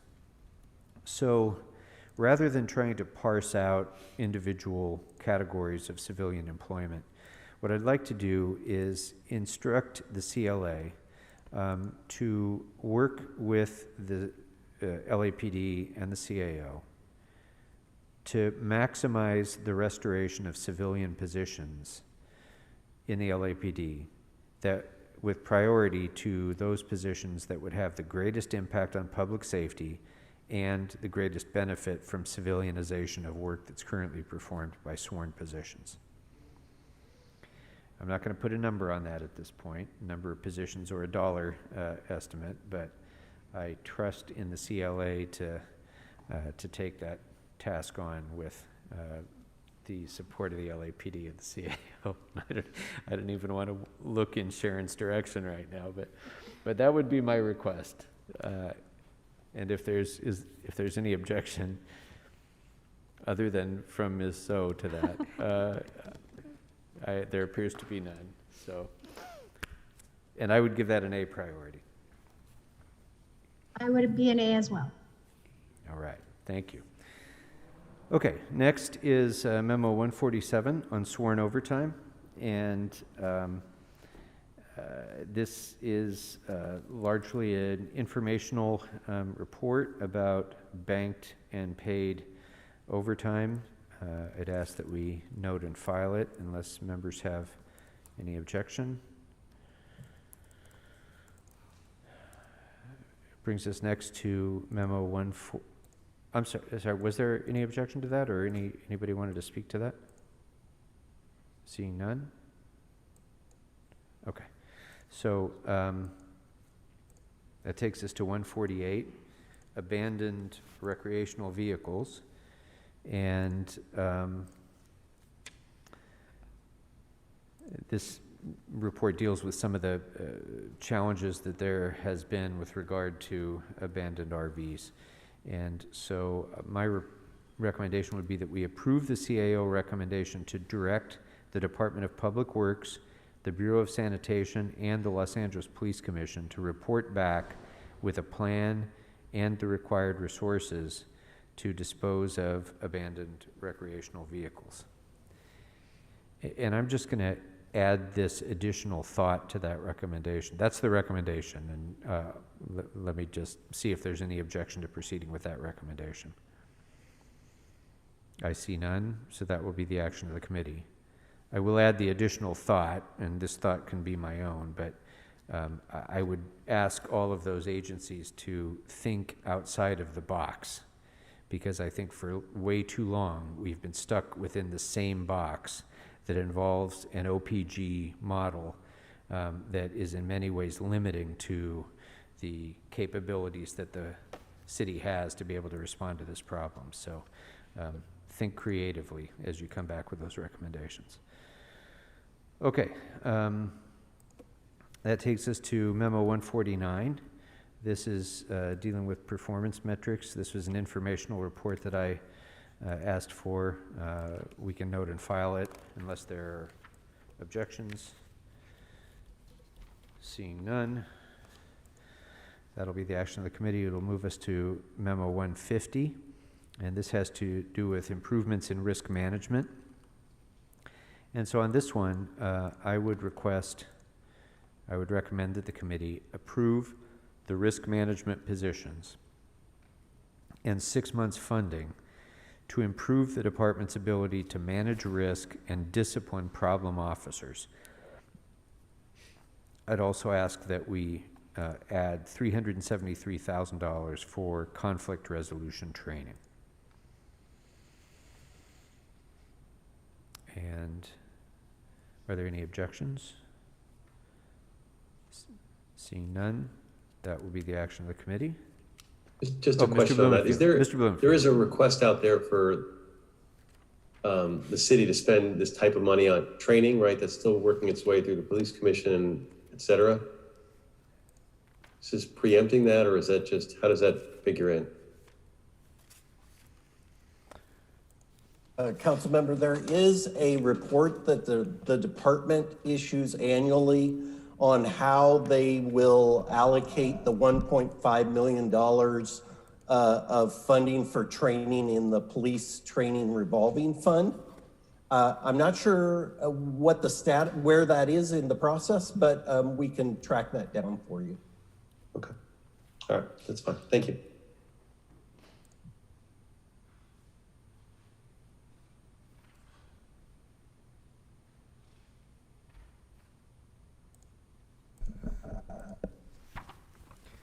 And just also for clarity, Mr. Bloomfield, that was the number that it was included in the memo, but your point is well taken about whether that has in fact been vetted through the process. And to that, I think we have the information before us. So if there's no objection, then that will be the action of the committee. That takes us to memo 156. Which was, which deals with restoring valley traffic. And on this one, with some hesitation, I recommend that we note and file this memo. Council member, I'm sorry we didn't have a chance to do the cost of the positions, but we have done that. If you want that information, we do have that available. Yeah, well, we will need that, and that would be a help. I think at this point, I'm going to recommend noting and filing, but I think it's something that I think many of us share a real commitment to. And but at the same time, we're also going through this long discussion about how we, reimagine traffic policing as well. So it's a discussion that we will continue throughout this year and probably beyond as well. But for now, I recommend we note and file. Okay, if there's no objection, we'll move to memo 157.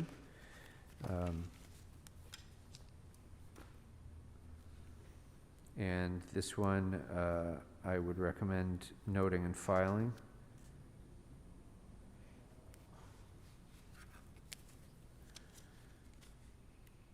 If there's no objection, we'll, Mr. De Leon, sorry. No problem at all. Thank you very much, Mr. Chair, as well as colleagues. I read the memo, 157, and it didn't quite respond to what we're trying to get to in my question, which was how information regarding taking a portion of overtime to use towards unarmed response. The memo said discussed overtime policing in mental health and not necessarily in our unarmed response in policing as it relates to those who are severely mentally ill. I know we've been talking about this issue for quite a while. I think we had an extensive conversation the other day with Chief Moore, but again, it's rather vague and ambiguous, and it's not very specific as to details with regards to an unarmed response to those individuals who are suffering a mental health condition. So I'd like to keep this conversation actually open, and I'd like to give this an A. So Sorry, Mr. Dillion, what is the request, though? It sounded, I'm sorry, maybe I wasn't following. It sounded like you were asking for additional information back from the department on this because the report did not adequately meet your request. That is correct. Okay. If they could put a little more elbow grease, more hours, whatever it takes actually to come out with something that actually says something that's clear and coherent, one way or the other, one way or the other, but not the ambiguity and vagueness that I'm reading in this memo. So would it be appropriate to instruct the department, along with the CAO and the CLA, to provide further reporting back to probably this committee and the Public Safety Committee? Yes, sir. That is correct. Okay. Thank you very much. Thank you.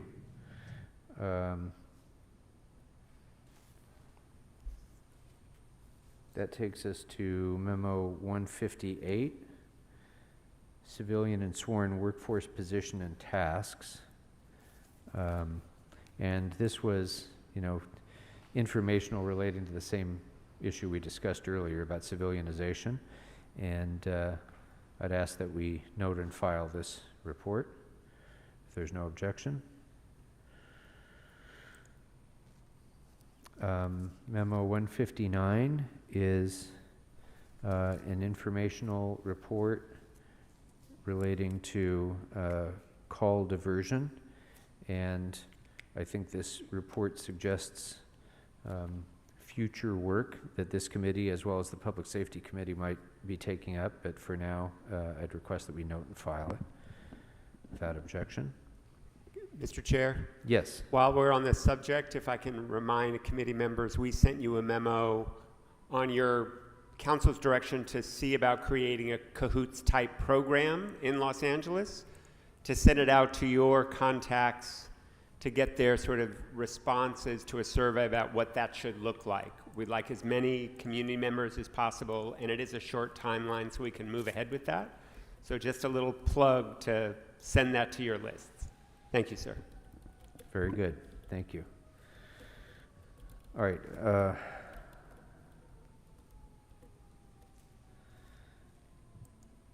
Memo 160 deals with reactivation of the Animal Cruelty Task Force. And my recommendation on this is to note and file. Mr. Blumenfield. Well, I recognize it's a lot of money, the $1 million for the reactivation, but I think it's an important issue. But looking back, we did a little digging in my team to where we were at in 2019. And what I'd like to do is propose that we just reconstitute back to the 2019 level, which just takes 2 police officers, and they're assisted by animal services, city attorney, and the DA. So it's not just about LAPD. The cost ends up being closer to $300,000 when you do that. And so I'd like to ask that we reduce that to $300,000, but at least that gives us a little bit of presence, a minimum for the Animal Cruelty Task Force, because absent that, those issues just get completely swept away. And we do have some, dogfighting and other things that happen throughout the city that are just really unconscionable, that if we had some modicum of a cruelty task force, we could deal with the most egregious cases. So I would put forward a motion to make that only $300,000, to look back at the 2019 levels as a solution, to not do the full resurrection of the task force, but this partial resurrection. I would support that motion. Any other discussion about that item? All right, let's go ahead and call the roll. Krikorian. Aye. Blumenfield. Blumenfield, aye. De Leon. Aye. Rodriguez. Aye. Price. Aye. 5 ayes, this motion is approved. Very good. Thank you, Mr. Blumenfield. Mr. Chair? Yes. before we leave police, could we go back to 137? Because I don't think I understood what the, I missed that exact, where we were going with that. It was a little confusing on that. So in a nutshell, the problem is that this memo that we got back includes a wide-ranging view of civilian position restoration. There's not a lot of, for most of them, cost itemization and not a lot of prioritization. So given the fact that we are unlikely to be able to restore all civilian positions in the police department, my instruction would be to task the CLA to work with the department to maximize the restoration of civilian positions within available resources that would have the greatest impact on public safety and would prioritize the civilianization of work currently performed by sworn personnel. Or put more colloquially, we're kind of punting this to the CLA and encouraging her to come up with the biggest, most robust list that she can that meet those criteria. Okay. I think I understand it better now. Thank you. The first discussion was not enough. Thank you. Sorry, it's late, I guess. Okay.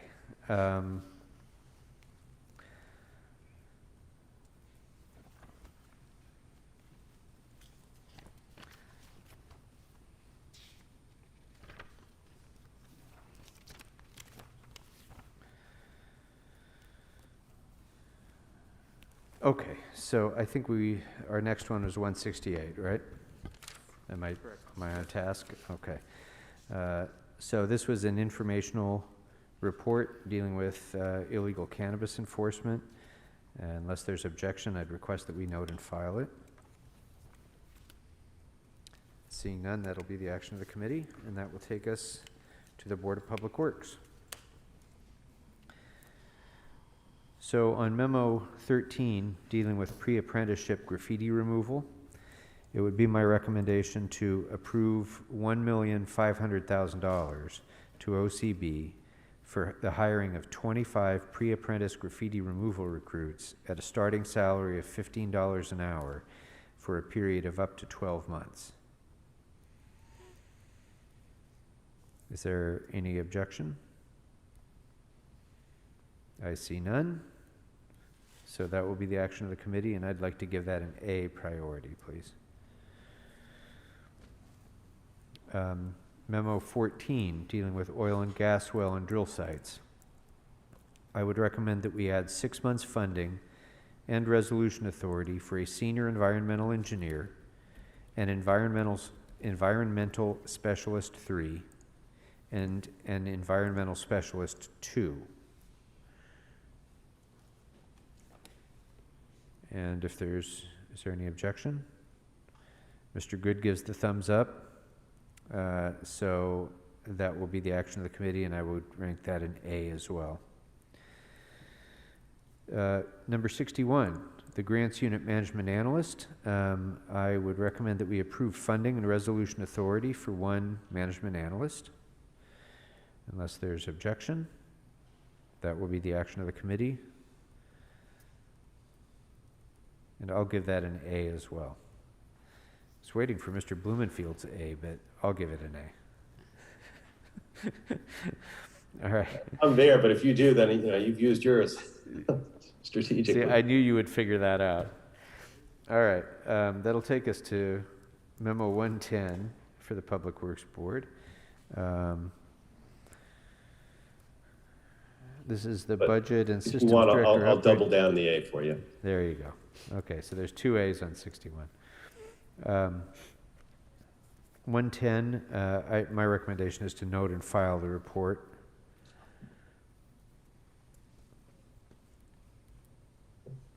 On 110? No. Objection? Yeah. Mr. Blumenfield.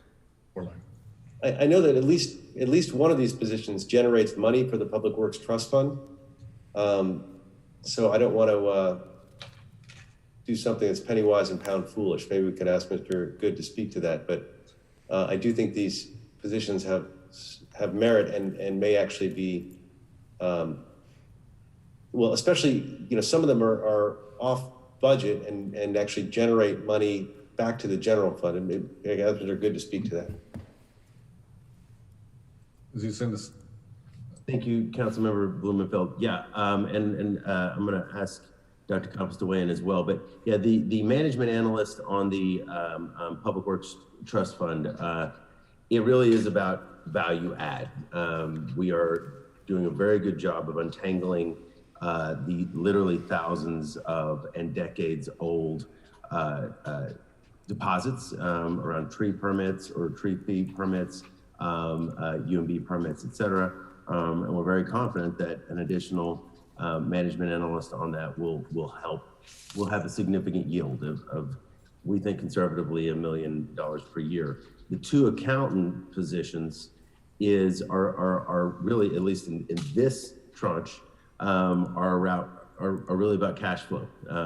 Thousands and thousands and thousands of invoices on SDRF, as well as UMB permits and E permits are dealt with. We lost 3 to SIP. That's just a capacity from a speed and cash flow-ish matter that is difficult to recoup. And so those two positions would help ensure that we're able to meet that. Dr. Campos, do you want to add anything? Thank you. Fernando Campos, Executive Officer with the Board of Public Works.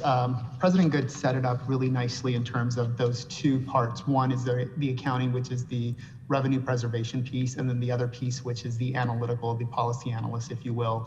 Policy analyst will definitely help in terms of creating new revenue that is sitting in the Public Works Trust Fund. Over the last 3 years, we've been working on debottlenecking and also looking at ways that we can use these funds to fund public works infrastructure projects. In the last 3 years, we've done about $14 million that has been transferred through a CPR, which is a construction progress report, or an FSR, which is the financial status report. So we are moving that forward. We feel confident that the management analyst would provide that added value and just an ability for us to keep moving through the thousands of deposits. As indicated in our letter, a deposit can take anywhere as a couple of days, but it could take up to 30 days or 45 days just to review that deposit. The reason why it's so difficult is because the data is so old. So in some cases, we have deposits that have been there for 20, 30 years, I'm sorry. And it just, we just don't have the documentation. So we have to work with the Bureau of Street Services and all our partners throughout the entire city to document how this money was received, what it was intended for, what was the original purpose. And then once we deduce and go through our analysis, we will come back with a recommendation that we can either repurpose it or we would have to refund it back to the developer if we can locate that person after 20, 30 years. So again, value added for that management analyst. The two accountants are more about preserving what we have so that we can accelerate that transfer of payment over to the city's general fund for the SDRF, which is the Street Damage Restoration Fund. And at the risk of complicating this, I would distinguish this memo from the memo around accountant positions for accounts payable, which is a different beast as well. That's not what we're discussing right now, but I do want to be clear that this is about accounts receivable and it's about the revenue generation from PWTF. And I would also note the two accountants, as they process more permits, because we're processing U permits, B permits, E permits, those permits do allow us to charge a 1.87% surcharge for processing for recovery for accounting services. Although the percentages is low, we are working with the Bureau of Engineering to look at a fee study to see how we can increase or possibly support or justify an increase to that surcharge. As of right now, per the code, we can only charge or apply a 1.87%. So we do anticipate that at least $216,000 would be generated should this 3 positions be approved. And that would help to offset some of the costs. And the first one, the management analyst doesn't just offset the cost. You were saying it could generate $1 million? That's new money above and beyond. That's the one for the Public Works Trust Fund. That's just added capacity to untangle the Public Works Trust Fund. Right. So certainly on that one, at the very least, I would want to restore that just as a matter of dollars and cents. The other ones, I like the idea of restoring them because of the impact that we discussed. But the first one for sure. But I'd move to restore all three with a higher priority, with an A priority on the very first one. So if I can, I'd like the CAO to have an opportunity to respond to those points with regard to the recommendations in the memo. Thank you, Councilmember Brown, for the CAO. So, Councilmember Bloomfield, just to point something out, you mentioned restore, but the management analyst is a new position.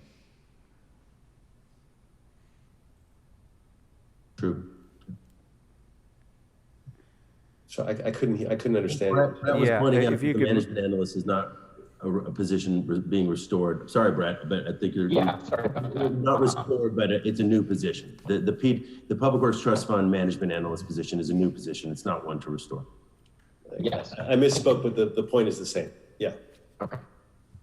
Thank you for pointing that out.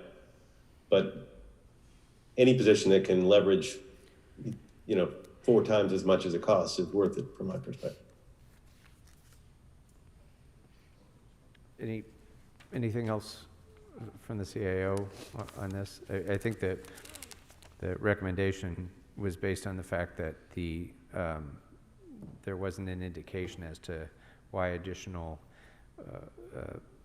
resources would be necessary to meet this workload, that there wasn't a real workload indicator to suggest that the added personnel were necessary, but I'll let the CAO speak. Right, so that was for the management analyst that was dedicated to the Public Works Trust Fund. For the 2 accountants, that was more SIP preservation related. So those were kind of 2 different reasonings. Dr. Campos, you want to speak to the Public Works Trust Fund question? Yeah, absolutely. Regarding the management analyst, the generation scenario, we do have several permits that have funding available that have been sitting there for about 20, 30 years, as I indicated. Over the last 3 years, we've looked at the special accounts, which is one of 30 different accounts within the Public Works Trust Fund. That special account at one point in time had about $12 million. It now has about $20 million. We are looking at ways to utilize that money. So the special account money, how it gets there is that a developer has to default or walk away from a project, and we declare the default declaration. Once that is defaulted, then we move that money into our special accounts. Once that is in our account, then we have to determine why the default happened, what was the original purpose of the funding, and why did the developer walk away or was defaulted on the project. If we can then use that money to continue the project or complete the project on behalf of the developer, we will do so. In cases where it's a non-refundable deposit, then the city has to complete the project. In cases where it's dated or i.e. more than 10 or 20 years, or deposits that are pre-1989, those deposits can be then repurposed and be put back into an infrastructure project. Our recommendation is to repurpose that back into our council district within the same council district in which we received the deposit. That's just one account of 30. We also have our tree guarantee deposit accounts, which this last 2 years since the inception of the tree guarantee fee, that in lieu fee really has generated about $900,000 in funding that has transferred over the last 2 years. And then also working with various council offices, we have the additional $6 million from the special accounts that we've been transferring. This year we did closer to about $1 million. Next year, we anticipate another $830,000 that's going to be transferred.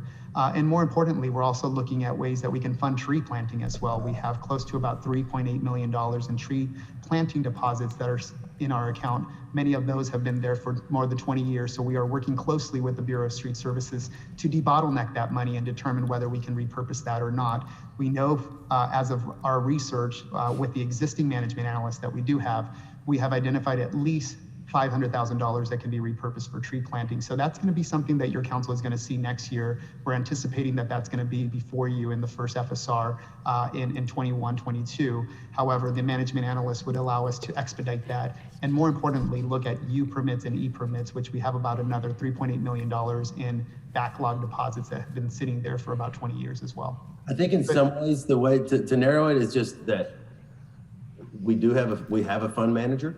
He has untangled a lot of the maybe lower hanging fruit, that the more we dig into the labyrinth, there is higher hanging fruit that more capacity will allow us to get to. It's the threshold question is that CAO is saying that you have the capacity to do it anyway, and you're saying that you don't have the capacity to do it. And so we're left with a little bit of a disconnect here because we're hearing from our two trusted sources here, different messages. But I think everybody's agreeing that it needs to get done because it's going to leverage real dollars. The question before us is whether you need the position and the funding to do it, or if you don't have it, will it not get done? I think there's a third, which is it's about how fast we can get there. Timing. Yeah, we will grind and get after it regardless, right? We can move faster and get to more faster with more capacity. Mr. Chair? Yes, Mr. Dillon. If you don't mind, and I appreciate Greg Good's metaphor sandwich that he provided us. I know we kind of been talking about this a lot. Why don't we just try to land that plane? And then by doing so, I'd like to ensure that we fund the revenue generation unit and the upgraded analyst position. Well, I think we all agree that these positions are critical to paying our contractors and ensuring that the city doesn't have any liabilities for lack of payment. So perhaps let's try to just land that plane if everyone agrees, and then we can move forward. Well, that sounds like a splendid suggestion to me. What do you think, Mr. Blumenfield? I'm all for landing planes. Yeah, see that, it's good that we have a group effort like this because, Mr. Good, one thing I know is that when you're driving down a country road and you see a turtle on a post, he didn't get there by himself. So let's go ahead and vote on Mr. De Leon's motion. Krikorian. Aye. Blumenfield. What is the motion? Sorry. I think it was a turtle, and I'm sorry. Yeah. I think it was the same thing that I was saying, right? Which is to fund the position. Is that right? Yeah. Yeah. And the turtle eating low-hanging fruit, I think, was something there. Yeah. With that, 9 months funding for all three positions. Could you clarify the motion? I'd like to ensure that we fund the revenue generation unit and the upgraded analyst position. Okay. Blumenfield, aye.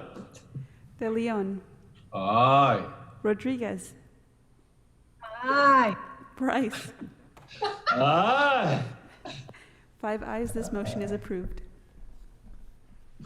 Yes, budget memo day. Okay, thank you all. So that takes us to memo number 111. Yes, 111. And this is the Senior Management Analyst to support urban forestry. My recommendation would be to authorize hiring of the Senior Management Analyst and 9 months funding from the general fund. Any objection? Seeing none, that'll be the action of the committee. That takes us to memo 112, environmentally focused offices. And my recommendation on this would be to authorize the hiring of a Senior Management Analyst 1 and 9 months of funding. And if there's no objection, that'll be the action of the committee.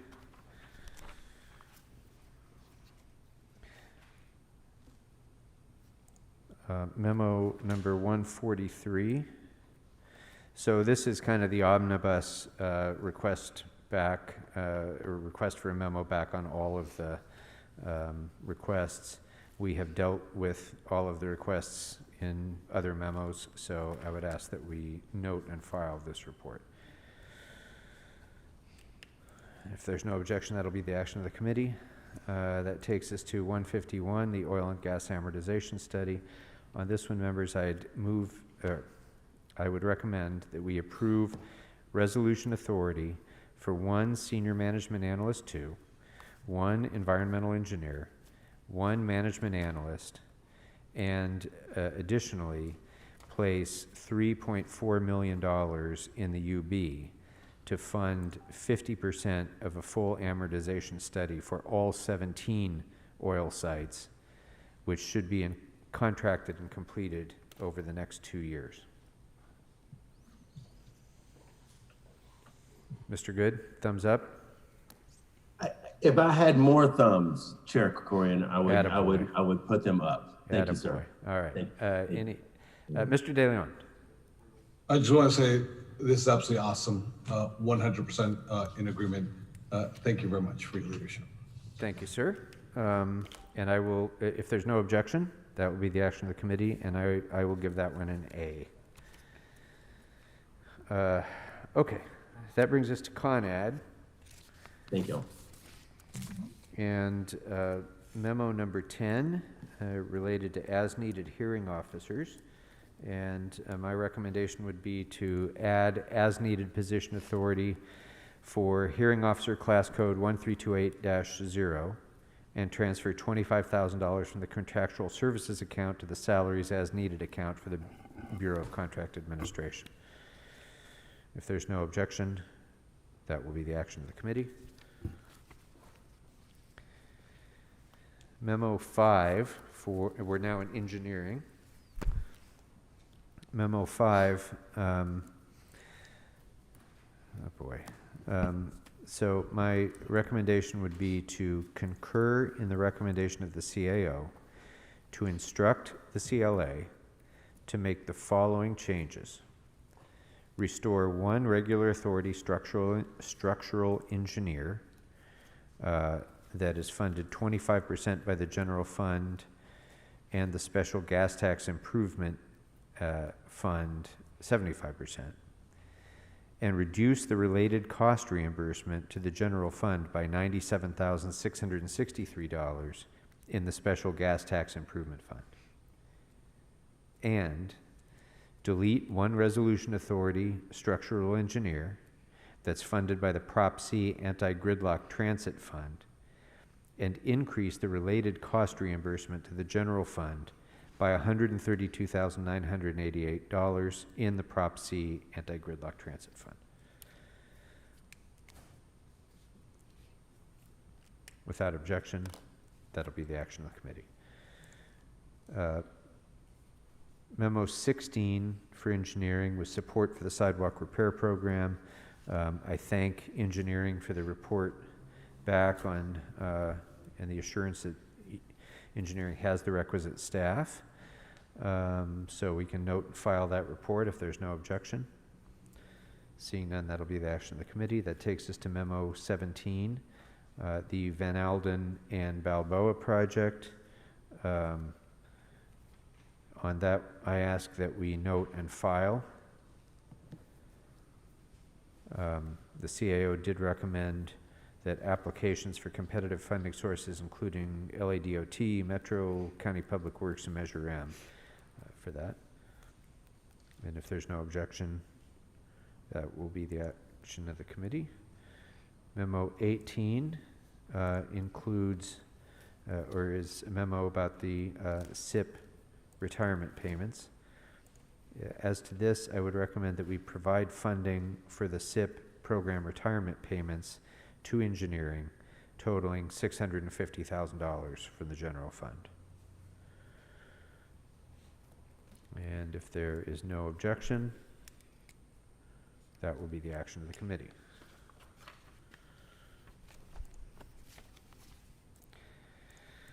Memo 21 for engineering deals with support for development services. And on this, I would recommend that we reduce by half the Bureau of Engineering's one-time salary reduction, which would have the result of adding $403,884 to engineering's salaries account.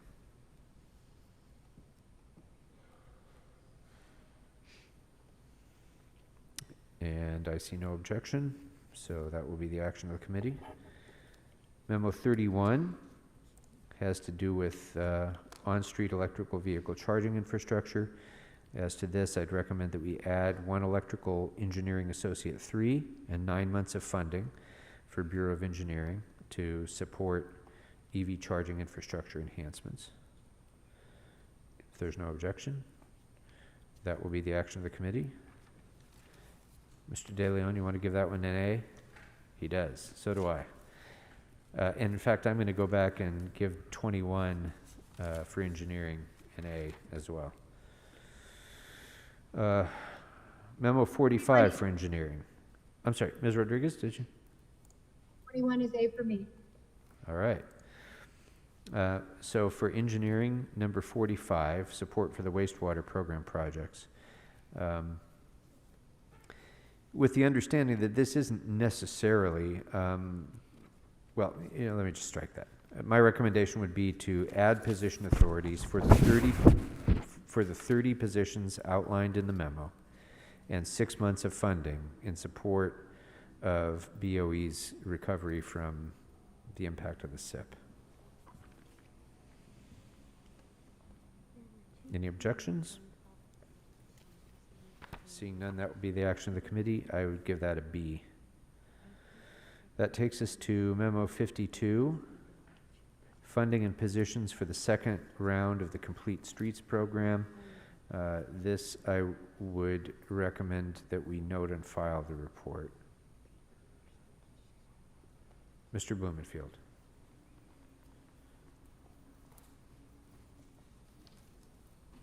Oh, you're muted, Mr. Blumenfield.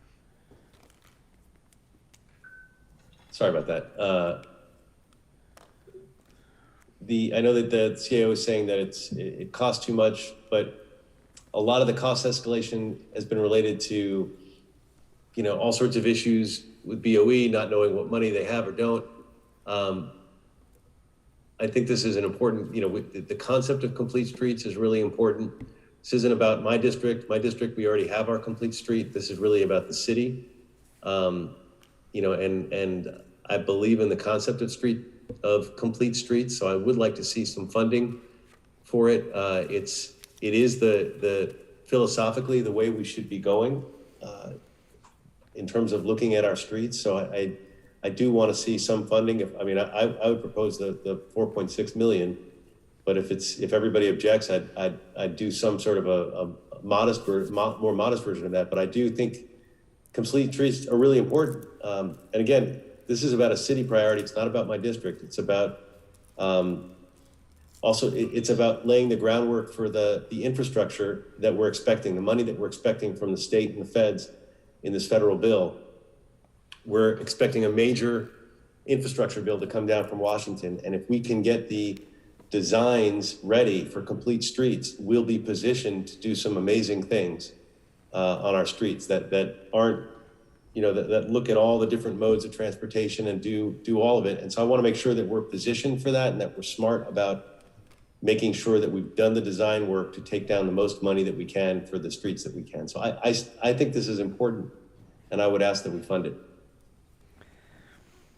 So I agree with you conceptually. The challenge has been throughout the existence of this program that every single one of these projects has been so wildly over budget, and the cost containment has been just non-existent that I think that I do think that we need to move forward with these projects, but we have to do it in an environment where there's some cost containment built into it. And I for one, and I think the mayor's office and others haven't figured out how we build that cost containment into this so that we don't have the skyrocketing costs that we've seen to date. So that was, I think until such time as we can do that, we don't want to go get on this runaway train again where we start down a road, excuse the pun, we start down a street and it, by the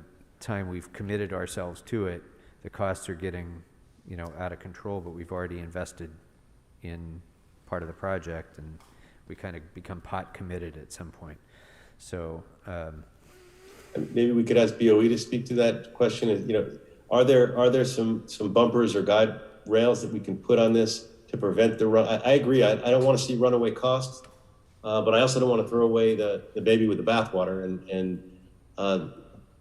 You know, so I guess I'll put that to BOE. What can you do to assure us that if we put money in, that we're not going to just have the same problems happen again? So this is Deborah Weintraub from BOE. The assurance that we could give you is that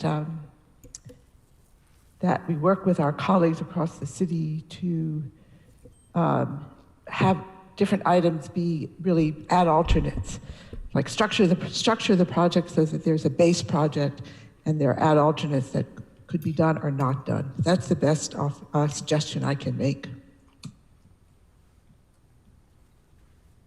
Well, I mean, I'm happy to take this on and pull the policy into Public Works, if that's appropriate, to, you know, maybe put the money in the UB and then refer it to Public Works to create, you know, more serious guardrails on this to narrow it down, right? I hate to just give up on the program, especially, as I said, looking ahead and seeing all that federal money. I want us to have the designs in place.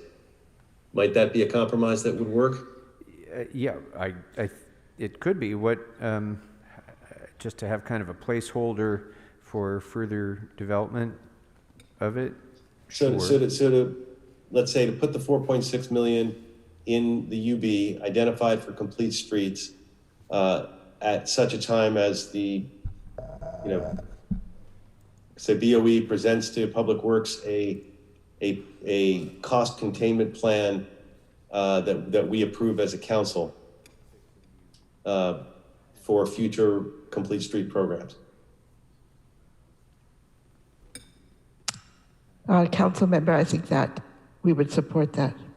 That sounds like a good option.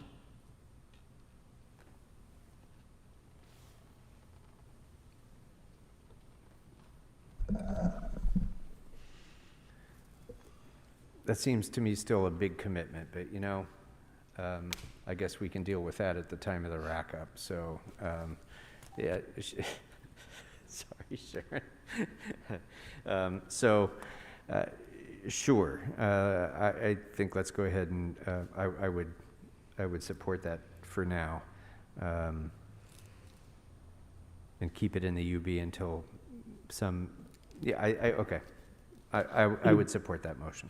Keep it in the UB, but have until a cost containment policy is approved through Public Works and by the full council, so that we have an assurance. You know, we don't start to spend that money until we have an approved cost containment on complete streets.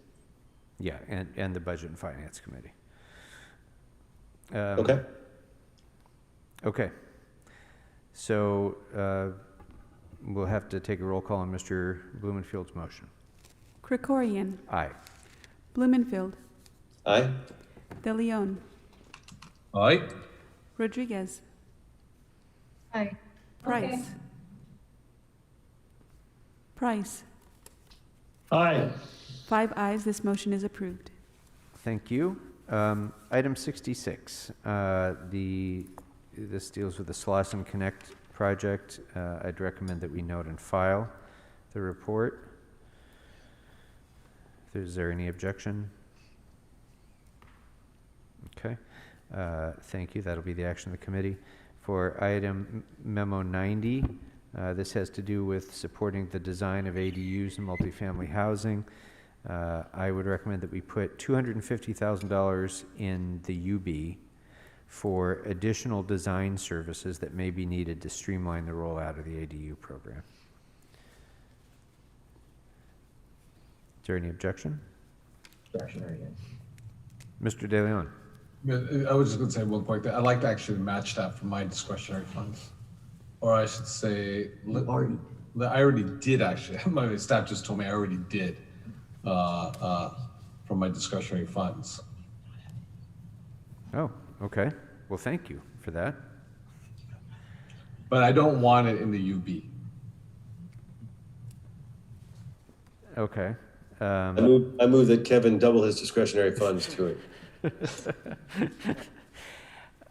I guess the only reason I was suggesting in the UB is because it's not clear to me what role engineering would play in this, as opposed to, say, building and safety, or, so I just thought that needed to be worked out as to who is best suited to deliver the services.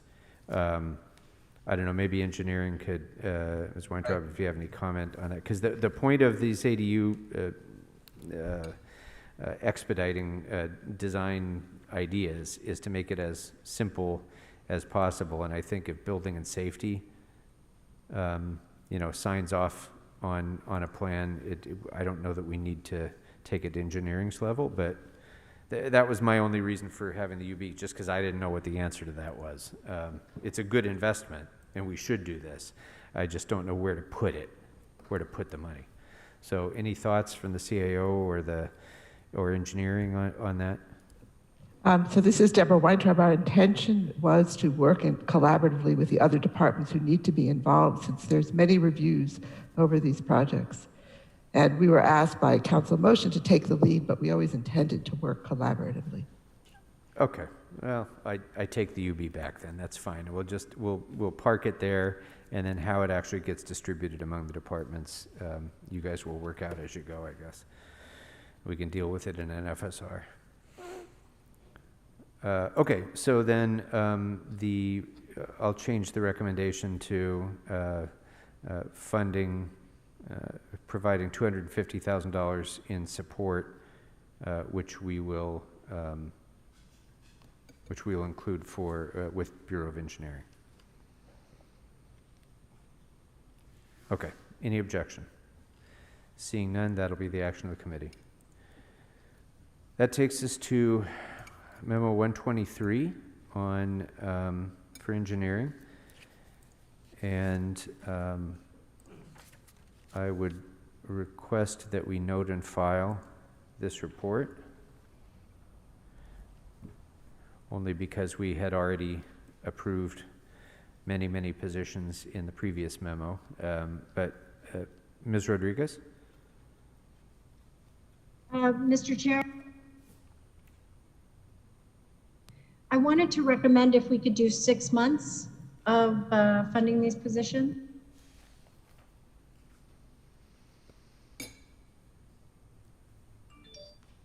The 6 positions at 6 months? They're not. Oh, okay. Okay, well, it looks like, and Ms. Weintraub, maybe just clarify for me. Is there overlap between these positions and the ones that we previously approved? Yeah, no, sir, there is no overlap. The previous positions were wastewater positions. These positions are for public buildings and open space projects, of which there were at least 12 approved in the CT IEP.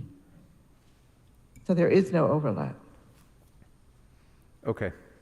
I'll support Ms. Rodriguez's motion then. So, in fact, let me just, rather than having to vote, I'll just make that my recommendation if you don't mind. So we'll go ahead and fund those positions with 6 months funding.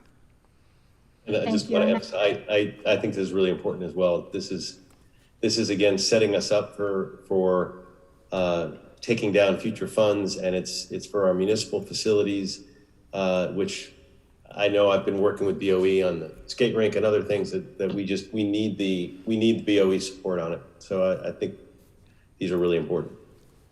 And this is an A plus for me. Oh my goodness. Well, you should have said that at the outset. Yes, Ms. So. Mr. Chair, can I ask the CAO a question related to Yes. these positions? Mm-hmm. So if I read the memo correctly, and I could be mistaken, but these relate to projects that are funded in the CTIEP, if I understand correctly. So the question is funding for design, construction, et cetera, contained within those CTIEP line items? Because if they are, it's only position authority that would be required. So I'm just seeking a clarification. Councilmember, we tried to put the total project budget that we could, so it should support the entire project. Some of them are phased, and we would be certainly support most of these. BOE could be billing against the budget. We hope it would be sufficient. We are concerned about adding a whole group of permanent positions for one-time capital expenditures. So I guess what we're just saying is allow us to look at it and to see how we can sort that through.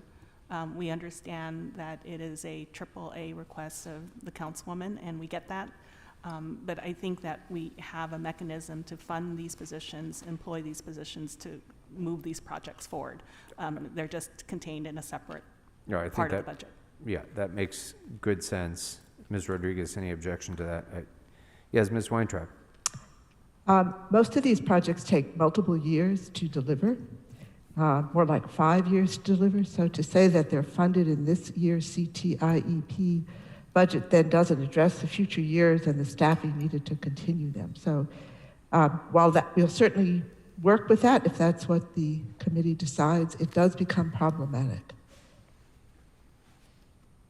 Okay, well, that will be the sort of thing that the CLA will take into account when this comes back. Okay.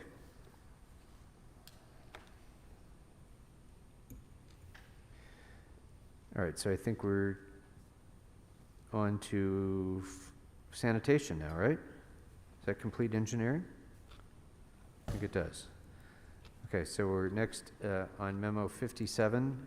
Thank you, Ms. Weintraub. We're here, we're on number 57 for sanitation. This was informational about the SWRF and the need for, potential need for a rate action.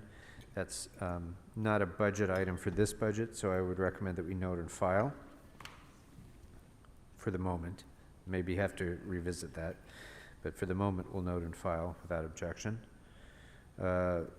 Memo 58, dealing with illegal dumping signage. That was my request. It was informational. I request that we note and file it without objection. Number 87, additional days for care service. This was Mr. Price's request. I'd recommend that we approve funding levels and authorities necessary for 5-day-a-week care services, not just of ABH, but of all interim housing and navigation center sites. That's an A for me. Thank you, Mr. Chairman. Thank you. If there's no objection, that will be the action of the committee. You know, if I haven't hit my limit, that's an A for me too. All right. We're now at 88 for sanitation. This is mobile hygiene in CD9. The report indicates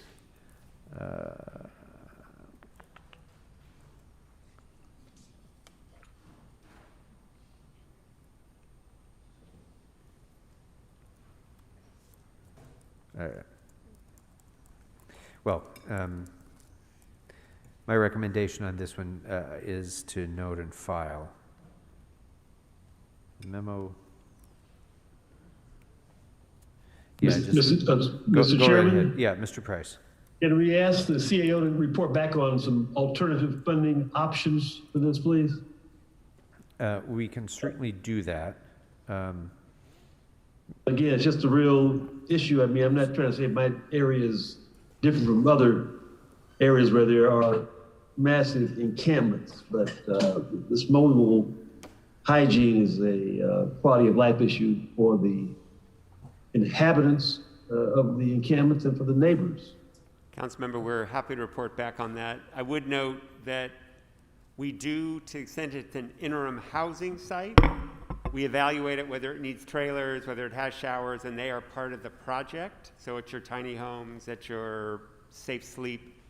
But the mobile hygiene centers serve people on the street, encampments, non-sites. We do take care of it for sites always as part of the budget. But we're happy to All look right. at more mobile for non-sighted homeless residents. Okay. If you could take a deeper look, I'd appreciate it. Very good. Then that will be the recommendation of the committee. Thank you.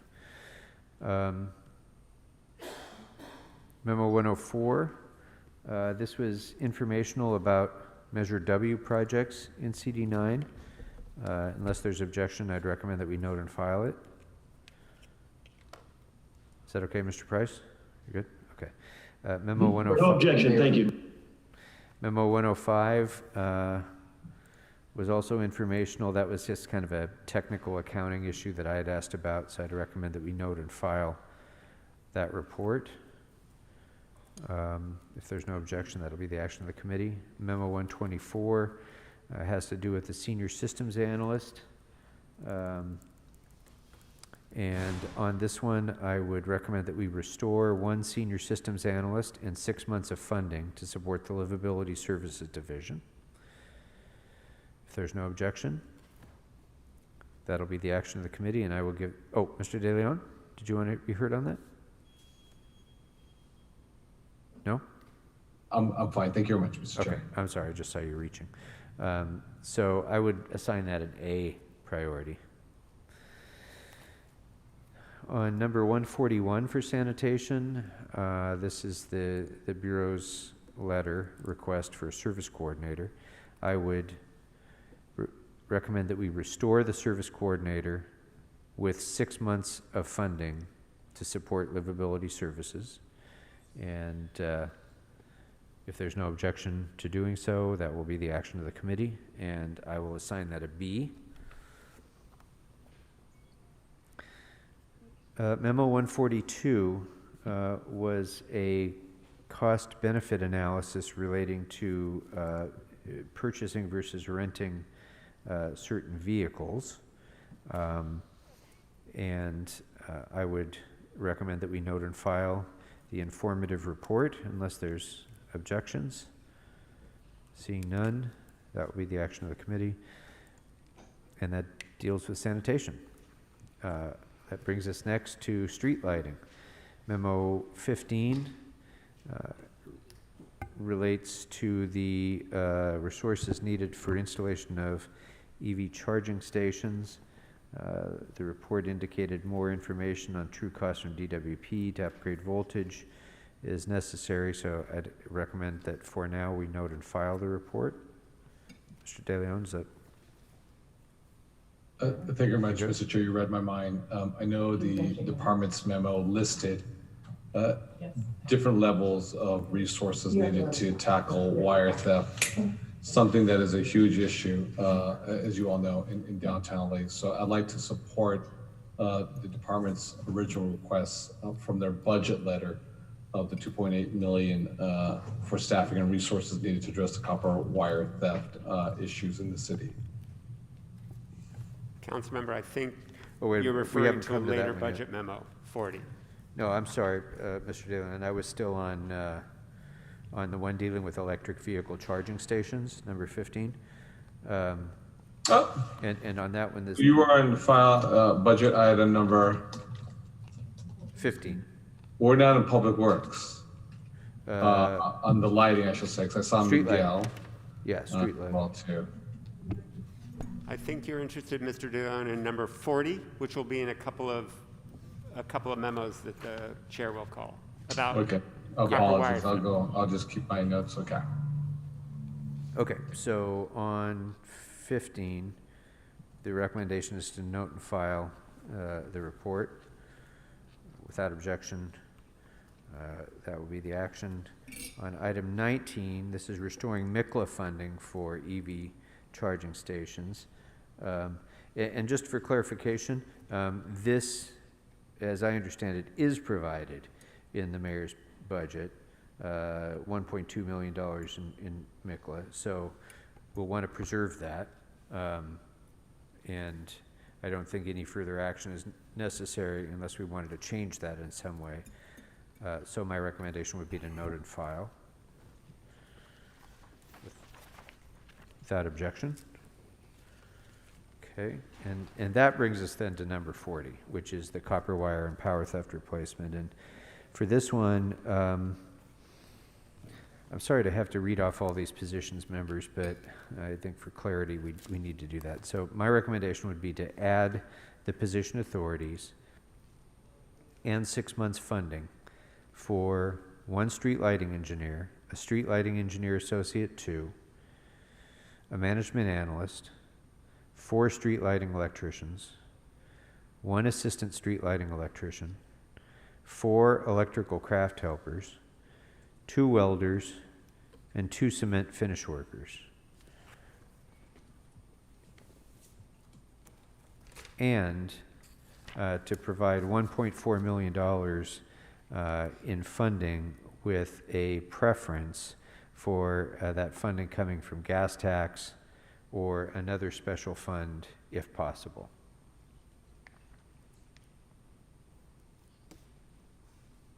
If there's no objection? No objection, Mr. Chairman. That's an A for me as well. Very good, and I'll give it a B. Let me add just, Mr. Chair, you read my mind. Thank you very much. And that's why I originally thought I heard you do a note and file on memo 40. It was a different memo, but thank you very much for your leadership and support on memo number 40. Yeah, I think it's a wise investment that pays long-term dividends, to be sure. Okay, so if there's no objection, that'll be the action of the committee. Mr. Price was an A, I'm a B. On memo 53 for street lighting, this has to do with a senior management analyst and senior management analyst 2. So my question here, and my recommendation would be to note and file, and for this reason, it seems like these positions are probably make sense. The question is, do they belong in street lighting or in ITA? And I don't know if anybody has a thought about that at this point, but my recommendation would be to note and file, and then we can revisit this during the course of the year if need be. If I may, Mr. Chair? Sure. And it's totally understandable that the question would come up between ITA and street lighting. I think bottom line, we're going to be working together on this topic. There is much around the public right of way where that is a area that the digital divide is being argued for, being done and completed and worked on. So much of the networks that still need to be expanded are going through our roads, going on to our attached to our streetlights.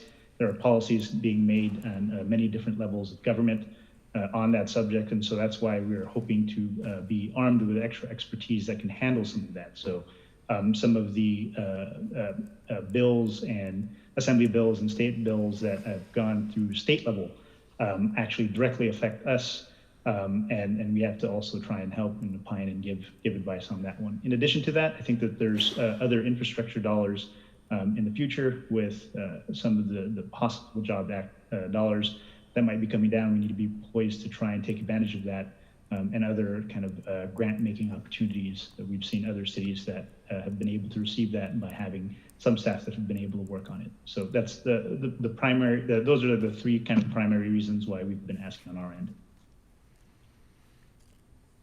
Okay, well, I guess here's what I'm going to do then, because I don't have the strongest feeling about what the right answer to that is, although, my default would be on anything like this to kind of say the housing it in ITA makes the most sense to me.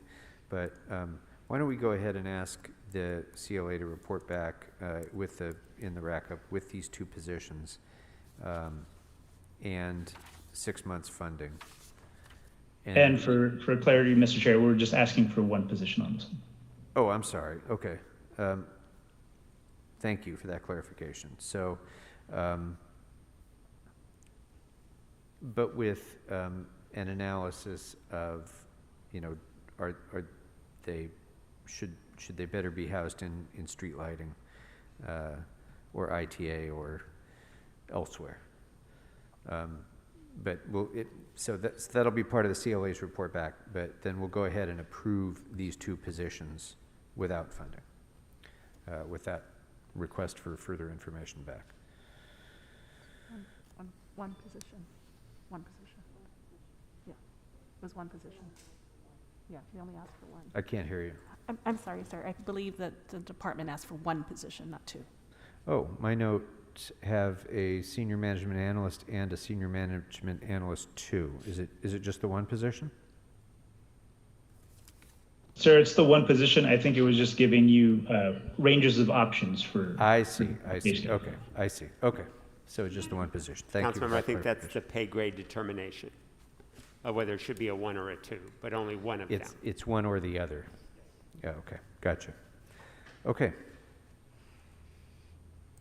Okay, did that little bird walk make sense to everybody? So, recommendation is to approve a senior management analyst, whether a 1 or a 2, one or the other, without funding, and then get the CLA's recommendation as to the appropriate location for that position. So without objection, that'll be the action of the committee.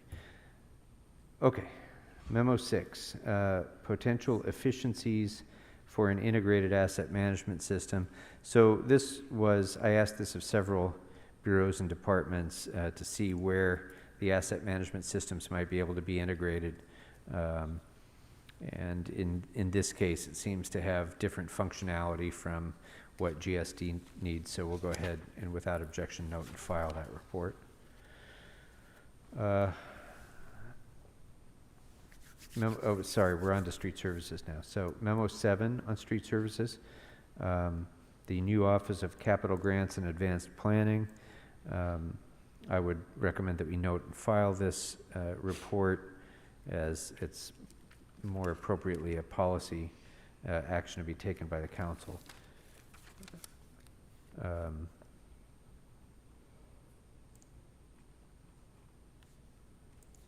Okay, well, if there's no objection, we'll move on to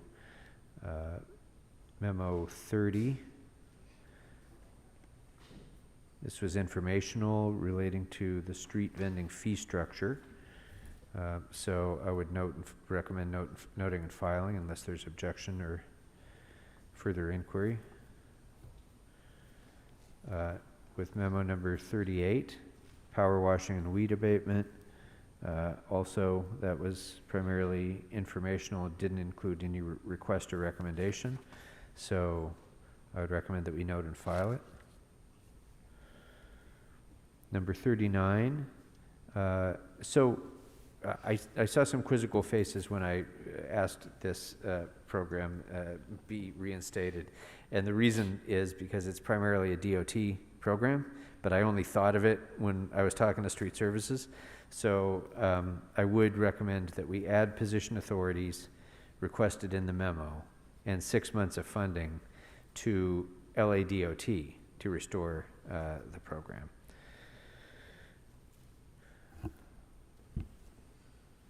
And without objection, that would be the action of the committee, and I'm going to give that an A priority. Memo 62 deals with a number of special funds. I'd recommend that we note and file that report without objection. Item 63 has to do with street sweeping optimization, and I'd like to recommend that we approve funding of $1 million for the street cleaning optimization study. And I'd like to, again, request and emphasize to the Bureau that as that optimization study is completed, that it encompass the requests that I've made about changing street sweeping times around elementary schools during times of drop-off and pickup. And if there's no objection to that, that will be the action of the committee. And I'd give that a B rank. Memo 82 for street services was related to positions needed relating to Metro and prospective external funding. So in response to this memo, I would recommend that we add position authorities and 9 months funding for the following positions: a landscape architect 1, a landscape architectural associate 3, a civil engineer, 3 civil engineering associates 3, 1 senior transportation engineer, 1 supervising transportation planner, 1 GIS supervisor, 1 GIS specialist, 1 graphic designer 3, a senior management analyst 1, and a management analyst.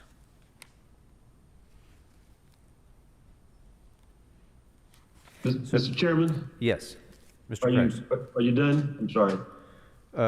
Well, just with the added request that as it comes back, I'd like the CLA to consider whether grant funding or other sources of funding, non-general fund sources, can be used to fund any or all of those positions.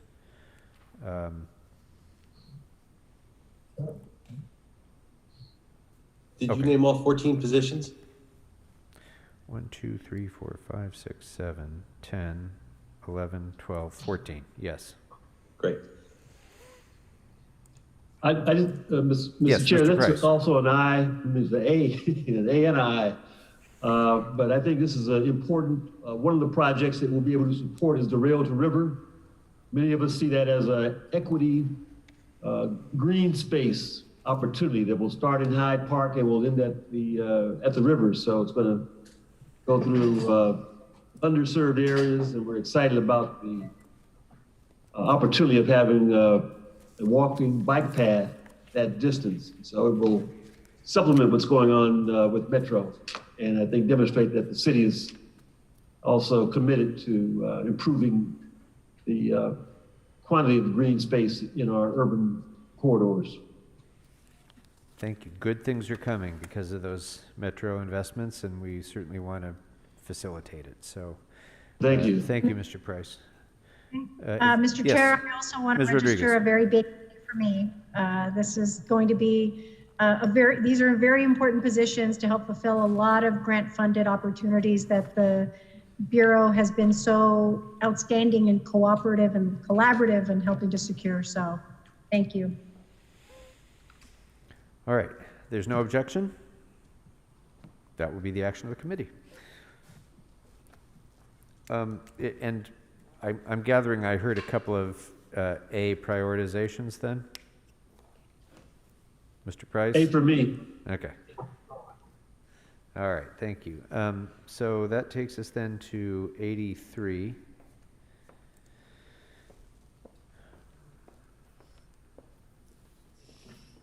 Funding source and method for making SIP payouts. My recommendation on this is to note and file. Mr. Blumenfield, did you want to be heard on this at all? Well, how are they going to pay the SIP payouts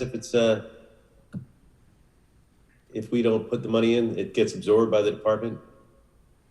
Councilmember, we are recommending that transportation special funds pay the SIP payments, and we will make sure that they are a legal payment for the fund, unlike, for example, some of the other programs where we've said you'll need to put the general fund to cover it. We believe the special funds can pay for these. We believe they should be covered by the special transportation funds. They are a cost.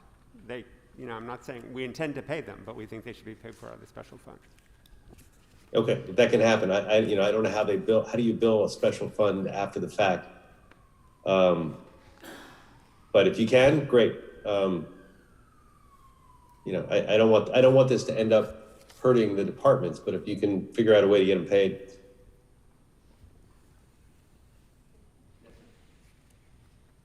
Will voice Metro, and we'll try to see what they say. But I have very much doubt that they will come back and pay us for a completed project, but we will try. Okay. All right. So memo 91, this has to do with the investigator for the district office on Central. My recommendation would be to restore 12 months of funding for a street service investigator. If there's no objection. My friend. Mr. Chairman, that's an A for me also, and much needed security, unfortunately, at this location will be very helpful. Okay.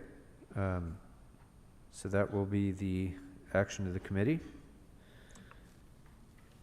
Number 92 is a request by CD4 relating to sidewalk construction. I'd recommend that we note and file that item.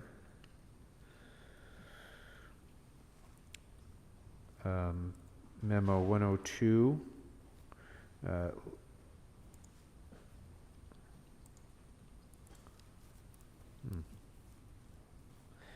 Memo 102 is also a sidewalk improvement project. I'd recommend that we note and file. If there's no objection. Okay. Memo 114. So this is the omnibus position requests in the Bureau's budget letter. So as to this, I would recommend that we instruct the CLA to consider the following change for incorporation into the budget. 1, continue funding and resolution authority for 3 positions consisting of the following: a principal civil engineer and 2 street services general superintendents 2. Delete funding and regular authority of 13 positions consisting of the following: 4 maintenance and construction helpers, 3 equipment operators, 4 truck operators, 1 heavy-duty truck operator, and 1 street services worker 1. In addition, add 1 environmental supervisor 1 and 9 months funding to support that position. And finally, reinstate the 74 metro positions without funding to ensure that the city forces are eligible to continue performing work as an MTA contractor.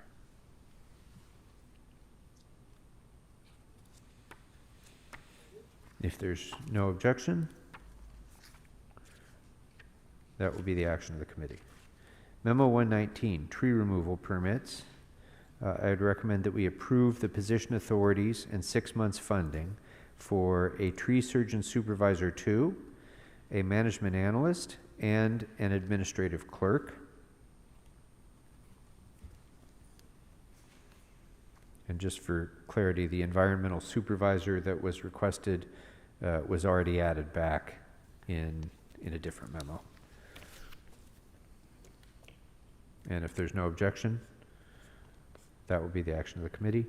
On Memo 144, dealing with the tree canopy and necessary crews, my recommendation would be to instruct CLA to provide hiring authority and 6 months funding for 2 new tree trimming crews, including 2 tree surgeon supervisor 1, 2 equipment operators, 2 heavy-duty truck operators, 6 tree surgeons, 4 tree surgeon assistants, and to instruct CLA to provide hiring authority and 6 months funding to create 1 new tree watering crew, including a tree surgeon supervisor 1, 4 tree surgeons, 4 tree surgeon assistants, and to instruct CLA to provide hiring authority and 6 months funding to create 1 new tree planting crew, including 1 tree surgeon supervisor 1, a light equipment operator, a truck operator, 2 tree surgeons, 2 tree surgeons assistants, and 2 gardener caretakers. And of course, as always, Mr. Hajj Khalil, I would hope that as you have in so many other ways, you look for as many opportunities to use TLH to fill these positions, especially the gardener caretakers. Yeah, and we already are going with 50 right now. We're already in the process of hiring 50. Fantastic, thank you. And this is an A for me. Yes, it's an A for Mr. Blumenfield, and it's an A for me as well. I assume there's no objection. Seeing none, that will be the action of the committee. All right, thank you all very much. That takes us next to Rec and Parks. Memo 22. So this dealt with ensuring staffing to ensure that the bid teams are fully operational. So on this, members, I would recommend that we restore position authorities sufficient to add 3 bid teams to the budget, in addition to the 2 currently funded, consisting of funding in the amount of $3.8 million and 12 gardener caretakers, 3 equipment operators, 3 park rangers, and 6 part-time security officers.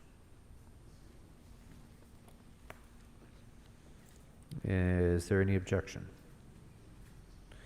Seeing none, that will be the action of the committee, and I give that an A priority.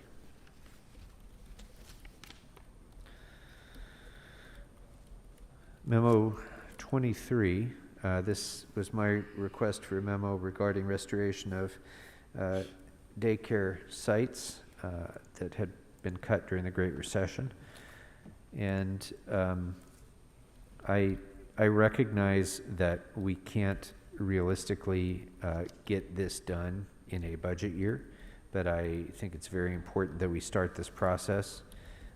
It is the cut that I still most regret having to make, I think, back in 2011 or 10, whenever that was. So what I'd like to recommend, members, is that we provide $500,000 funding in the UB to restore the licensure unit referenced in the memo, and instruct the CLA to explore whether the capital improvements referenced in the memo would be eligible for MICLA funding to bring the 24 sites to an appropriate state of good repair. And I'd really like to ask Rec and Parks to, this is sort of not part of this instruction, but it's just an informal request, that we really work on developing a multi-year plan to renew these programs.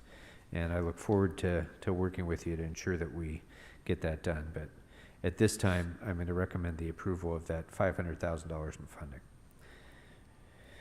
if there's no objection. Thank you, sir. Okay, if there's no objection, that'll be the action of the committee, and I'm going to give that an A priority. Memo 24.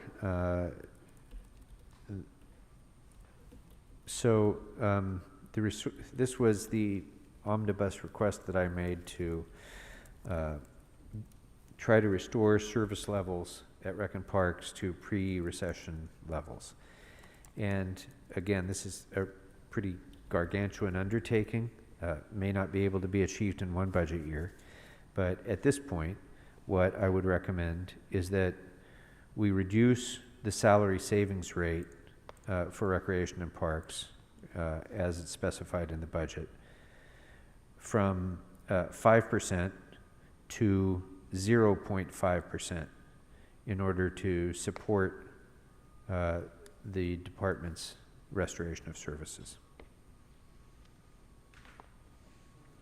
And if there's no objection, that will be the action of the committee. I'd like to give that an A priority, please. Memo 25 is the resources required to replace positions in the planning and design group. That one I would ask that we note and file, unless there's objection. Mr. De Leon? Thank you very much, Mr. Chair, as well as colleagues. I know that we haven't gotten to the overall staffing discussion on restoring Rec and Parks and the SIPS position, but I would like to ensure that we have flexibility and we're restoring positions for the planning, maintenance, and construction group as part of this. And the reason why is that we, as I said a few days earlier, we need people, quite frankly, to build all of our parks. And as we secure, potential funding in the immediate future, which is real, and it's going to be immediate. We want to make sure that we have the future funding for it. And I'd like for the CLA to work with the department, Rec and Parks, to unfreeze any unnecessary positions to build these upcoming projects. I'm concerned that with Prop 68 dollars coming down the pipeline, and we may be the municipality in the state of California with the largest number of applications, and we will be receiving probably the largest amount of money if we do this right. We don't want to be caught in a position where we simply have no one to be able to design the parks. The question with regards to real estate, we don't have anyone on the real estate acquisition. And I just don't want to be in a position where we end up losing money and the potential for more parks, more open space in our city of LA. Can I just ask the department, so there are quite a number of vacancies. There are quite a number of vacancies that were laid. Is the request to just not sweep the vacant positions and to maintain the vacancies, or to?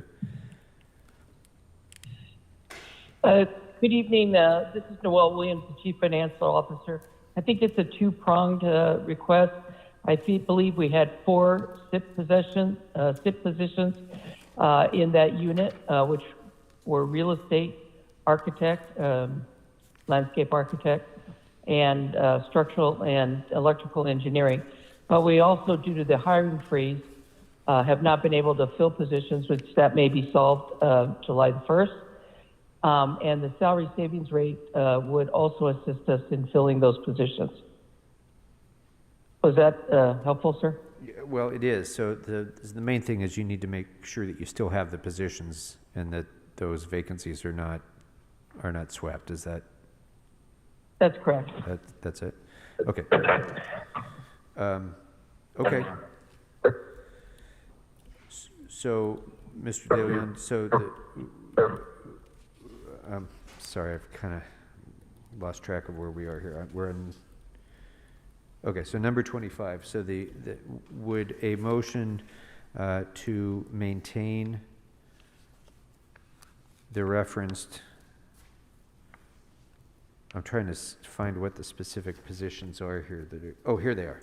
Okay, so to maintain the vacant positions that are listed in the memo, would that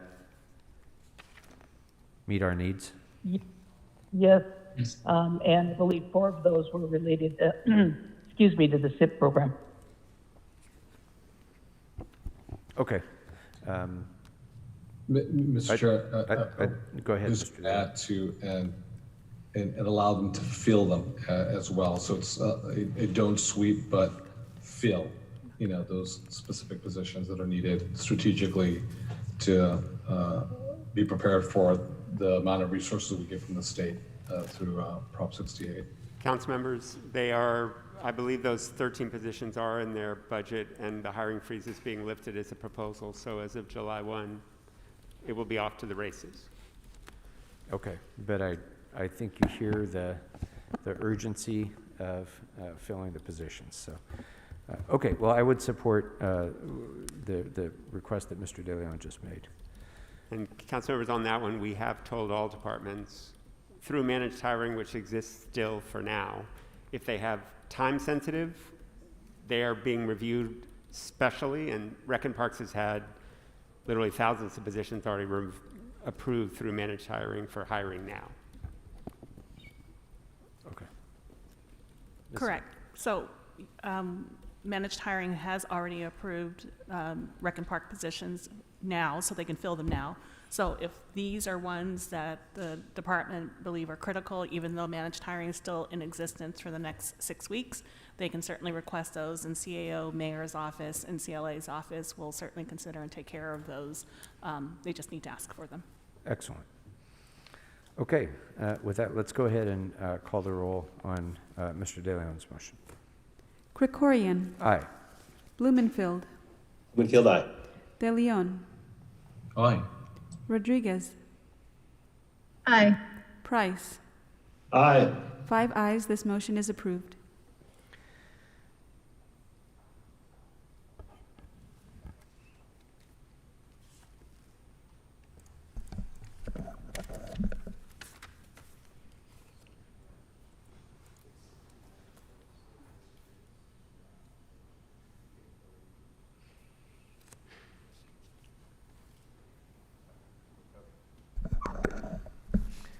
Okay. Sorry, members, we're getting close to the home stretch here. So memo number 69, also with Rec and Parks, this was the omnibus request about the requests, the specific positions requested in the department's letter. And for this one, this deals with 140 SIP positions of various classifications and 2 AGMs. So my recommendation is to restore and provide funding for the deleted 140 positions lost to SIP, approve the 2 AGM positions to be re-exempted and filled, to allocate $94,600 for the maintenance of security cameras for public safety, and to do all of this while encouraging the department, as it has, to utilize the targeted local hire program for the greatest number of those positions as is feasible to do. So, members, is there any objection? I see none, and so that will be the action of the committee. So that's a strong A for me. That's a Blumenfield A, and I'm going to throw my A on it too. That sounded terrible. Okay, there's lots of A's. Lots of A's. A's across the board. Okay, excellent. Okay, thank you, Rec and Parks. Thank you, council member. Thank you, committee members. So that takes us next to transportation, and memo number 1 deals with Measure R and the 5% policy. And my recommendation here would be to allocate the resources to these priorities within the Measure R account to get to that 5% if additional Measure R savings or revenues can be found to do so. And the reason for that is that Measure R is already pretty much oversubscribed, and so if we change the allocation in this at all, it has to come from someplace. So I agree with the goal of getting to that 5% target, but I would recommend that it has to be subject to finding the additional savings or other revenue categories within Measure R. So if there's no objection to proceeding with that recommendation, that will be the action of the committee. Memo 3, vacancies for EV charging.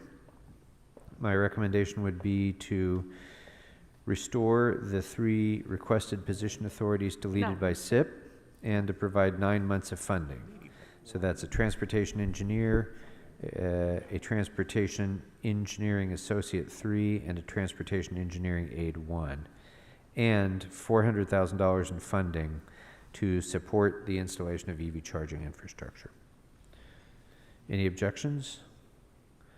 I see none. That will be the action of the committee. I'll give that a B. And I'm sorry, Mr. Blumenfield, I just wanted to go back for a minute to make sure you were okay with what I had just said on the Measure R 5% policy. The recommendation was to approve allocating resources to meet that goal within the Measure R account. subject to the CLA's finding additional Measure R savings or revenues.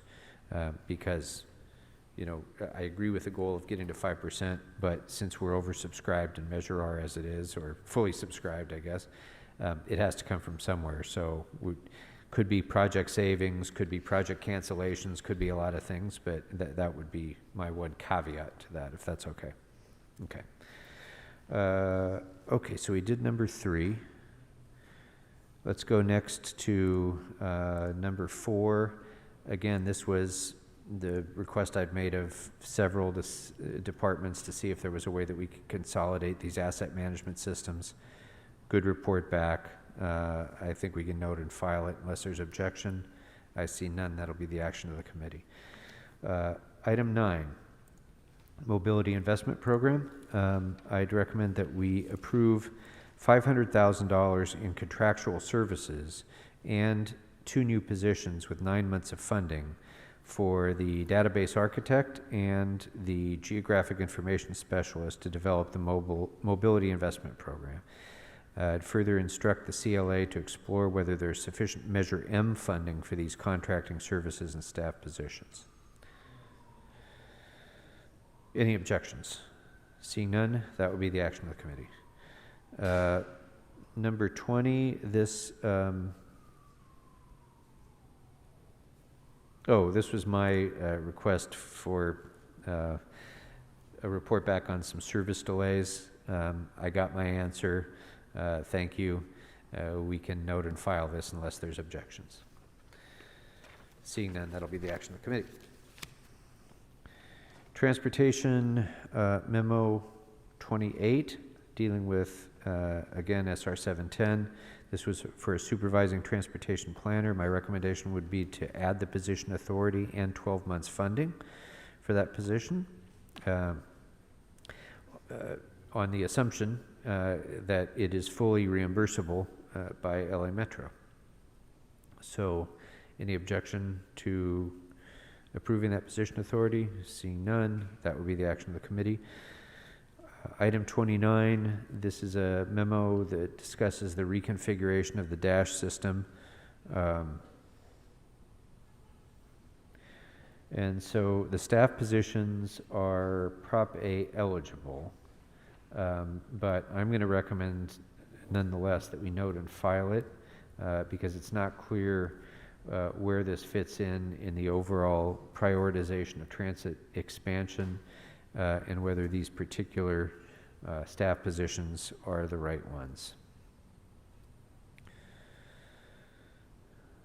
So the recommendation would be to note and file. Mr.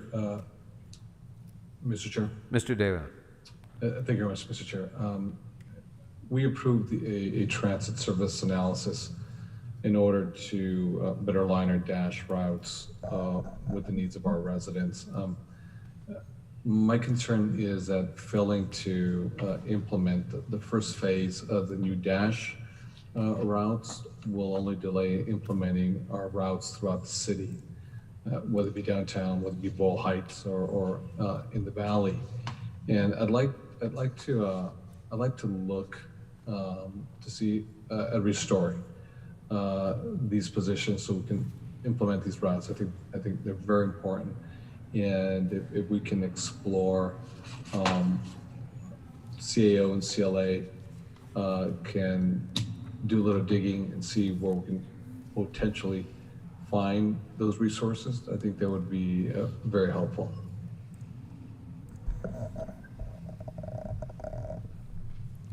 Can the CLA offer some thoughts on this? Because I'm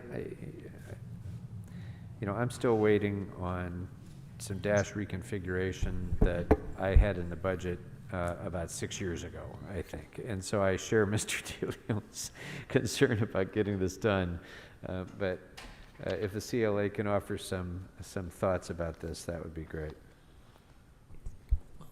Well, just in general, Prop A does have a small reserve, but usually you try to preserve that for actual DASH routes. So there is some concern about ensuring that there's going to be adequate funding in the future to actually provide the dash routes themselves and actually provide the operation for those buses. So there was some concern about, just adding, even if you wanted to, you could always, that's your decision. If you want to add position authorities at the expense of, perhaps preserving dollars for providing the actual routes themselves. The other thing that's mentioned in the CAO memo is that the department does have a very, very large number of vacancies in exactly the same positions that are being requested. And so that in itself gives us some concern that we are just adding more positions and adding more costs when the department really should be about filling their vacancies to do some of the work. And so we find ourselves in a position where a lot of departments haven't been able to fill these positions. A lot of departments have, even with the removal of SIP, there are a lot of vacancies in these departments. And so I would urge some caution in just simply adding positions to a department where they have a very large number of vacancies in exactly the same position classifications that they're requesting. So those are my two general thoughts. Yeah, Mr. Chair, let me maybe add to what Sharon just stated and probably underscore. I'm not focused necessarily on the positions or the added positions, but rather is getting these newly aligned routes to get them up and going and initiated. And I don't know if anyone's from DOT who can speak to this issue and with regards to perhaps flexibility as opposed to new positions, but rather utilize those resources for the benefit of our constituents throughout the city and those who rely on the DASH unit. So with regards to new positions, I don't want to go, and have a lengthy debate on that. I'm just focused exclusively on just the newly realigned routes for DASH for our constituents throughout the city. Me too. And Ms. Reynolds is here. So Ms. Reynolds, I'm sure you've been listening to the discussion. Can you speak to this issue, please? I have, and I can. Thank you for the opportunity. The position deletions that give me the greatest amount of pause are the positions that are responsible for overseeing the millions of dollars of grants that we receive in order to keep the DASH system running. As you know, DASH is a service that gets contracted out. It is an incredibly complex set of contractual obligations, procurement, and grant management that allows us to bring those projects to life. And all of our federal grant experience just walked out the door. And while I appreciate the comment that we have, vacancies in these positions, the position vacancies that we have are obligated and allocated to other grant-funded parts of the department or specific allocations that this body and city council made for positions to be devoted to specific programs. So with a 24% vacancy rate, we're going to have vacancies in any position you choose, but we are extremely threadbare in transit. And I have a lot of concerns about our ability just to keep our existing system operating, let alone expansion, before we can have some more of those, some certainty about the size of that program in the future. We will need to reassess based on the number of positions we have, the number of new routes that we can support. When we brought the TSA through, it included requests for positions to support it. And without those positions, we have to revisit the TSA in general, because the amount of funding that we invest in LADOT transit citywide, dollar for dollar, service mile for service mile, delivers that service 40% less than Metro does. because of the way we manage it with a very lean team and we contract it out. So, these requests are ones that we tried to be really thoughtful about. We know that the personnel department is going to be overwhelmed with hiring processes, and they have their own vacancy rate to contend with. So when we have one, a process that's live, we would prefer to use it to fill as many positions as possible rather than coming back repeatedly to this body to request additional positions in the future. We know how big that group needs to be to run this service. It's not a new thing for the department. And so, if I had to point to positions in particular that I highlighted in the memo, I would say those positions that oversee the federal grants are critical for us to continue even the baseline service. So can I do this so that, because I don't think we want to belabor this because it's going to be difficult for us to resolve these sort of managerial kinds of points here. But I think, to Mr. De Leon's point, the emphasis should be on what do we need to do in order to get these dash routes redesigned and implemented, right? I mean, whether it's this position or that position, where it comes from, isn't the priority. But I share Mr. De Leon's sense of urgency in getting this done, and I have shared it, as I say, for many years now. So instead of noting and filing this, can we? I'm sorry, Sharon. I don't mean to keep asking you for these things, but can, between now and your return of the rack-up, can you and Mr. Llewellyn work with the department to identify what it is that we need to get done in order to achieve the goal that Mr. De Leon just described, whether it's these positions or unfreezing other positions or finding additional funding source or any of the other issues that Ms. Reynolds just described as being barriers. I don't think the budget committee needs to work that out. We just want to get our dash routes done. So can you speak to that first? Of course. We are absolutely always available to help push that forward. I just wish to remind the committee that this isn't the only opportunity. I mean, we only have a week to get back to you on a lot of things that you've requested. So one way that we could address it is, if we can't figure it out between now and next week, we can certainly include something to make sure that we have a reminder to get back to you if it's not during this budget process, but it could be on an interim process as well. It could be, before we get to the year-end closing, for example, for the current year. So we have many opportunities. The budget is only a plan, as I like to always say, and that plan changes throughout the year. As you know, we modify the budget 4 or 5 times a year.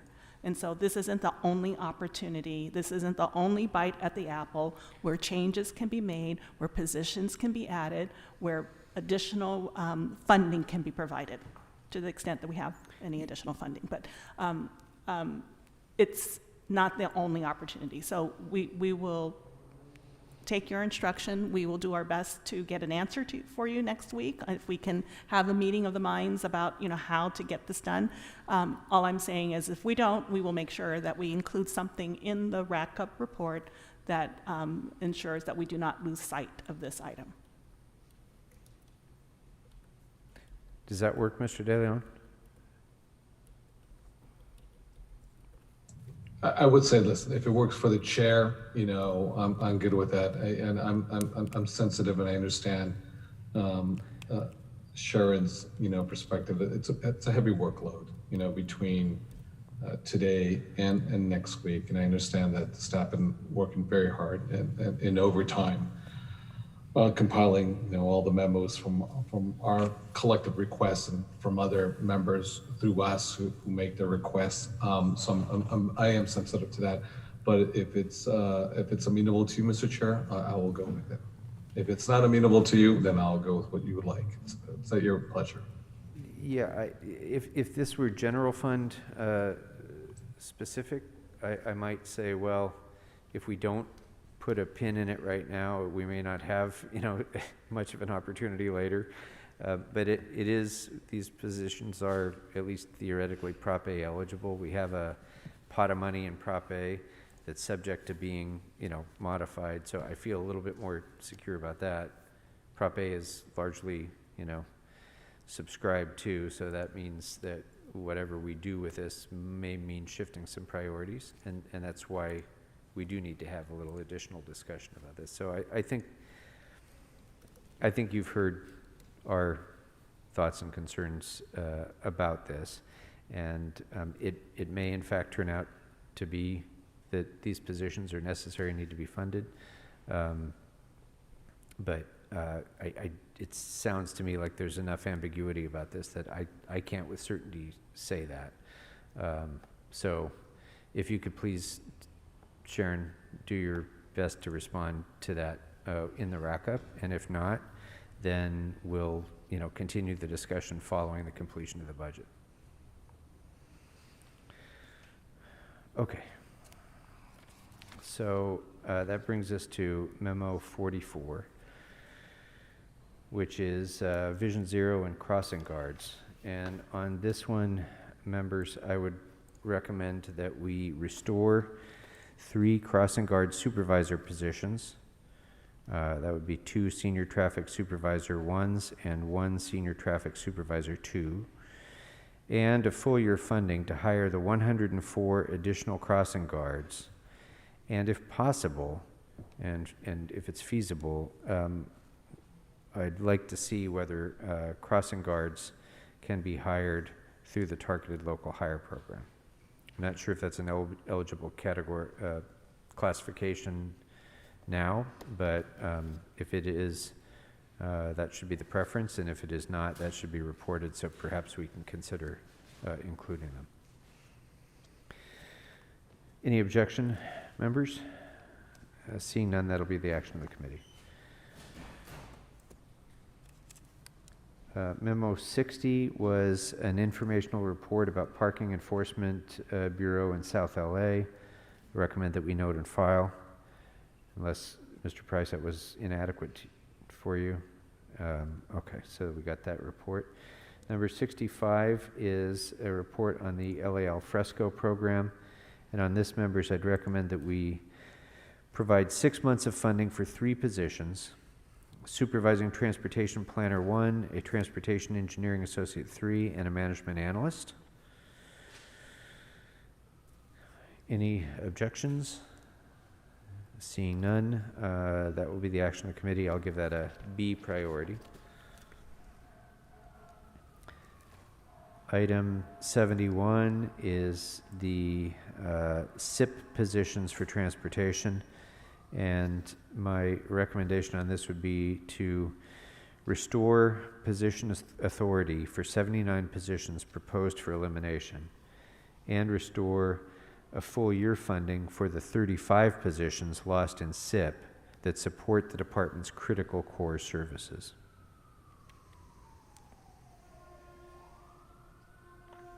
Any objection? Mr. Blumenfield? Yeah, this is an A for me as well.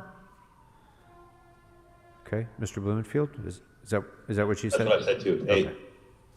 Very good. Then I assume there's no objection. That'll be the action of the committee. 126, dealing with abandoned and uninhabitable vehicles. We did get a report back on that, so I'd request that we note and file. If there's no objections. Oh, Mr. Price. I do have an objection, Mr. Chairman, and it's not a selfish one. You know, abandoned vehicles, uninhabited vehicles exist all over our city. And I just wish we could create a source of funding to bring this task force back to life, or to create it anew, because it's a problem that's not going away. It definitely impacts quality of life, and it's impacting some of our other challenges as well. So I would just ask the chair to reconsider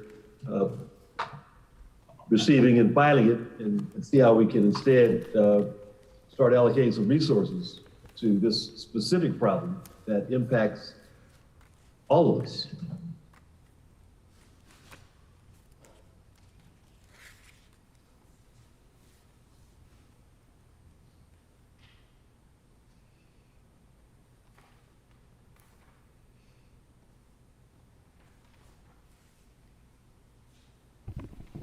I'm open to any interim step that you or my colleagues may have. As you how we discussed, can- as you discussed earlier on this issue, I think what DOT says is we could have a dedicated strike force, and if we had one, we would be able to do more on our side, but then it still falls into the citywide, how do you tow them, how do you store them, the sanitation issues, which is part of the reason I think the department recommended we need sort of a city working group to really handle abandoned cars, because it's not in one person's lane. So that is part of the reason we recommended receiving and filing.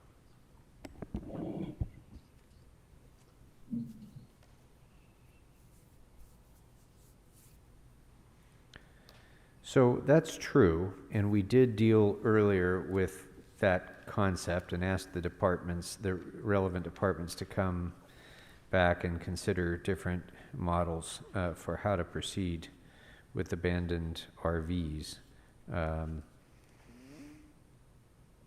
But at the same time, Mr. Price is exactly right that this is one of the issues that we hear about the most from our constituents.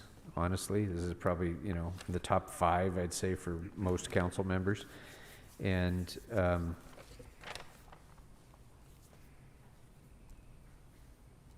Mr. Chair, just to add, it's also been exacerbated by, we had the moratorium on enforcement, so we've got such a backlog of this on our streets that has caused a lot of problems.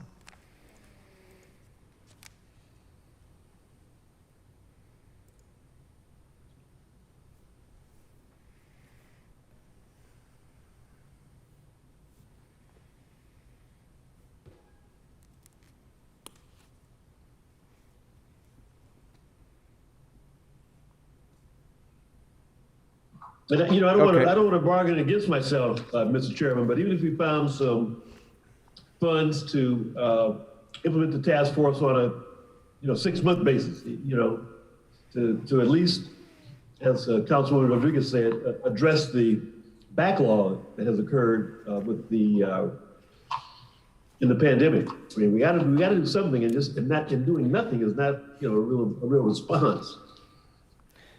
so, Mr. Price, you've convinced me. So I think what we should do is the memo, the DOT's memo refers to 28 new positions for a task force that would be 25 traffic officers and 3 senior traffic supervisor 1 positions. I think what we can do is approve those positions with 6 months' salary. The memo indicated 9 months of salaries for their cost estimate, but it's going to take some time to develop the task force, to set it up, to do the hiring, to respond to our policy instructions. So, yeah, I'm going to recommend 6 months funding for those positions. I will support that. Any objections? Okay, if there's no objections, that will be the action of the committee. Okay, that takes us next to memo number 56, dealing with sidewalk vending outreach. This was an informational report. I'd request that we note and file it without objection. Memo 101 is this is the cost of administration of the, well, it's part of the cost of administration and research and so on relating to the basic income guaranteed program. As I'm going to be recommending that program's funding move to the UB for further development, I'd ask that we note and file this request as well. Is there any objection? Seeing none, that will be the action of the committee. Last page. And we're now on the zoo. So Memo 186 deals with operational impacts of the SIP. That was an informational report. I'd recommend we note and file it. Without objection, that'll be the action of the committee. 187 is a comparative analysis of revenue projections. Mr. Chair? Yes. May Kwan, Assistant General Manager, Zoo Department. I would like to respectfully request reconsideration for approval of the restoration of the SIP positions.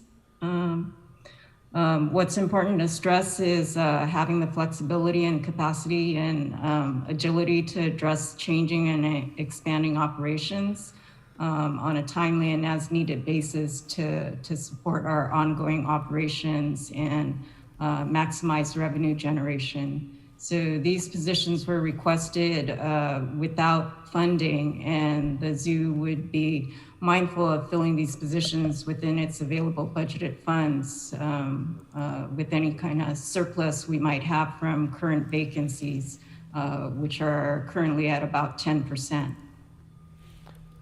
So I'm glad you interjected because yes, it I guess sort of is an informational report, but it does, in providing that information, provide the positions that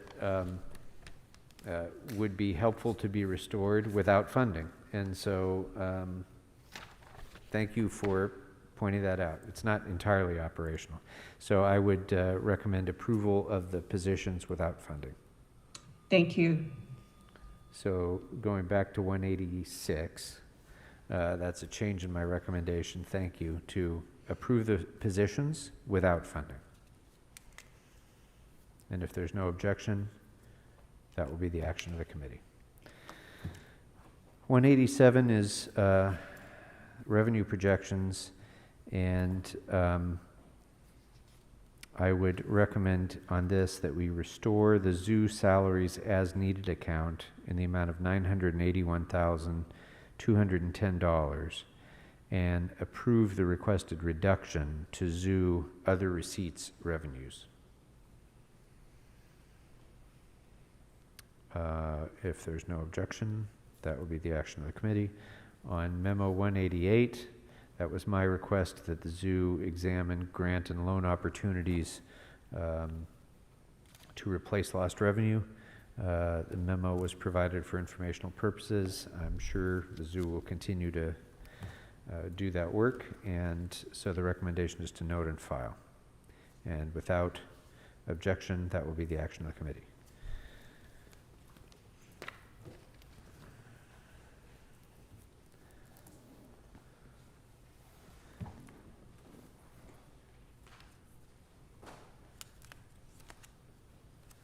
Okay.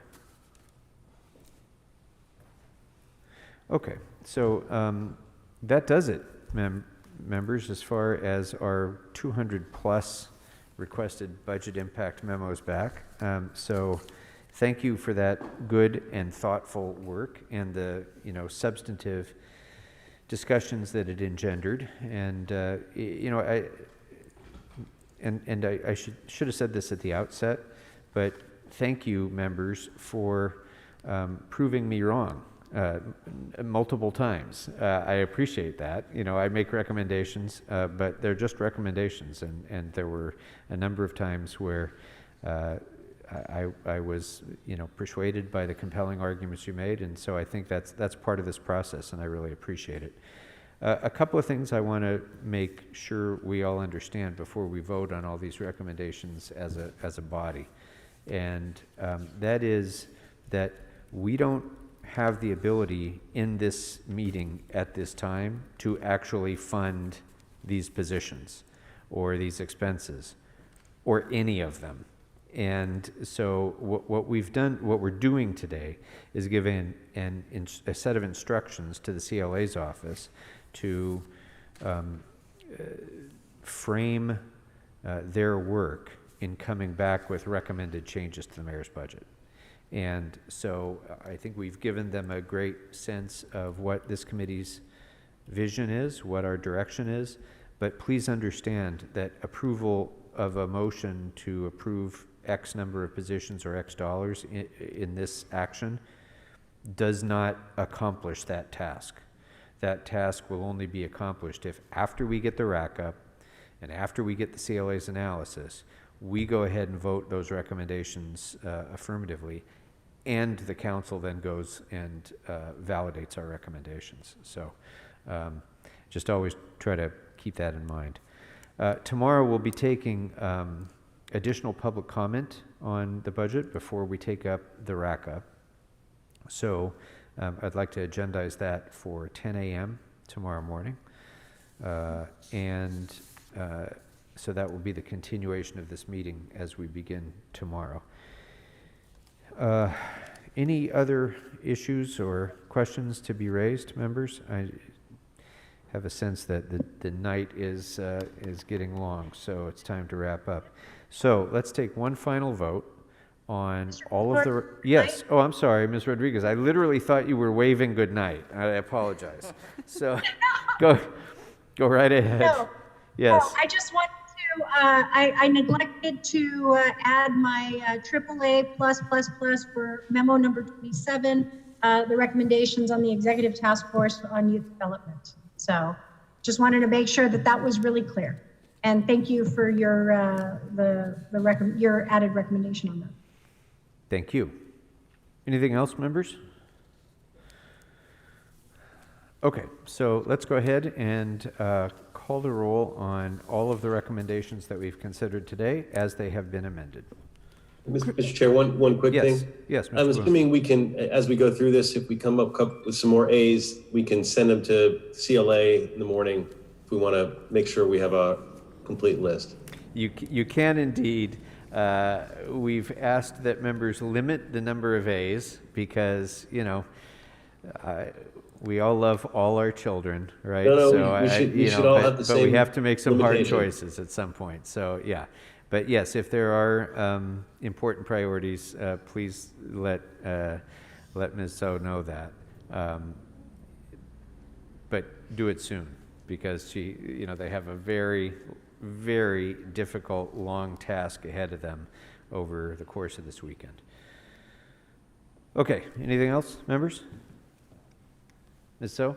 Mr. Chair, I appreciate your comments just at the end of that because we are going to have many challenges. I did not keep a tally of the requests that came in from all of you today, but I would imagine that it is in the neighborhood of hundreds and millions of dollars, hundreds of millions.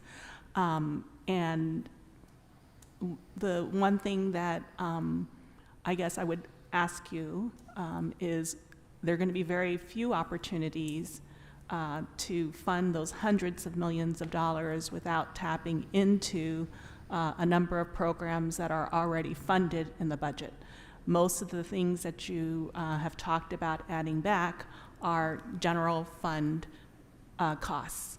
And so with that said, the only way to get funding is either to reallocate things that are already proposed in the budget, which I didn't hear very much discussion about where we can tap funding.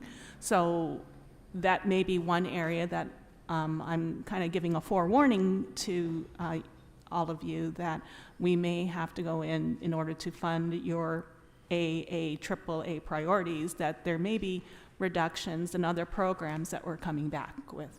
And that's a matter of priorities for you to decide whether that's your priority. So number one, that is one thing that we will likely come back with is a reshuffling of the deck, so to speak, of the funding that's proposed in the mayor's proposed budget. The other thing is that I know that there has been a lot of discussion about using the reserve fund. I would be really, really concerned about that. I think this past year demonstrated why we need a strong, healthy reserve fund. And so I would be not doing my job if by just going into the reserve fund and taking the reserve fund down to 300 million or 200 million in order to fund these priorities. I would not be doing you service. So I'm just laying that all out before we come back next week, that I really don't want the members to get their hopes up that we're going to be able to do very much unless there is a serious overhaul of what is already contained in this budget. So just Absolutely, and thank you for the reminder, and we'll have that reminder multiple times when we debate the rack-up. And that debate may be a sharp debate, because there's many things that we've said today are even our AAA highest priorities that may not be able to be funded with as additional expenditures unless we take away some of the existing expenditures that are already being proposed in the mayor's budget. Everybody in budget memos always asks for more things to be funded, but nobody ever says, let's take a certain amount of money away from a particular program or department. And that's what the rack-up is going to be, discussion is going to have to be about if we want to get to a point where we're going to be funding all of these, all or even a significant number of these things. So be prepared for that, members, because it may very well be that if you want something additional funded, it may need to come with a proposal for where we take the money from. And those are going to be hard choices that we're going to have to make. So, okay. With that. Mr. Chair, can I interrupt you Mr. one more Llewellyn, second? yes. As the CAO's office sort of passes the baton to our sisters in the CLA's office, I just want to thank the committee and thank the CAO staff. Just like this committee, it's been a long year, and trying to do the budget on top of the normal budget on top of the city being underwater the entire time has made it a long year. And I just want to thank the CAO staff, thank the committee for your support for us, and I look forward to my sister to whom I'm handing the baton, taking care of that reserve because you need it. Thanks, sir.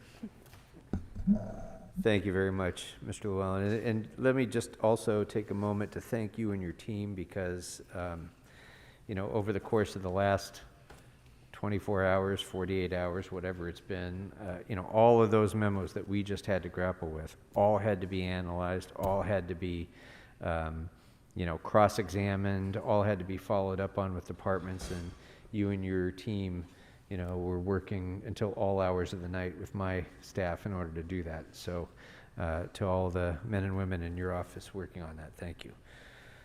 Okay, members, anything else? Then let's go ahead and call the roll on the recommendations as revised. Krikorian. Aye. Oh, I'm sorry. Wait a minute. A couple more comments. Mr. Price. Thank you, Mr. Chairman. Just want to thank you for your leadership during this whole process. Don't thank me yet. As you've done. Oh, we got a long way to go. Well, yeah, we got a long way to go, but we've come a long way too. And so thanks for getting us this far. And to the CAO, our hats off to you and your team. We're going to be missing you personally, Rich, and just want to thank you, man, for your service, not just to this committee, but to our city.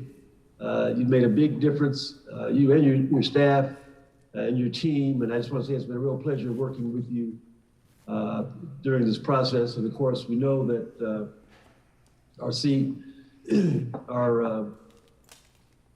the chairman and her team are well positioned to take the baton, as you suggested. We know there's a lot of work to be done, and it's going to take all of our hands on to make sure we get there. But I just want to say thank you, thank you, thank you. Thank you, Mr. Price. Ms. Rodriguez. Thank you, Mr. Krikorian. I want to first thank you. This has been a remarkable experience for my team and I, and just I want to thank you for just how you've led and managed this this work. I have a deep appreciation for it, but I want to also thank the CAO and his incredible team. They do a remarkable job and turning everything around. And Rich, I still think someone stole your identity. I'm just going to say that. But just deeply, deeply appreciative of all the work that you all do each and every day. And of course, to all the departments.